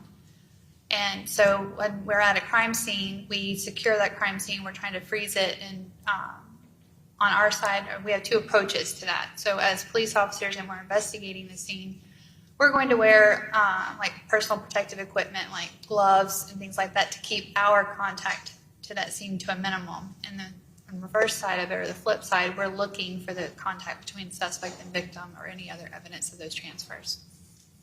So you said you have to secure. What does it mean to secure a scene? So to secure a scene is we set up boundaries. We keep people who are not necessarily involved in that scene or have anything to do with that scene, we keep it out to protect that evidence from being contaminated. Various factors can affect that transfer. So kind of like the weather, temperature, extreme heat, extreme cold, time, how long something's been there, the access, how many people, whether it's physically interrupted by like being cleaned up or wiped up or anything like that. Those things can affect or damage or the likelihood of finding that transfer. How soon after a crime should the scene be secured then? Talk about, you have to keep things from getting in and out. How soon after? As soon as possible. And I believe you said there's factors that affect that. What happens if it's not secured soon after the scene? The likelihood of evidence being damaged or diminished is more than likely. The likelihood of that being goes up. You said something about, like, I believe every contact leaves a trace. What if there is no trace? Does that mean there was no contact? No, nonetheless, there was a contact made. There's a transfer being made. We may not be able, because of those factors that I was talking about, time, heat, weather, whether somebody came and interrupted it physically, because of those factors, that will be kind of give you the idea whether it's likely or less likely to find that transfer. Can you kind of give me an example of what you mean by that? Let's take this courtroom. Okay, everybody in this courtroom has come in and had contact with this courtroom. You're sitting in your chair, the bottle that you've picked up, you've left your fingerprints, you've left your skin, you left your hair in this courtroom. You've come into contact with this courtroom. So therefore, there's a transfer of material, fingerprints, footwear, things like that will be in this courtroom. At the end of the day, when everybody leaves, you'll have somebody will come in and clean. The carpets might be vacuumed, the benches might be wiped down, things like that. That would diminish the likelihood of that contact being found. Nonetheless, we're still here. That contact was made.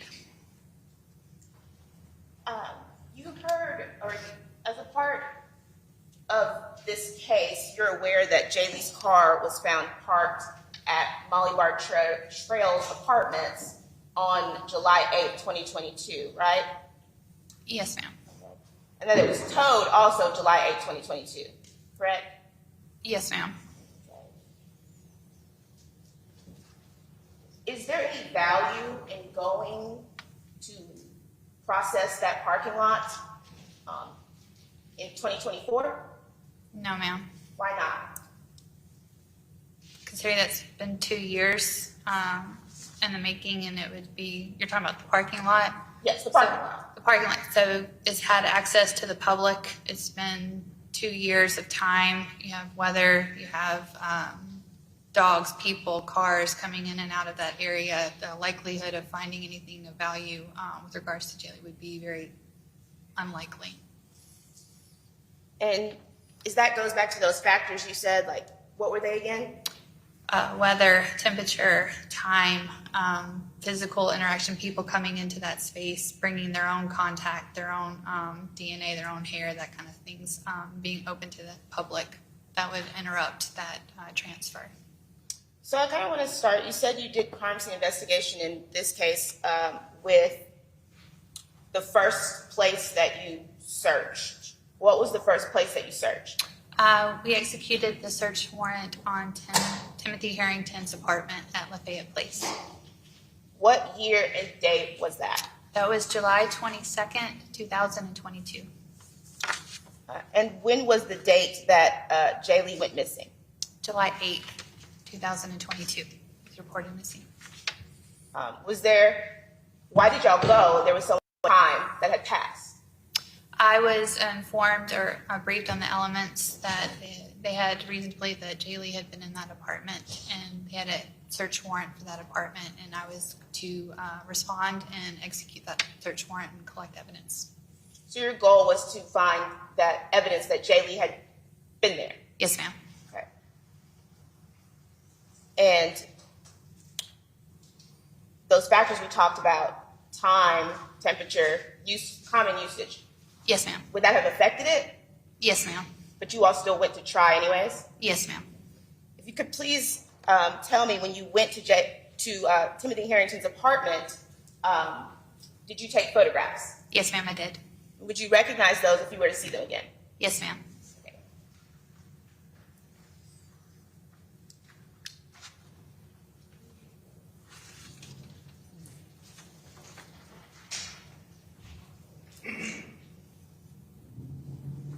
Officer Carver, do you recognize these photographs?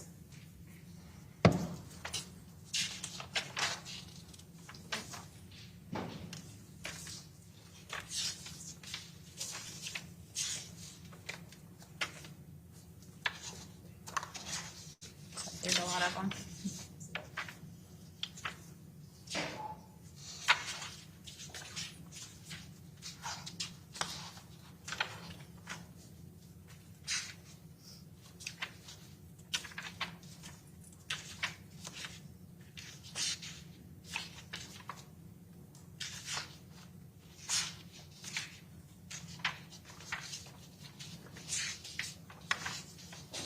Yes, ma'am.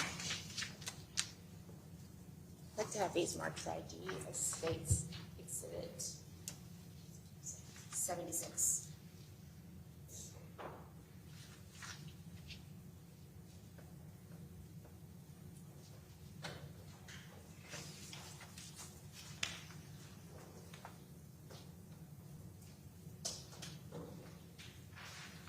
Now, Officer Carver, are these the photographs that you took of your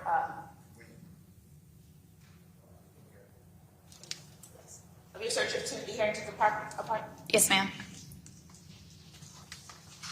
Do they accurately represent what the apartment looked like on July 22nd? Yes, ma'am.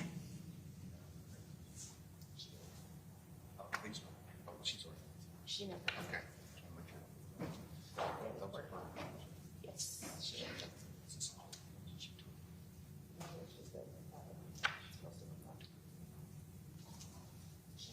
I want to look at the picture, I'm gonna warn y'all, we may work a little late tonight, I don't know how long this is gonna be. Y'all ain't gonna hear anything, y'all ain't gonna look through the football game.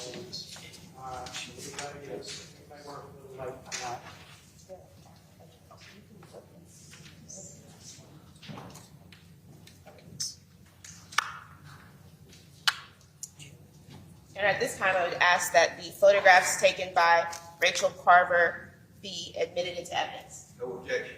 All right, that'd be B76, I believe, I mean, S76.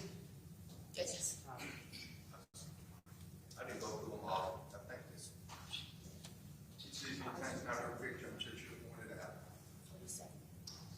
No. Gwen. Gwen. 50. Oh, 50 pictures. There must be one somewhere around. Yeah.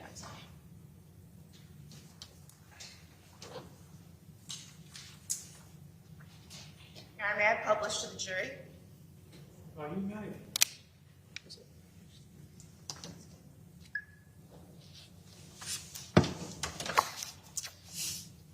Officer Carver, please look and identify what it is that we are looking at. It should appear on your screen.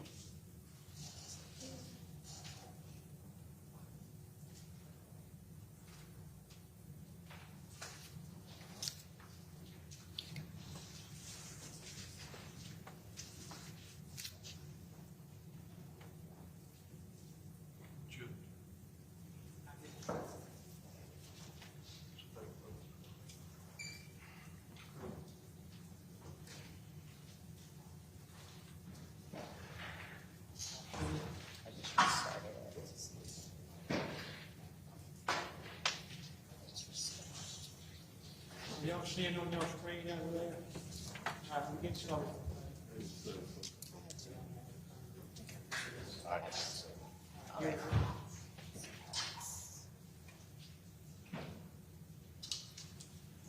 Officer Carver, when taking pictures, is there a particular method that you use? When taking pictures, we try to, not try to, or again, follow the principle that we start from the outside and we work our way in. Trying to do 360 so you get the full view of the area that's being photographed. Okay, and did you do that when going through Herrington's apartment? Yes, ma'am. So where are we starting? This would be the front door of apartment 5202, apartment B. Be the front door. And what is this? This would be the kitchen. As you walked in the door, the kitchen was to the left. How about this? This would be a view from the front door looking. And I noticed that there's a marble counter and it looks like some wood type floors. Do certain surfaces hold trace evidence better than others? It's hard to say. It just depends on the different factors. And how about this one? I think that would be the kitchen. And I should announce that I'm showing what has been marked as State's Exhibit 70, and this is picture number 50. And did you collect anything from inside of the kitchen? Yes, ma'am, I did. Okay. I'm going to go through these photos, and I'm showing State's.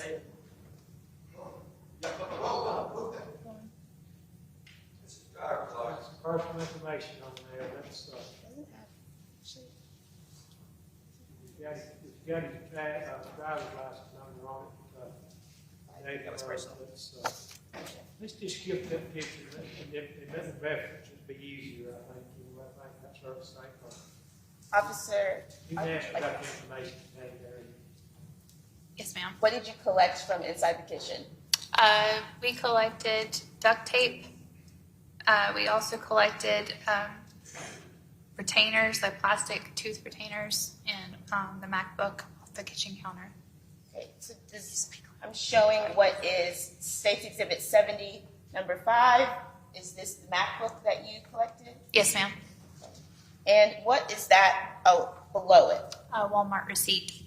And where did you, but before that, what is this next one? That is the serial number to the MacBook And why do you take photos like that? for identifying information. And that is State's Exhibit 70, number 6. I'm showing State's Exhibit 70, number 7. What is this? That would be a picture from the front door looking into the apartment. You have the laundry closet to the right and then the trash can to the left. And how about Okay, sorry. how about this? This is State's Exhibit number 70, number 8. That would be the trash can in the kitchen. State's Exhibit 70, number 9. What is that? That would be the content of the kitchen trash can. And why did you take that photograph? There was a Walmart receipt found in the trash can. So that Walmart receipt we saw earlier, is that a different receipt or the same It's receipt? the same receipt. And what about this? That would be the receipt found in the trash can. And that was State's Exhibit 7010. I'm showing number 11. What's this? Those would be the retainers found on the kitchen counter. Could you go through the items that you collected from the kitchen again? Yes, ma'am. We collected the Walmart receipt from the trash can. There was a roll of duct tape on the kitchen counter as well. We collected a Walmart bag, shopping bag with gloves and gauze, which was in the laundry closet sitting to the right of the kitchen. Is this, look, if you look before you, State's Exhibit 7012, would that represent what you just referred to? Yes, ma'am. That is the Walmart bag with some blue latex gloves and gauze that was found in the laundry room closet. And what is that, a close-up of that? Yes, ma'am. And the witness, please step down. You may step down. There are some items, did you bring some of those items here today? Yes, ma'am. I'm going to ask you to retrieve some of those items and open them. Could you please pull for us the duct tape that you recovered?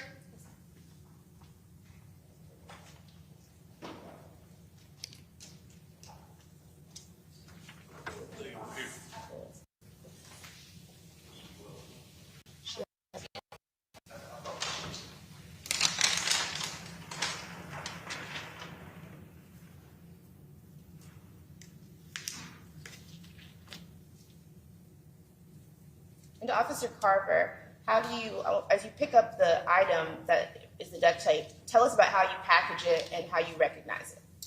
So when we pick up the duct tape from the kitchen counter, I would place it in a bag and it would be sealed and marked with the case number. Everybody here? And everybody, it would be marked with the case number, the item number that's been assigned to it, and a description of the item would be listed on the outside of the bag. Please pull for us the duct tape and open that up.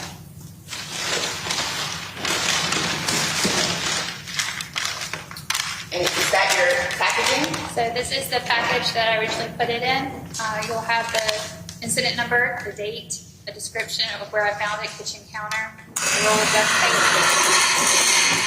the initials, and then there was some torn in the place that it was found.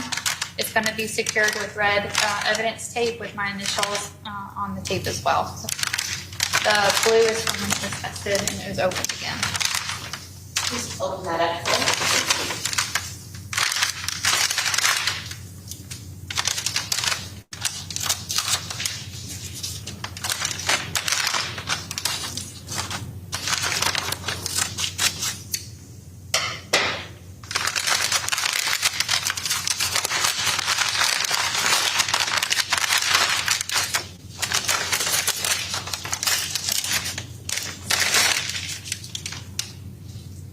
Is that what you collected from Mr. Herrington's apartment, that duct tape? Yes, this is.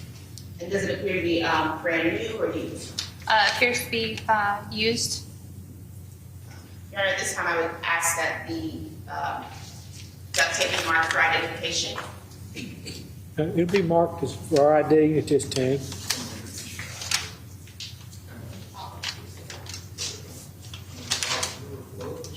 How about it? I don't mind, I just ask it.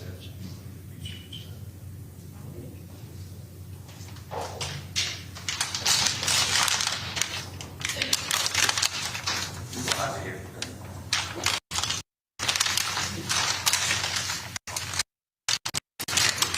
believe that these States Exhibit 70.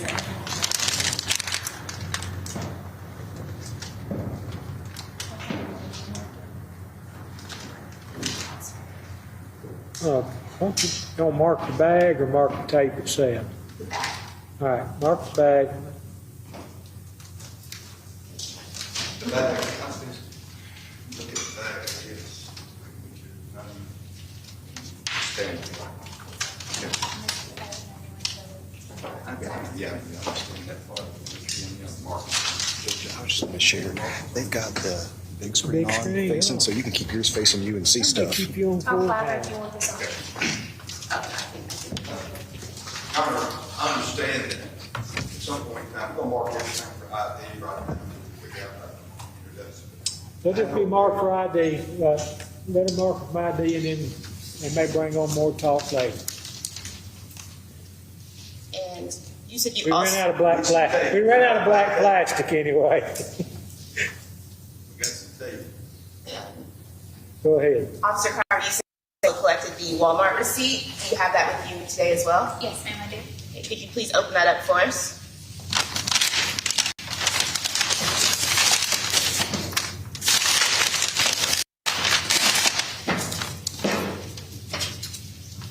This is the package here as well. And how do you recognize it? It has my initials on the tape as well, my handwriting, and as I marked it with the incident number, the date, and the description of the item and where it was found. And I asked that the receipt be marked for identification as well. All right, it'll be marked for identification. So that was just 78. It'll be 78, I believe.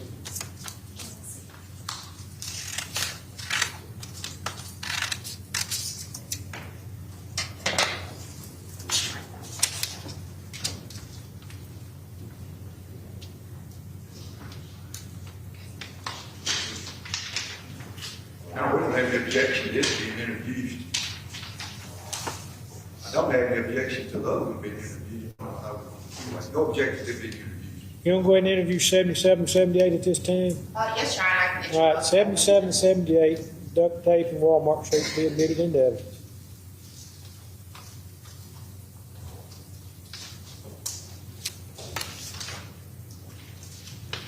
Officer Carver, if you could please retake the stand and take us through the next area that you searched in Mr. Herrington's apartment.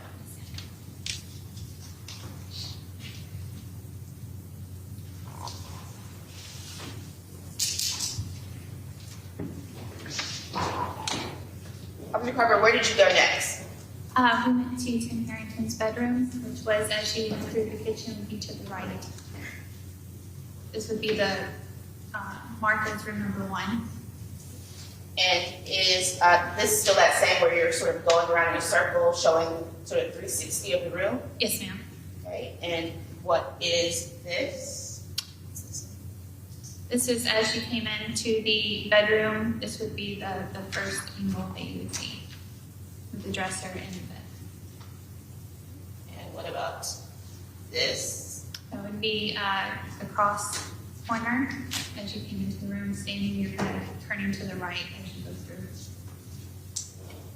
And this? That would be the bedroom closet, and the bathroom, which is an en-suite bathroom, would have been, that's the door right there. And this as well. That would be the bathroom that was connected to the bedroom. I apologize, I should have been announcing, I showed S18, S70, 18,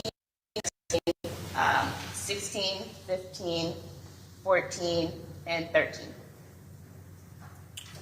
And this as well. What is this? This would be the bathroom counter. And that would be S70, 19. Now showing S70, 48. That would be underneath the bathroom counter. And S70, 49. You said S70 or S78? I think it's S70.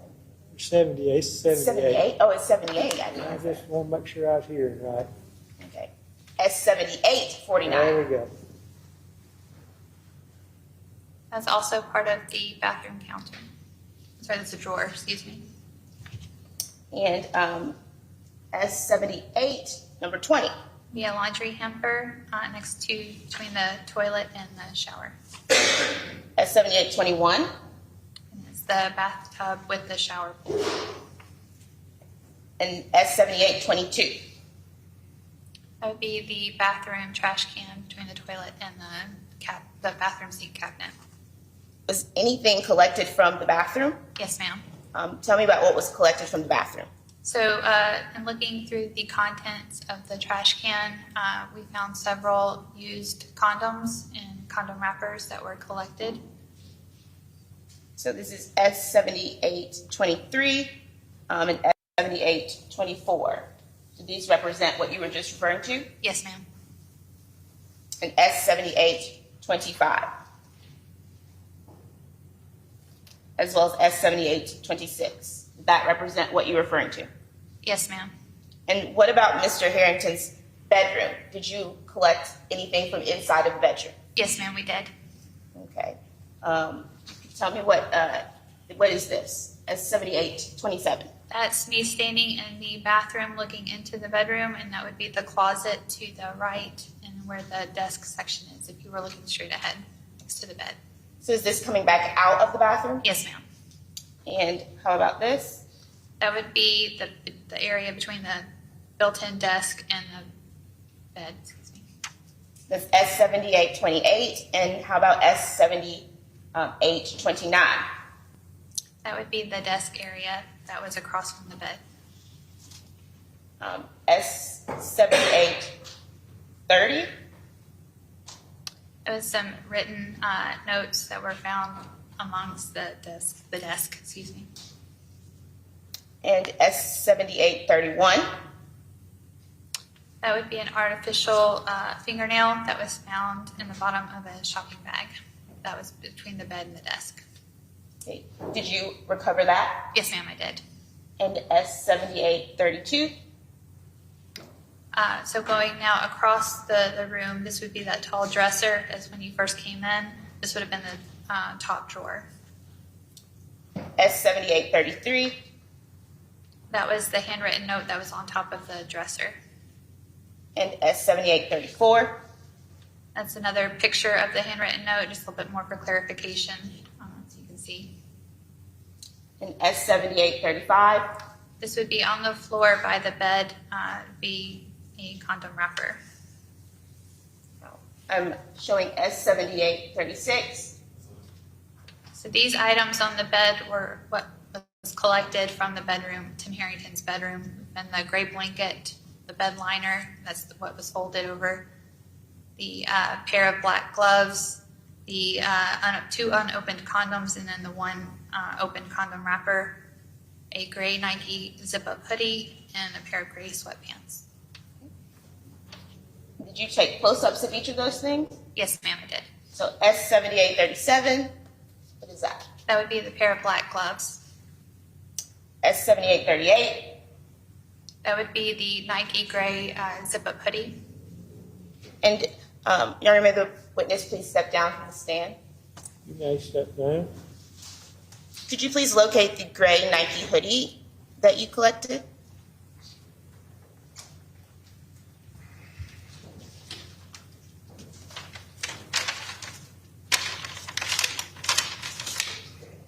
And where was this collected from? Tim Herrington's bedroom.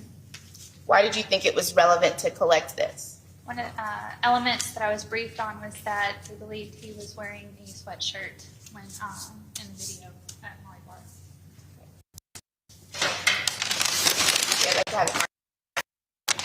First, I think that's 79. This is a brown paper bag marked E. Oh, I apologize.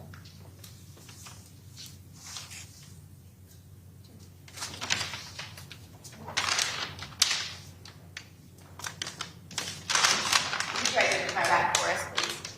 It's marked with the case number, the date that it was collected. It was taken from room 1, which is Tim Herrington's bedroom. And then it's the gray Nike hoodie with the zip. Could you open that up for us?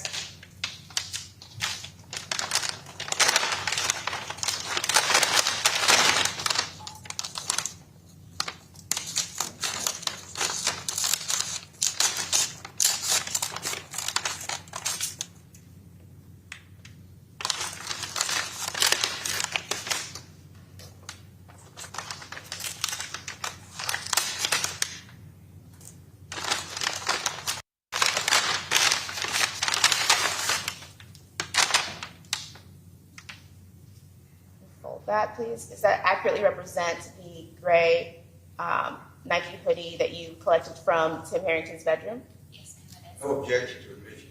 All right, this time I move to have it entered into evidence. All right, that'll be admitted. It's 79.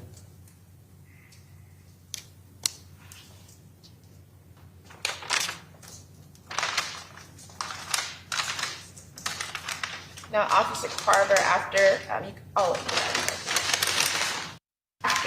your search of Mr.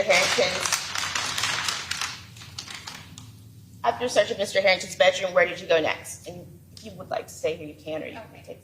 We went into the second bedroom, marked number 2. Okay. And if you could look, you do have to go. Yes. Yeah, I'll Okay, yes. Thank you.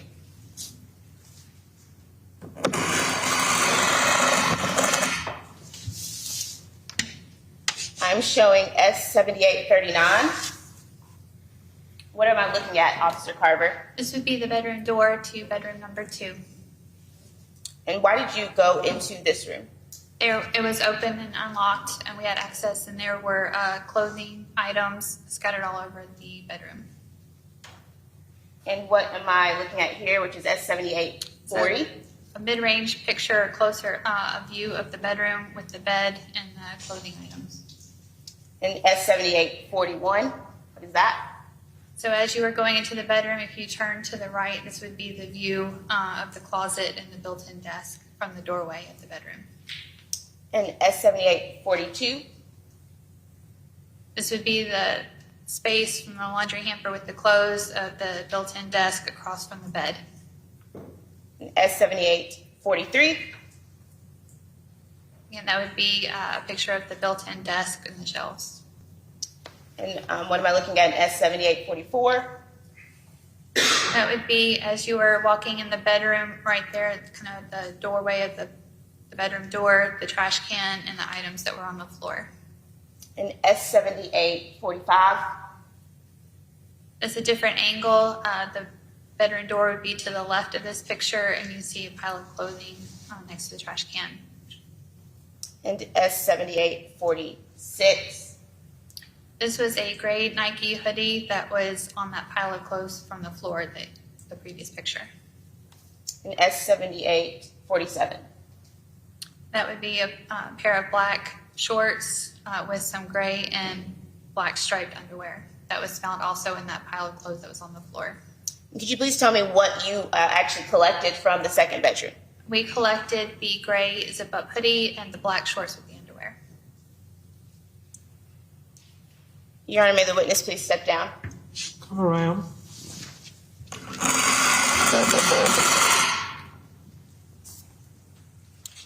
Officer Carver, could you please locate for me the gray hoodie and hand it to the court reporter to mark for identification?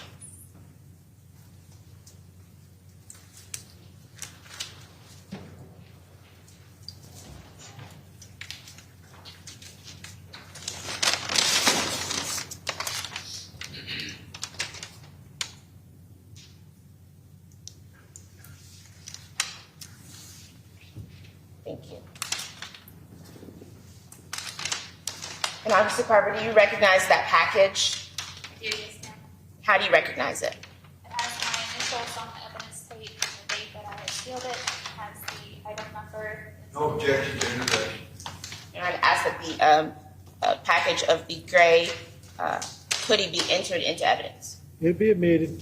S80, gray hoodie. It's confirmed room 2 would be the gray Nike hoodie with the zip. Would you please open that package up?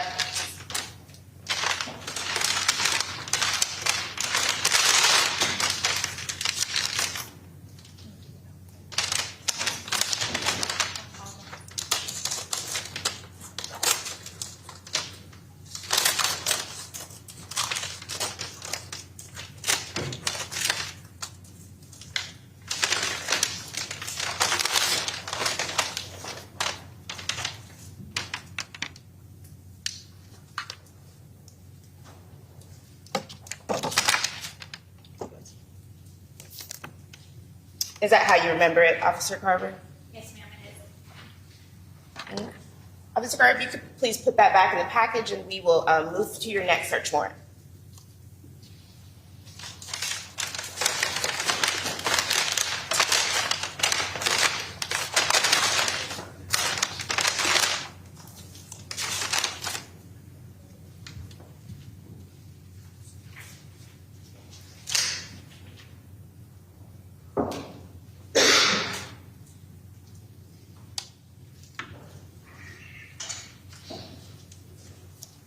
Officer Carver, where did you search next? So after the search warrant of Tim Herrington's apartment, I returned to the Criminal Investigation Division where I executed a search warrant on the white Ford Escape. And did you take photographs of that search? Yes, ma'am, I did.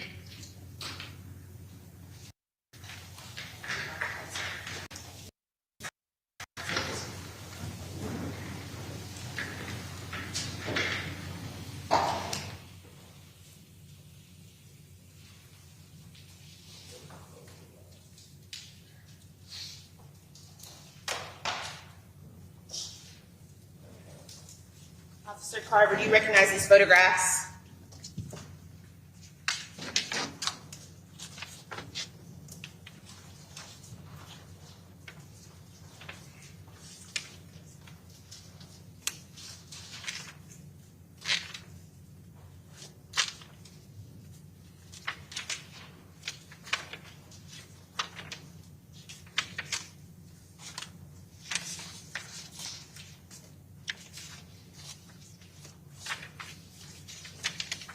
Yes, ma'am. And does accurately represent the photographs you took on July 22nd? I'm sorry, I have no objection to those photographs. I thought you already meant. This is a district batch of photographs. I apologize, Ron, I couldn't hear you. You went down. I'm asking that the photographs of the white Ford Okay. Escape be entered into evidence. They've been marked as 81. Yes, Your Honor. All right. No objection. They'll be admitted.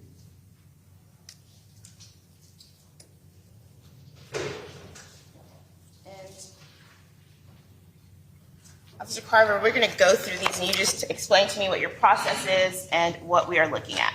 Okay.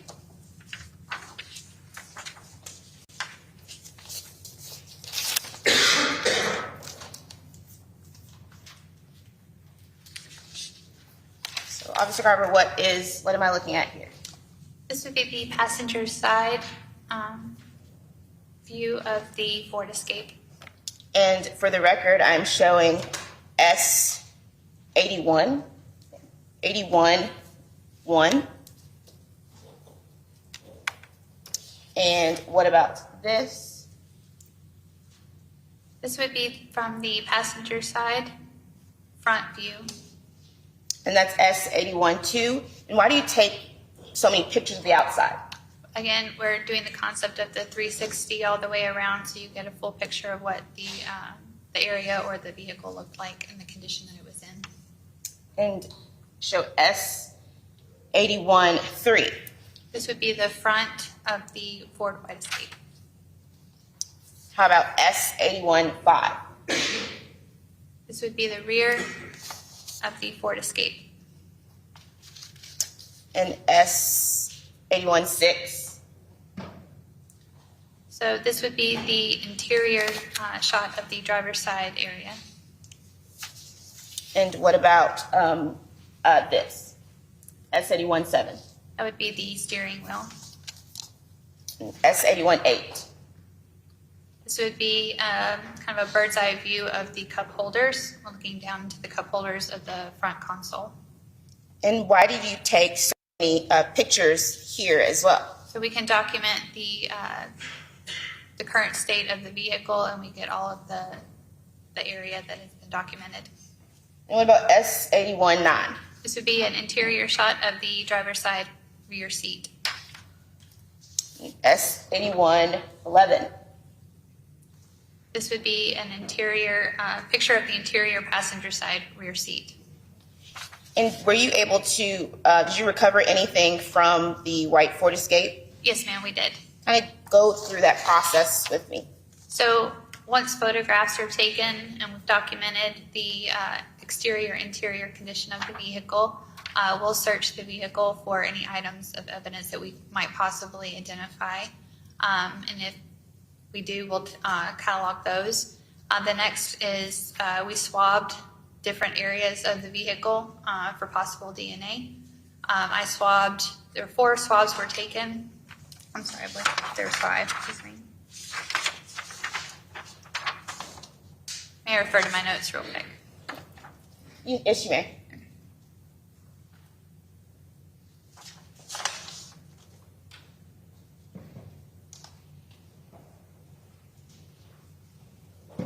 Yes, there were 4 swabs taken. So one was from the interior swab of the driver's side, another was from the passenger side, another from the front, the passenger side rear, driver's side rear, and then the back cargo area. They were swabs taken of the interior.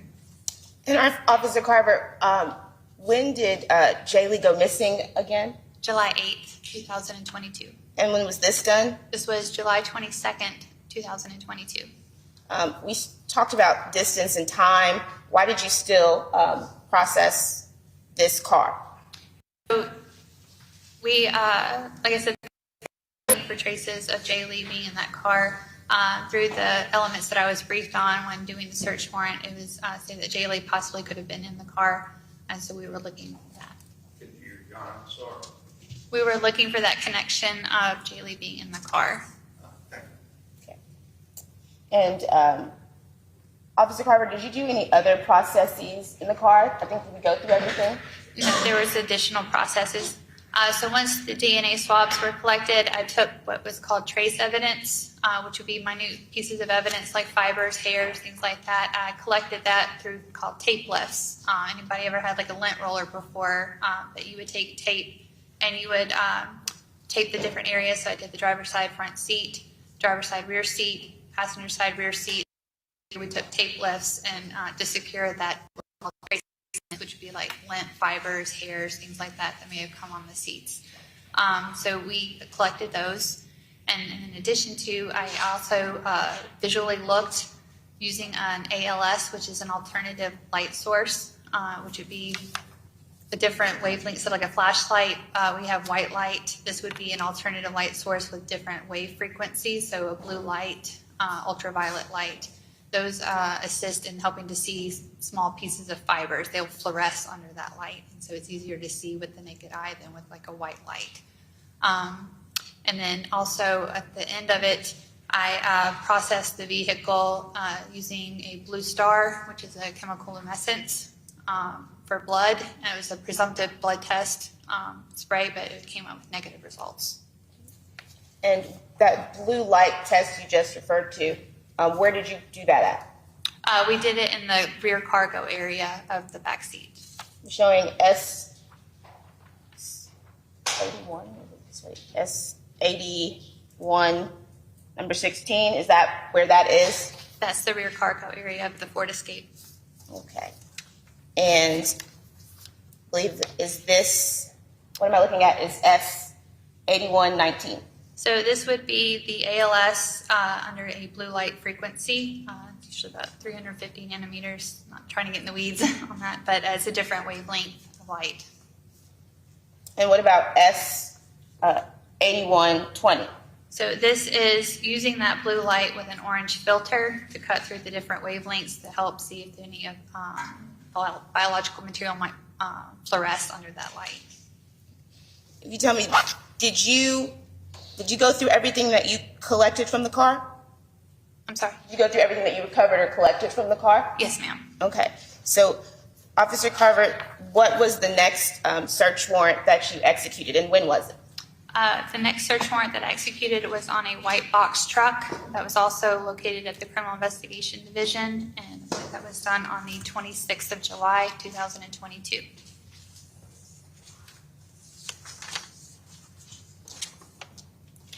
Brief indulgence, Your Honor.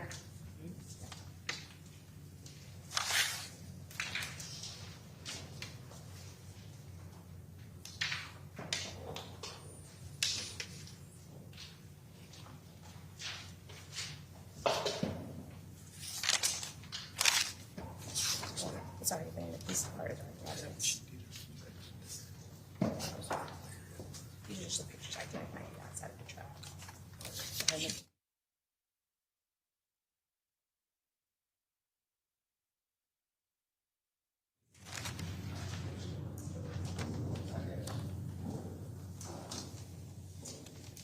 I am showing the witness what has been previously entered into evidence as S51. Officer Carver, do you recognize this box truck? Yes, ma'am, I do. Is this the box truck that you processed? Yes, ma'am, it is. And Officer Carver, I'll have these marked for ID first. Is this, let's see. Just composite, three.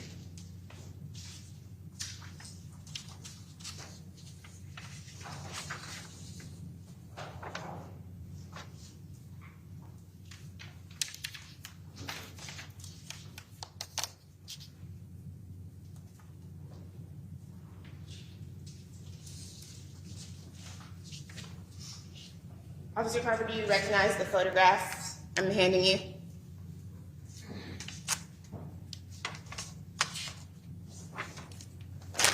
Yes, ma'am. Do they accurately represent the box truck and the items you collected from the box truck? Yes, ma'am. All right, this time I move to enter into evidence 3 photographs from the box truck. 3 photos from box truck. What number is that? 82.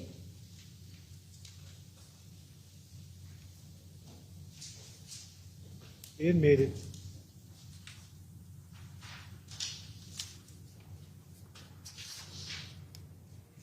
Officer Carver, what are we looking at here? I'm showing S 82, number 3. That would be the rear of the box truck. And did you open it, or was it open and you went inside? Yes, ma'am, I did. I'm showing S 82, number 3. Do you recognize what I'm showing, Officer Carver? So it would be the interior of the box truck. And how about S 82, number, I think I said 3 before, but this is number 3. And what is that? That's the interior of the box truck from a different angle. And what day did you say you were able to process this truck? July 26, 2022. And what did you collect from this truck? We collected this pile of blankets and some miscellaneous items like bath mats, a roll of shrink wrap, trash can, mostly the moving blankets. That was what we collected. Was that in these, I believe we were speaking before, I was asking if all this was packaged together, or how was it? So I packaged I kind of broke this pile up into 3 groups. So it was marked as T1, T2, and T3. I did not shake or pull out the blankets individually and wrap them because they were already bundled up together, and I did not want to try to lose trace evidence, meaning those hairs and fibers, by shaking them out and moving them around as much. But because they were already all together, I just kind of folded them in on each other, and I packaged them in 3 separate packages, and they were marked T1, T2, and T3 coming from the truck. And Officer Carver, earlier we spoke about the importance of preserving crime scenes and evidence. Are you aware if this truck remained in use between July 8th and when you processed it on July 26th? Yes, it had been in use. And could that affect evidence that could be recovered from it? Yes, ma'am, it can. So these are the items that you recovered from the box truck? Yes, ma'am, this was the condition when I found it on July 26th. Are you aware of the items that are in the box truck there right now? Were in there on July 2022? I don't know, I'm not aware. Now, Officer Carver, did you execute any other search warrants? Yes, ma'am, I did. Now, please tell me what that was. Another search warrant was executed at the residence of Tim Herrington's parents in Grenada, Mississippi. Okay, and when was that? That was July 29th, 2022.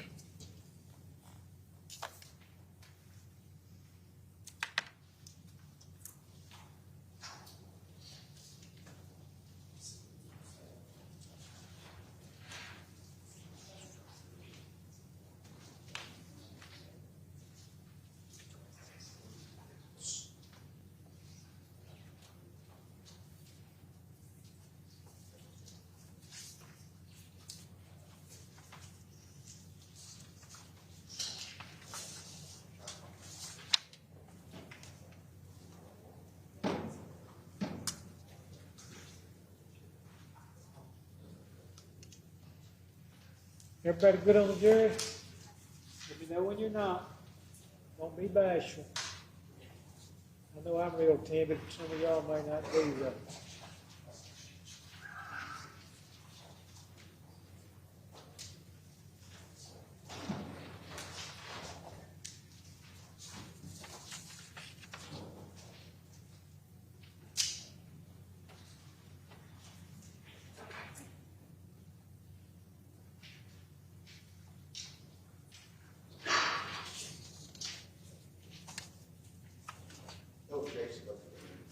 All right.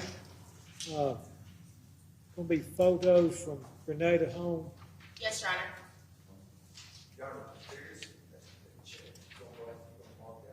I'll pull it out. I'm not gonna show. One check in there, one item in there, Your Honor.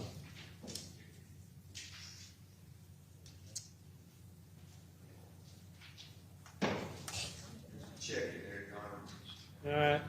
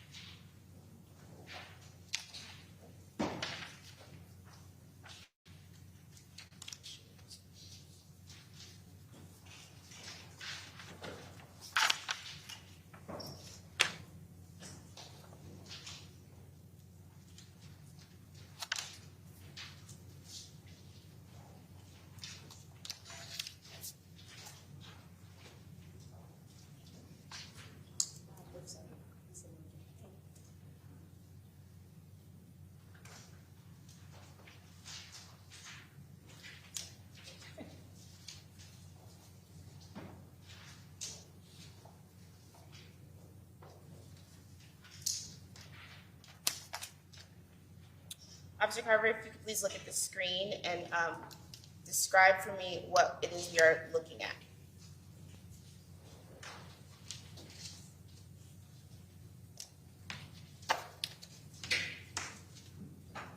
This would be the front of the house off of Broadmeadow, Drive.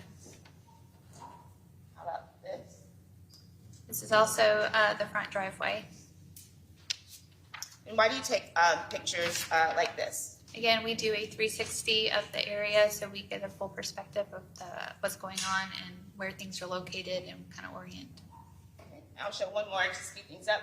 You did a 360 of all of this area. Yes, ma'am. There was a 360 of the house in the backyard from all angles. And we do the angle from the house, front of the house into the side yard. Okay. And Officer Carver, did you enter the house? Well, so this one, Mr. Carver, I'm showing S80, I think it's 85, 83, number 10. All those cars, were they already there? The two vehicles in the driveway, the black sedan and the white SUV, were already there prior to. The rest of the vehicles were going to be law enforcement personnel. And I'm showing S83, number 12. This is an angle coming from the side of the house looking to the double garage on the driveway, the front driveway. And S83, number 14. And this is the front of the house. To the right would be the double garage. And S83, 17. This is another angle coming from the front of the house looking onto the street. And is that showing the house across the street? Yes, ma'am, it is. And did you enter the home as well? Yes, ma'am, we did. Where did you go when you entered the home? We photographed the entirety of the house, of all the pictures, and we entered into Tim Herrington's bedroom. I'm showing S83, number 18. What am I looking at? This would be the doorway into the room that was occupied or used by Tim Harrington. Showing S83 number 19, That would be the door closed. S83 number 20, This would be from the doorway looking into the bedroom, kind of slightly to the left angle. S83 number 21, This with the lights turned on, and again, this would be another angle into the bedroom from the bedroom doorway. and S23, or 83, I apologize, 22. Another angle from the bedroom doorway. And did you collect anything from this bedroom? Yes, ma'am, we did. Could you kind of go through with me what you collected from the bedroom? So from the bedroom itself, there was a white V-neck T-shirt that we collected from a duffel bag that was in the bedroom. We also collected some sheets and a bed liner that were inside a blue midline plastic bag found buried in the closet. We collected those as well. And then that was from that bedroom. And to complete the 360, most of it, what are we looking at here? That's S8326 That would be the side of the bed and the nightstand. and S8327.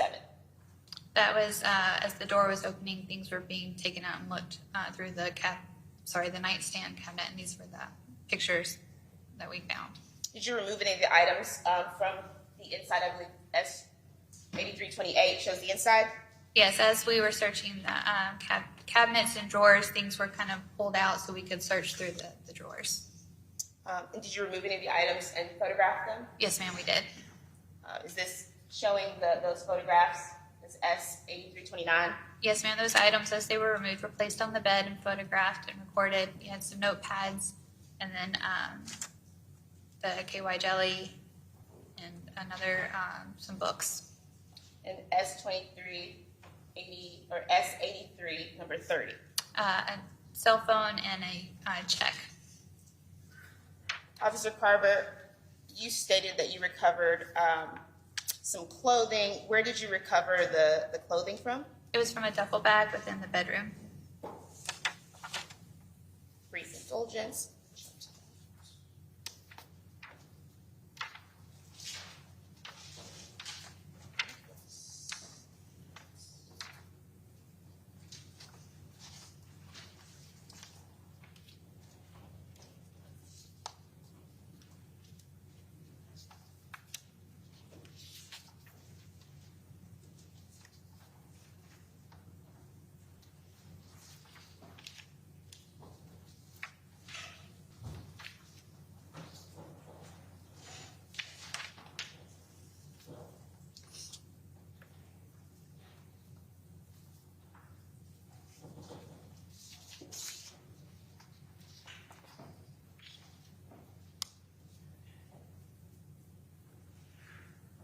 Said it was go through some of these. Officer Carver, what are we looking at here? That was the closet in the bedroom, Tim Harrington's bedroom. And how about here? This would be the bottom of the closet. And what did you say you recovered from the closet? You'll notice to the picture is a blue plastic bag. Plastic bag, and inside the contents were bed sheets and a white bed mattress liner. Is that in S8345? Is that plastic bag? Yes, ma'am. And is this what you're referring to in S8348? Yes, ma'am. And Officer Carver, I believe you stated that you collected a gray, what clothes did you collect, I'm sorry? It was a white V-neck T-shirt. Is that located in this photograph? Yes, ma'am. And if you could, please step down and identify that V-neck that you collected.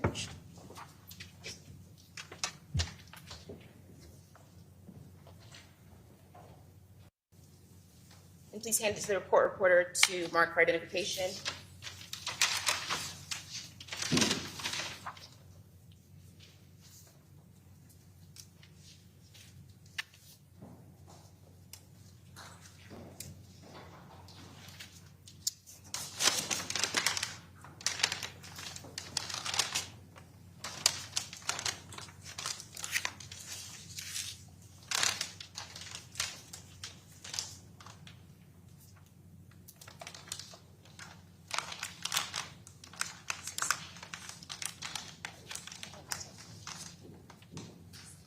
And Officer Carver, how do you recognize?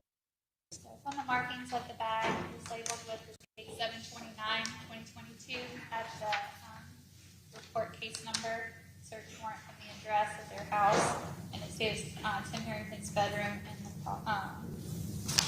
left on the list, it's a duffel bag, and it was a white V-neck T-shirt. No objection, Jimmy, to that. All right. That's the section, and then I give it a number though. Yes, sir. 84. 84. That's the white shirt. White V-neck T-shirt, yes, sir. Please open that up for us.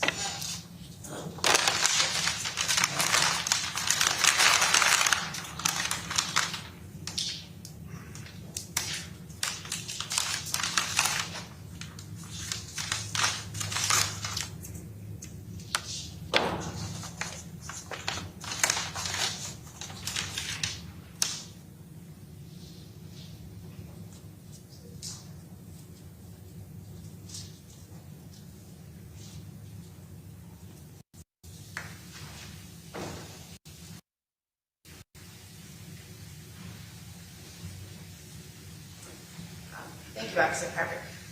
And you can please retake your seat, just a few more photos we identify for us.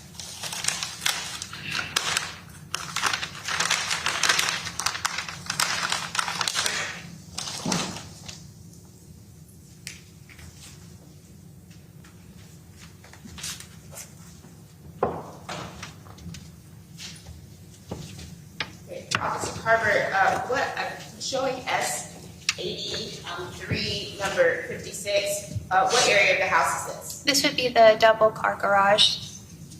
And what did you recover from the garage? There was a black wheelbarrow and gardening tools and shovels. And showing S83, number 63. What is that? That would be the black wheelbarrow that was recovered from the garage. It was behind the cars in the corner. And I'm showing S83, 65. What is this? That would be the garden tools, the rake, the, I guess, hose, the shovels, other gardening tools that were collected. And why did you recover those items? These were items, again, when I was briefed on the elements, stating that Tim Harrington had been seen in a video with a wheelbarrow and garden tools. Please step down and identify the wheelbarrow and the 3 shovels. If I could. Let's sign the numbers in anyway. Okay, I understand. Oh.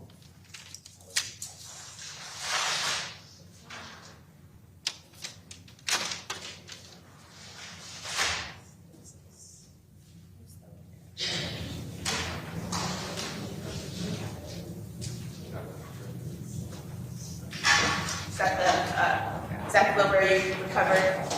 Yes, ma'am. It's marked E3, evidence tag with the incident number, the date, and the location where it was filled. And being held by the Creek warrant, are those the 3 shovels you recovered? Yes, this was the 3 shovels found from that bucket in that picture that was just presented. They're also been tagged with the date, the incident number, and the location of where they were found. And where were they found again? They were found in the garage. The tools were found in the garage and the bucket by the doorway. The wheelbarrow was found in the corner behind the cars. I believe there was no objection to admitting them into evidence. And I'd Are like, you assigning separate numbers to them or all? I think all 3 can be together. There would be the items from the garage. All 4? All 4, I apologize. Okay. Hold it. Do them separate. That'd be, Yes. wheelbarrow and 3 shovels, is what I count. John, I don't think Mr. Creekmore's ever handled one of these, I've ever do this. I think the court reporter may be easier doing the separate for numbering. All right, let's just make the wheelbarrow 85 then, okay? Let's make the wheelbarrow 85, a yellow handle shovel 86, a green handle shovel 87, a red handle shovel 88. This is your order right there. Give me just, hold on a second, don't even. I don't know. Okay. Where do you want this? Wherever, handy to you. That looks like this. Inside? Watch this. Watch this.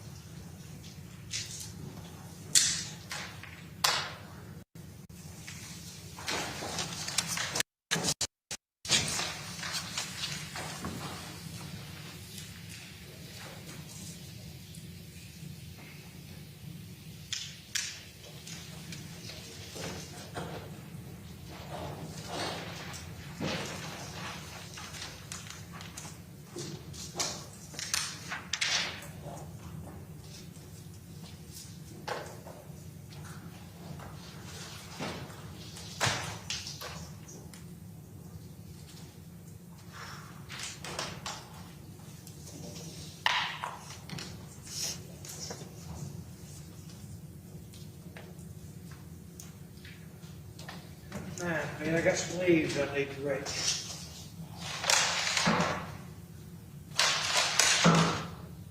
All right, I've admitted the wheelbarrow is 85, the yellow handle shovel is 86, the green handle shovel is 87, and the red handle shovel is 88. They'll all be admitted into evidence. Now, if you could just please run through the dates and the places that you searched one more time. The first search warrant was conducted on Timothy Herrington's apartment at Lafayette Place, and that was conducted on, I believe it was a Friday, July 22nd, 2022. The second search was done on Tim Herrington's white Ford Escape. That was also conducted on July 22nd, 2022. The third search warrant was conducted on the box truck, and that was conducted on July 26th, 2022. And then the search warrant executed at his parents' house in Grenada, Mississippi was conducted on July 29th, 2022. And when did Jay Lee disappear?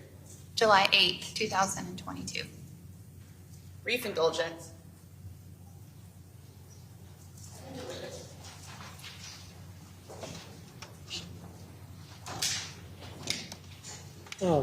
Let's, are these all up there on the podium exhibits have been admitted? Yes, sir. Unless you're gonna need them, Mr.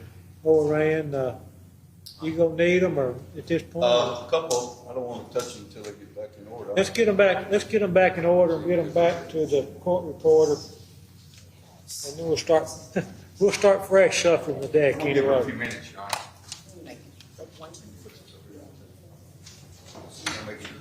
She's gonna be- Wait, do you want them or you want them? All right, we're gonna take a break.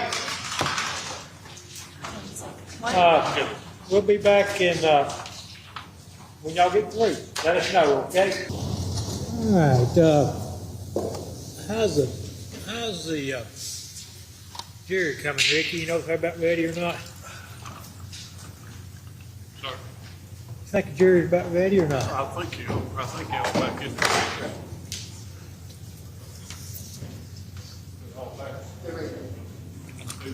All right, everybody ready?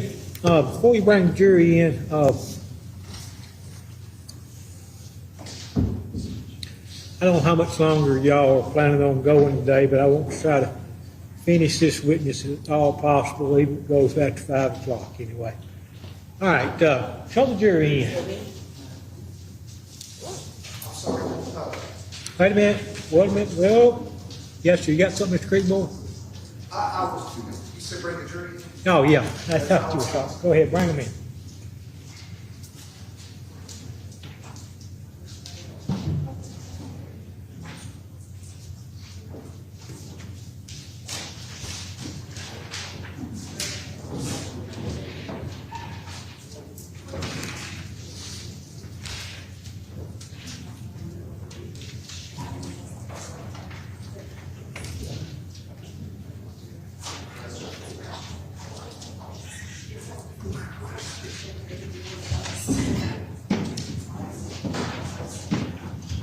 All right, everybody good on the jury?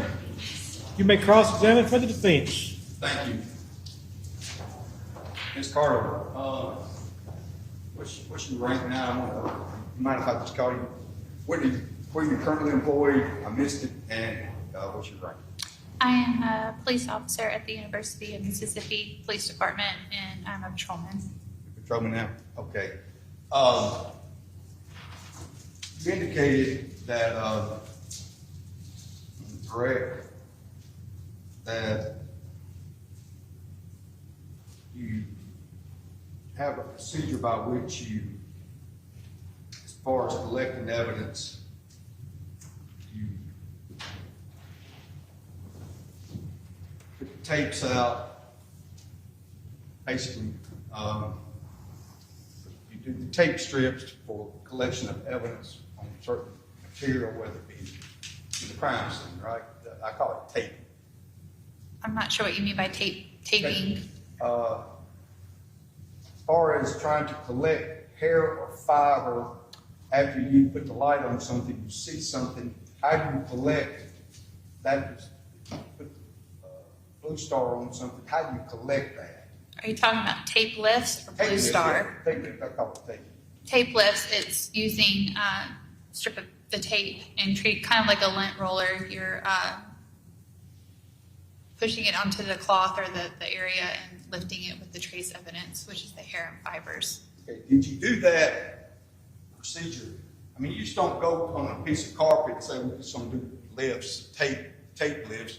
You use the Blue Star or whatever it's called. Let me know, tell the jury what you do in an effort to determine whether or not a piece of carpet or a bedding or anything may provide you some evidence of value once you put a light on. Tell us about how that works. Trying to figure out your question. You're wanting, question because is- Blue Star is different from tape lifts. I understand that. Okay. But how do you determine when you go to a spot whether or not you're going to do a tape lift on a room this size, is what I'm saying? If I was to process this room, how would process I determine if I'm going to do a tape lift? Yes. That you're Sure, asking. that's what I'm asking. I would do a visual inspection of the area and search the area visually, and then I could run an ALS, which would be the alternative light source, over that area to see if there was any stains or anything visible under that light. And then I would take tape lifts from different areas on the rug. And I assume you did that in Mr. Harrington's apartment, No, I did not. and were there no surfaces based on what you learned about the investigation that you may need to do that? Can There's you a couch. rephrase your question? There was a couch there. There was, I think there's a rug, some bedding, beds, stuff everywhere, clothes everywhere. Did you do any ALS investigation or evidence search in Mr. Harrington's apartment? Yes, I ran an alternative light source over his bed in his bedroom. Okay. And did you take any tape lifts? No, sir. You did not. Did you do it anywhere else in his apartment? No, sir. All right. Did you have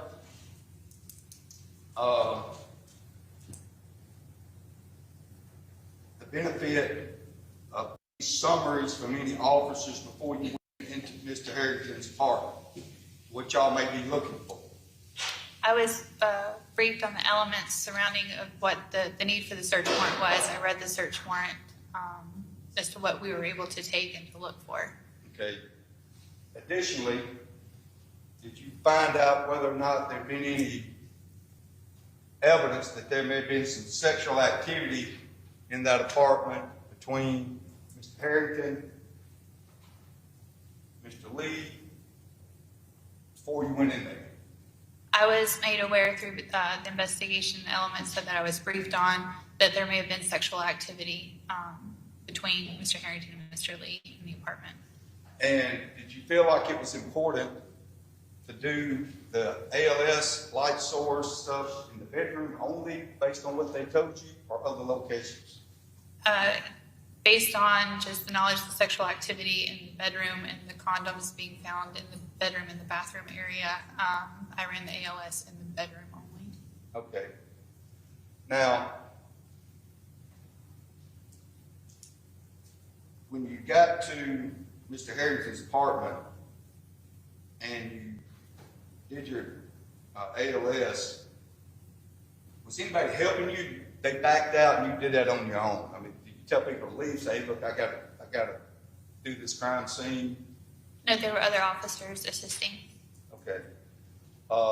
Did you find any evidence or did you have any concerns at all that the crime scene may have been contaminated whatsoever?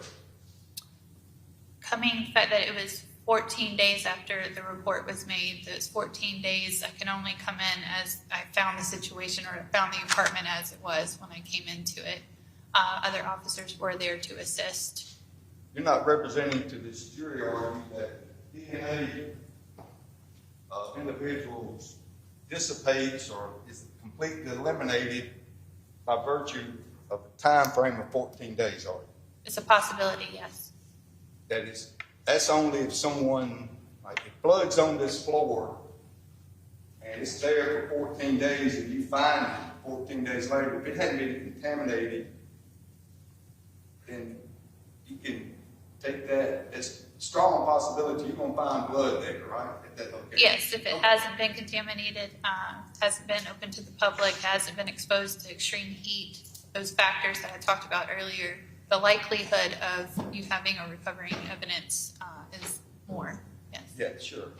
And that's why y'all went in there on the 20th. I mean, you didn't go in there and wait and say, look, it's 14 days later, we're not going to do this because we're not going to find anything. You did that because there's a probability that if there's semen, saliva, blood, or urine at that scene, that you're in there to collect those items because your protocol is that's not too far removed in time to collect evidence of that nature, correct?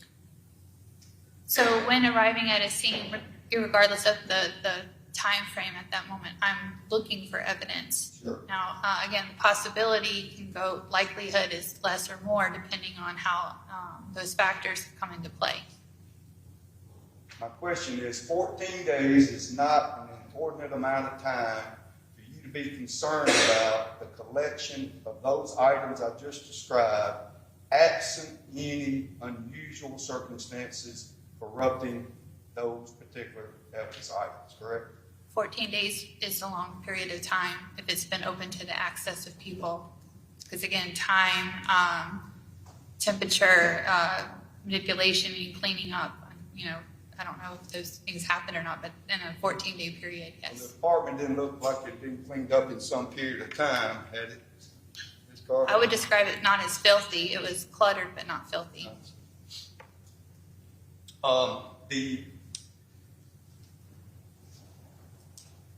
When you went to the house of the Herrington residence in Grenada, all these materials, all these shovels, this wheelbarrow is materially in the same condition today as it was the time that you seized them or they were taken, right? Materially. Materially, I would say No, because they've been in a different location. They were moved to a different location. I understand, but looking at them, they're materially in the same condition. Asked and answered. I know they've I'll been let- moved. He's on cross-examination, I'll let you keep I that. know they've been moved, but there's nothing about this wheelbarrow and these 3 shovels, the condition of them, otherwise couldn't get them into evidence with them. But nothing about this wheelbarrow and these 3 shovels alarms you that it's not in the same condition as it was when it was seized at the time when you went to the Herrington residence, right? Looking at these items today, and having, when I last seen them, it was 2 years ago, they appear to be in similar condition as to how I found them. They haven't been materially altered in any way. They haven't, that's not a trick question. No, I'm trying to understand what you mean by It's not been materially materially altered. altered. It appears to be the same 3 shovels, the same wheelbarrow, the same condition that you, That I saw them in as of 2 years ago, correct? thank you. And I want to clear something up a little bit. The September 5th, 2024 day, do you have any idea when the analysis of these items that you testified about actually took place at the either Scales Laboratory or any other location? I cannot answer the questions with regards to any of the analysis done because I was managing those reports. Now, as far as any crime scene or potential crime scene pertaining to the Herrington apartment in Oxford or the box truck or the Herrington house, as far as the submissions that you did on those items, after you submit them, you're basically done with it, right? Yes, sir. My role was to go to the scenes, execute the search warrants, to recover those items, inventory them, and place them into evidence. The photograph that counsel opposite introduced of the box truck, are there any more photographs that you have that you didn't introduce? My understanding, there were more photographs that I took, yes, of the box truck. And did you, in this truck right here, I don't know how to work this thing, right? Yes, Your Honor. In the Approach just briefly. Come on.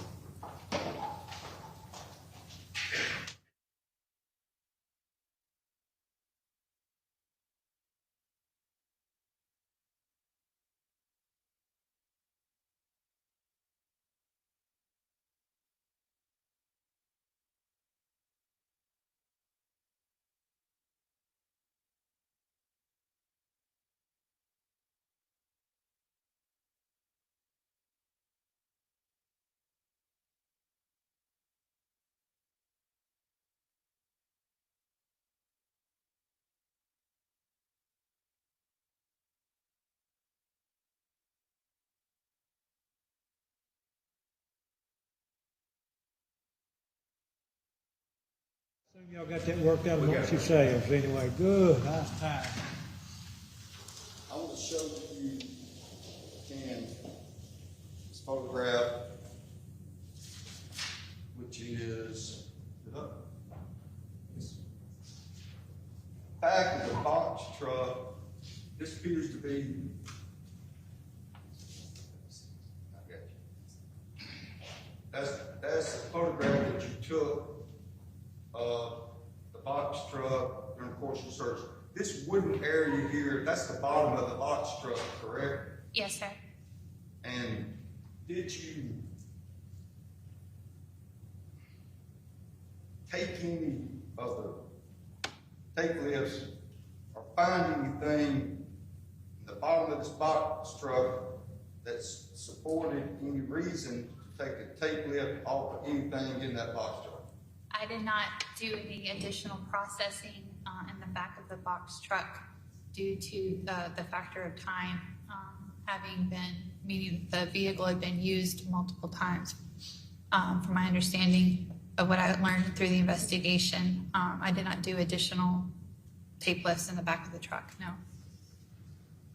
But it's possible, is it not, that there could be, if there were blood urine, saliva, dried items of that nature on the wooden portions of the box truck or the wall or in the interior of the truck, it's possible that evidence could be there through either light source, ALS source, or other mechanisms to get The possibility of that, like we were talking, biological material is what you named, saliva. The possibility of those being present, if there had been contact, yes. The likelihood would be diminished as it had been a very long period of time and multiple people had access to that area. multiple people having access to it, but you didn't take any samples to determine whether or not it had been scrubbed or cleaned or anything like that, right? No, sir, I did not. All right, next item is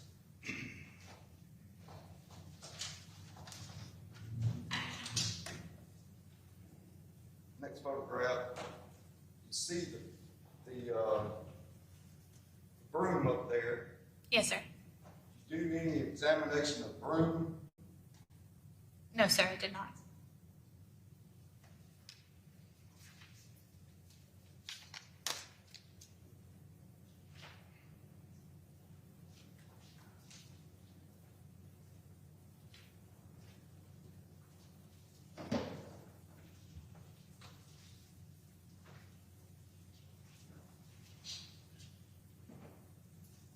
As far as the residents of Herrington, I believe S83, interior of the house when you went into the bedroom, you took some photographs of the duffel bag, shirt in it.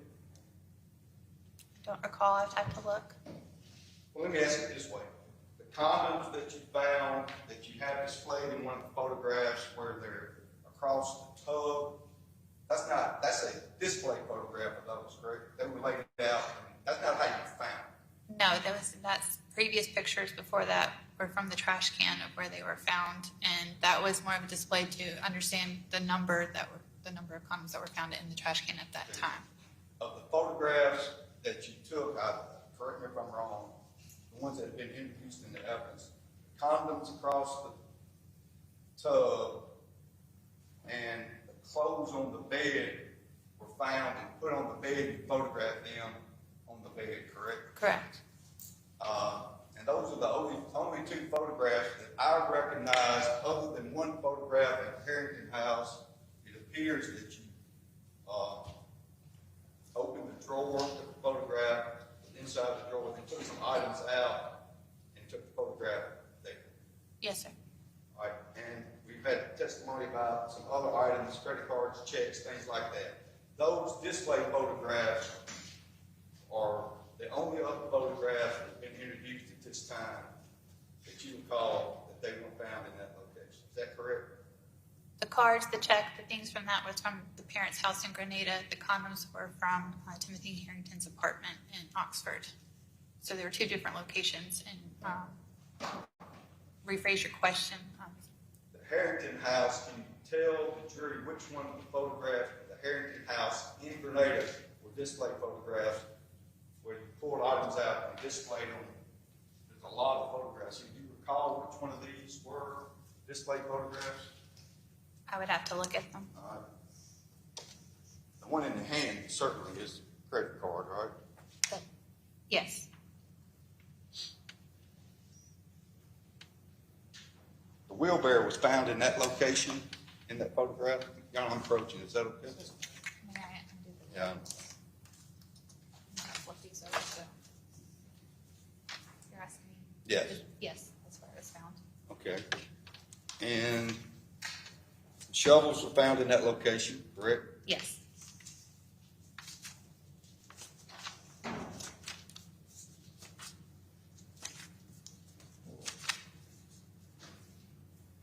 Did you, this SW450, you opened up did you open that up or was it found that way? Another officer opened that because they were assisting in the search. Okay, who was there? I don't recall. But it wasn't like that. It was not displayed open like that. That's the position I found it. I thought I saw one more. But let's make I sure they got didn't fall. it. I got it. Thought I saw one of the T-shirts that you referenced was taken out and photographed. Is that right or wrong? You remember? I don't recall. I'd have to Thank you. look. I think that's all I have for this witness. I think. Won't you gather up the paperwork there and then consult with your clerk and make sure.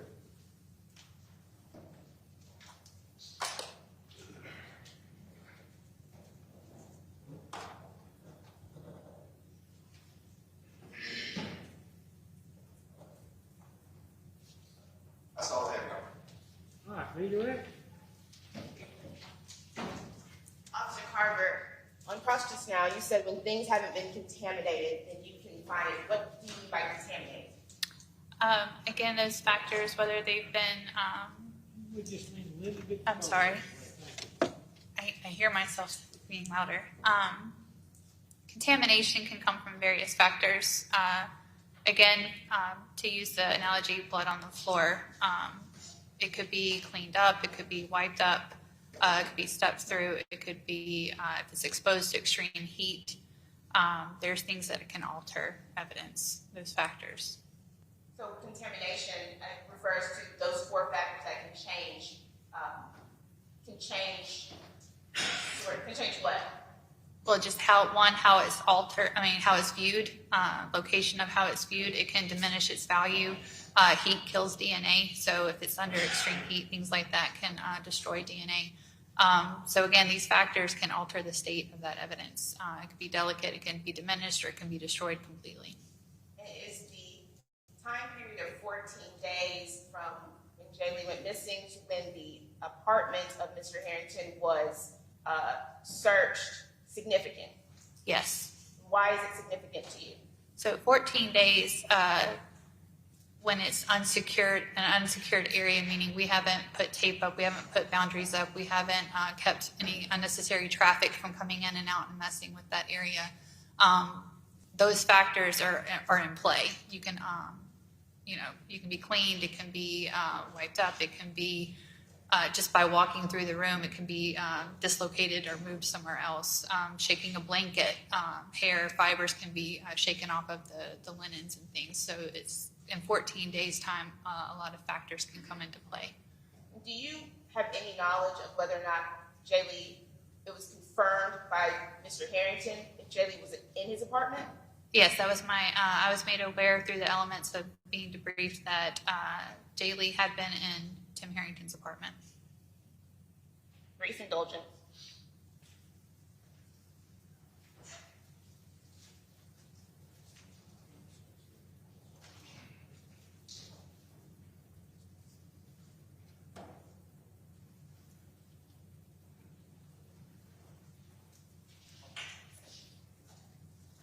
You did several swabs and tape lifts, and they were asked about.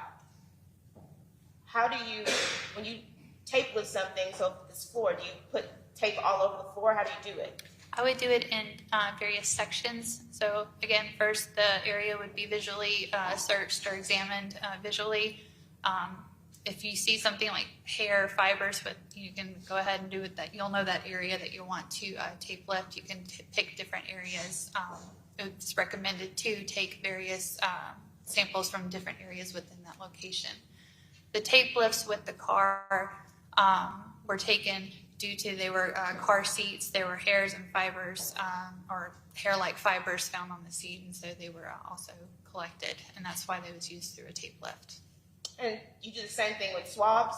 That's correct, yes. Is it possible when you swab an area or you tape lift an area that you could just miss something?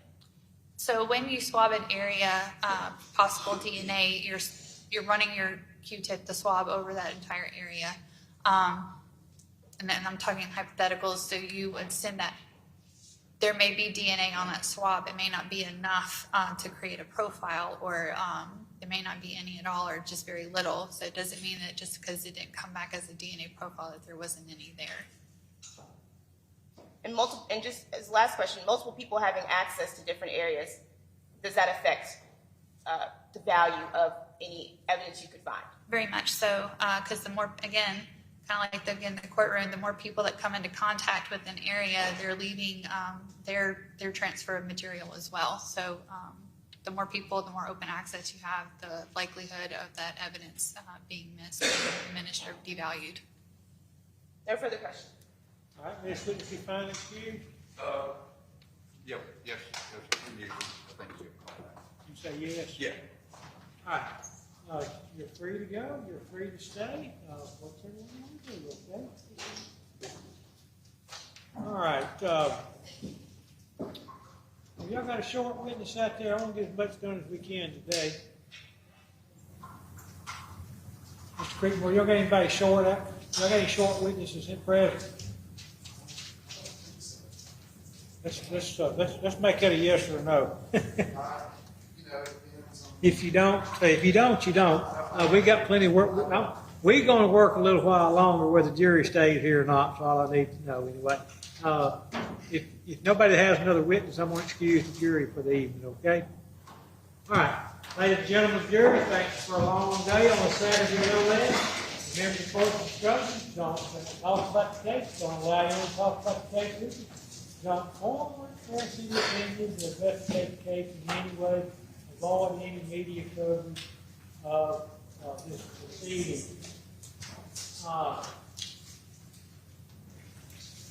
We're probably going to work some, but not much tomorrow.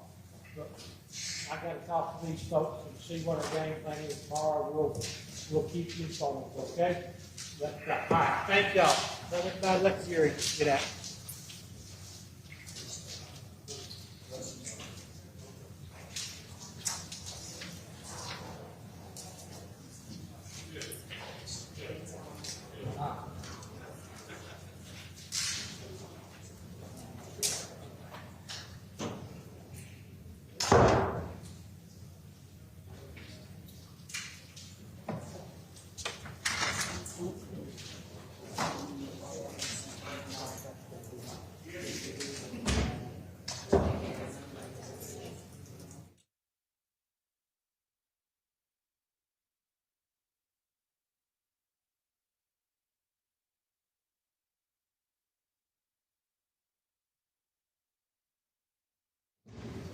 Everybody's gone.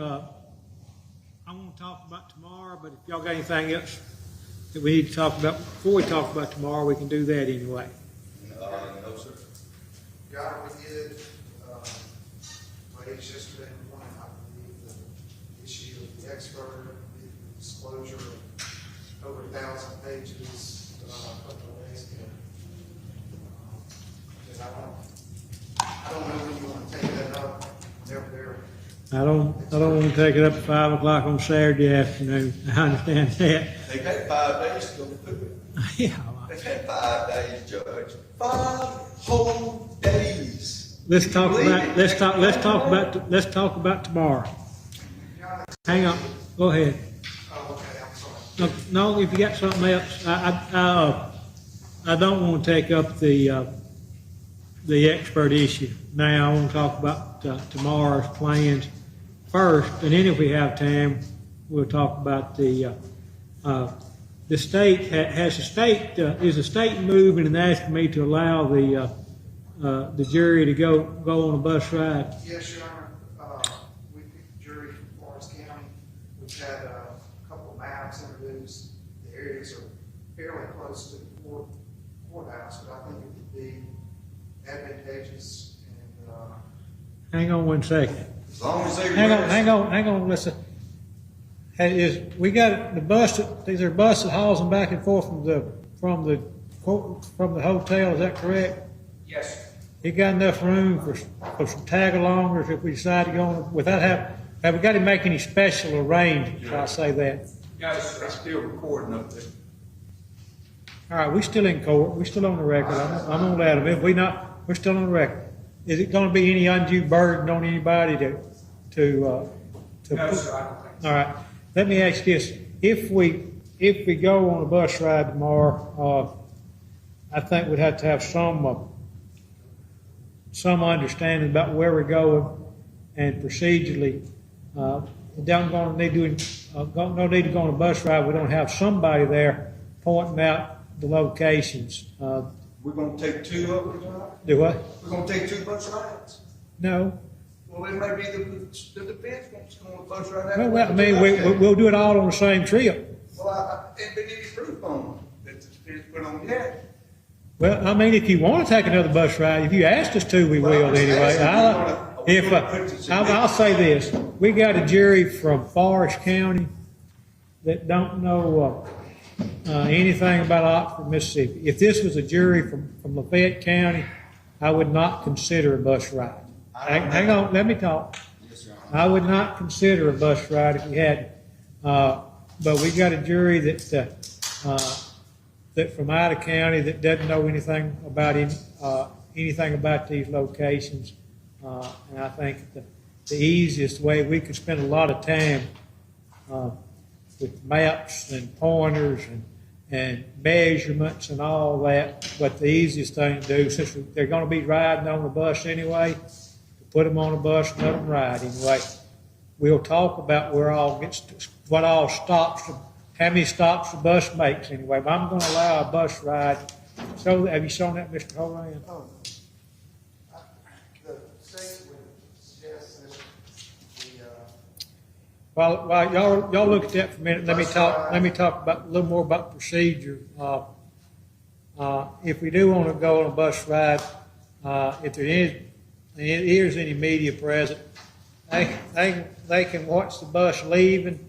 They can film the bus leaving. They can film the bus coming back with no videos of any jewels, but not follow along behind us. We'll announce for the record where we're going before they go. If they at some other point want to go make their own tour, they can anyway. But let's talk about where the bus needs to go. Your Honor, can I say something? Yes, sir. State address is it, first of all. Okay. And unless they're gonna rest, before we take this bus ride, I'm gonna object to it. Talk about different locations. We got Baker. We're gonna talk about locations, part of their investigations, where people live, things of that nature. If we had a case here in Lafayette County, and there were 15 locations, the court wouldn't allow, if it was a Lafayette County jury, you just assuming, Your Honor, that the people in Lafayette County have any more or less knowledge about a location if they live in Taylor, Abbeville. My point being, Judge, it's going to put undue emphasis on the state's case if we do it right now. The state can make their case in the order they want to. If you want to take a bus ride in your case, we'll take one in your case. Why would it make any difference if they took it right now or at the close of their case? Because Mr. Baker is going to testify about anticipation. If they don't bring it out on direct, Mr. Baker and Mr. Burke is going to testify about other locations, especially Mr. Baker, other locations relevant to the case, and testify about 5 or 6 other locations. Haul them back out there again.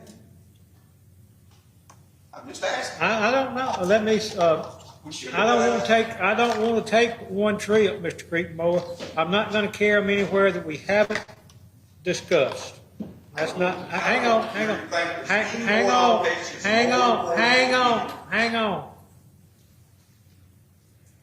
I'm not going to carry them anywhere that we haven't discussed.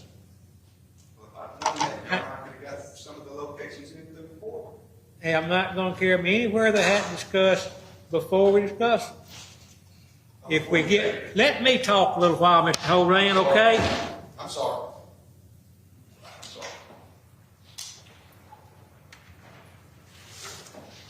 I'm not carrying a jury anywhere that they haven't heard discussed. It's practical in the morning. They're going to have a early lunch at 10:30 tomorrow. It's practical at this time to let them go on a bus ride in the morning. They've indicated they want to wash clothes and stuff like that. tomorrow afternoon. If it later develops that either side wants to have another bus ride, it's about 200 yards from the hotel from here, and a bus is sitting in front of it. We talk about a radius of 5 miles at the most. We got a bus driver that we're paying. It's no big deal. If anybody wants more bus rides, we'll give them bus rides. But we're talking about not leaving more than 5 miles from this courthouse and a bus sitting out there running. So I'm not going to hinder the state or the defense in putting on their case in the order that they want to put their case on. We'll argue now, I'm going to let a bus ride, about what the stops on the bus ride will be, and see if anybody wants to have it. If at the close of the state's case or at the opening of the defense case, anybody wants to take another bus ride, it'll take about 10 minutes to do. Unless we go to Grenada. Unless you want, and if you want to go to Grenada, I'm going to assume this jury from Hattiesburg don't know nothing about Grenada either. I'll give you that option. All right? I'm not saying we're going to. I'm not saying. What's good for the goose is good for the gander. I've told you 2 or 3 times, and I mean that. Thank you. All right. Let's talk about where we want to go. Campus Walk to Lafayette Place. From Lafayette Place to Malabar Trails. From Malabar Trails back to Lafayette Place through the back road, Anchorage Road. I'm sorry, from Malabar Trails. Let's hear the state's proposal on a starting place and an ending place. From Malabar Trails parking lot to the Walmart. So you go from Campus Walk to Lafayette Place, from Lafayette Place to Malabar Trails. There you go. You carry me faster than I can think. Campus Walk apartment, J. Lee's residence. From there to Lafayette Place, which is Tim Herrington's residence. From Okay. Tim Herrington's residence to Malabar Trails, which is where J. Lee's car was towed. Let's talk more specifically about that. Are you proposing to follow the route that was in exhibit whatever? Yes, sir, Rainbow Cleaners. Rainbow Cleaners, Jackson Drive. volleyball. We'd be talking about going from Lafayette, past Rainbow Cleaners, Yes, sir. And then to Rebel Drive, past Rebel Drive, left on Malabar, past Rockets, into Malabar Trails.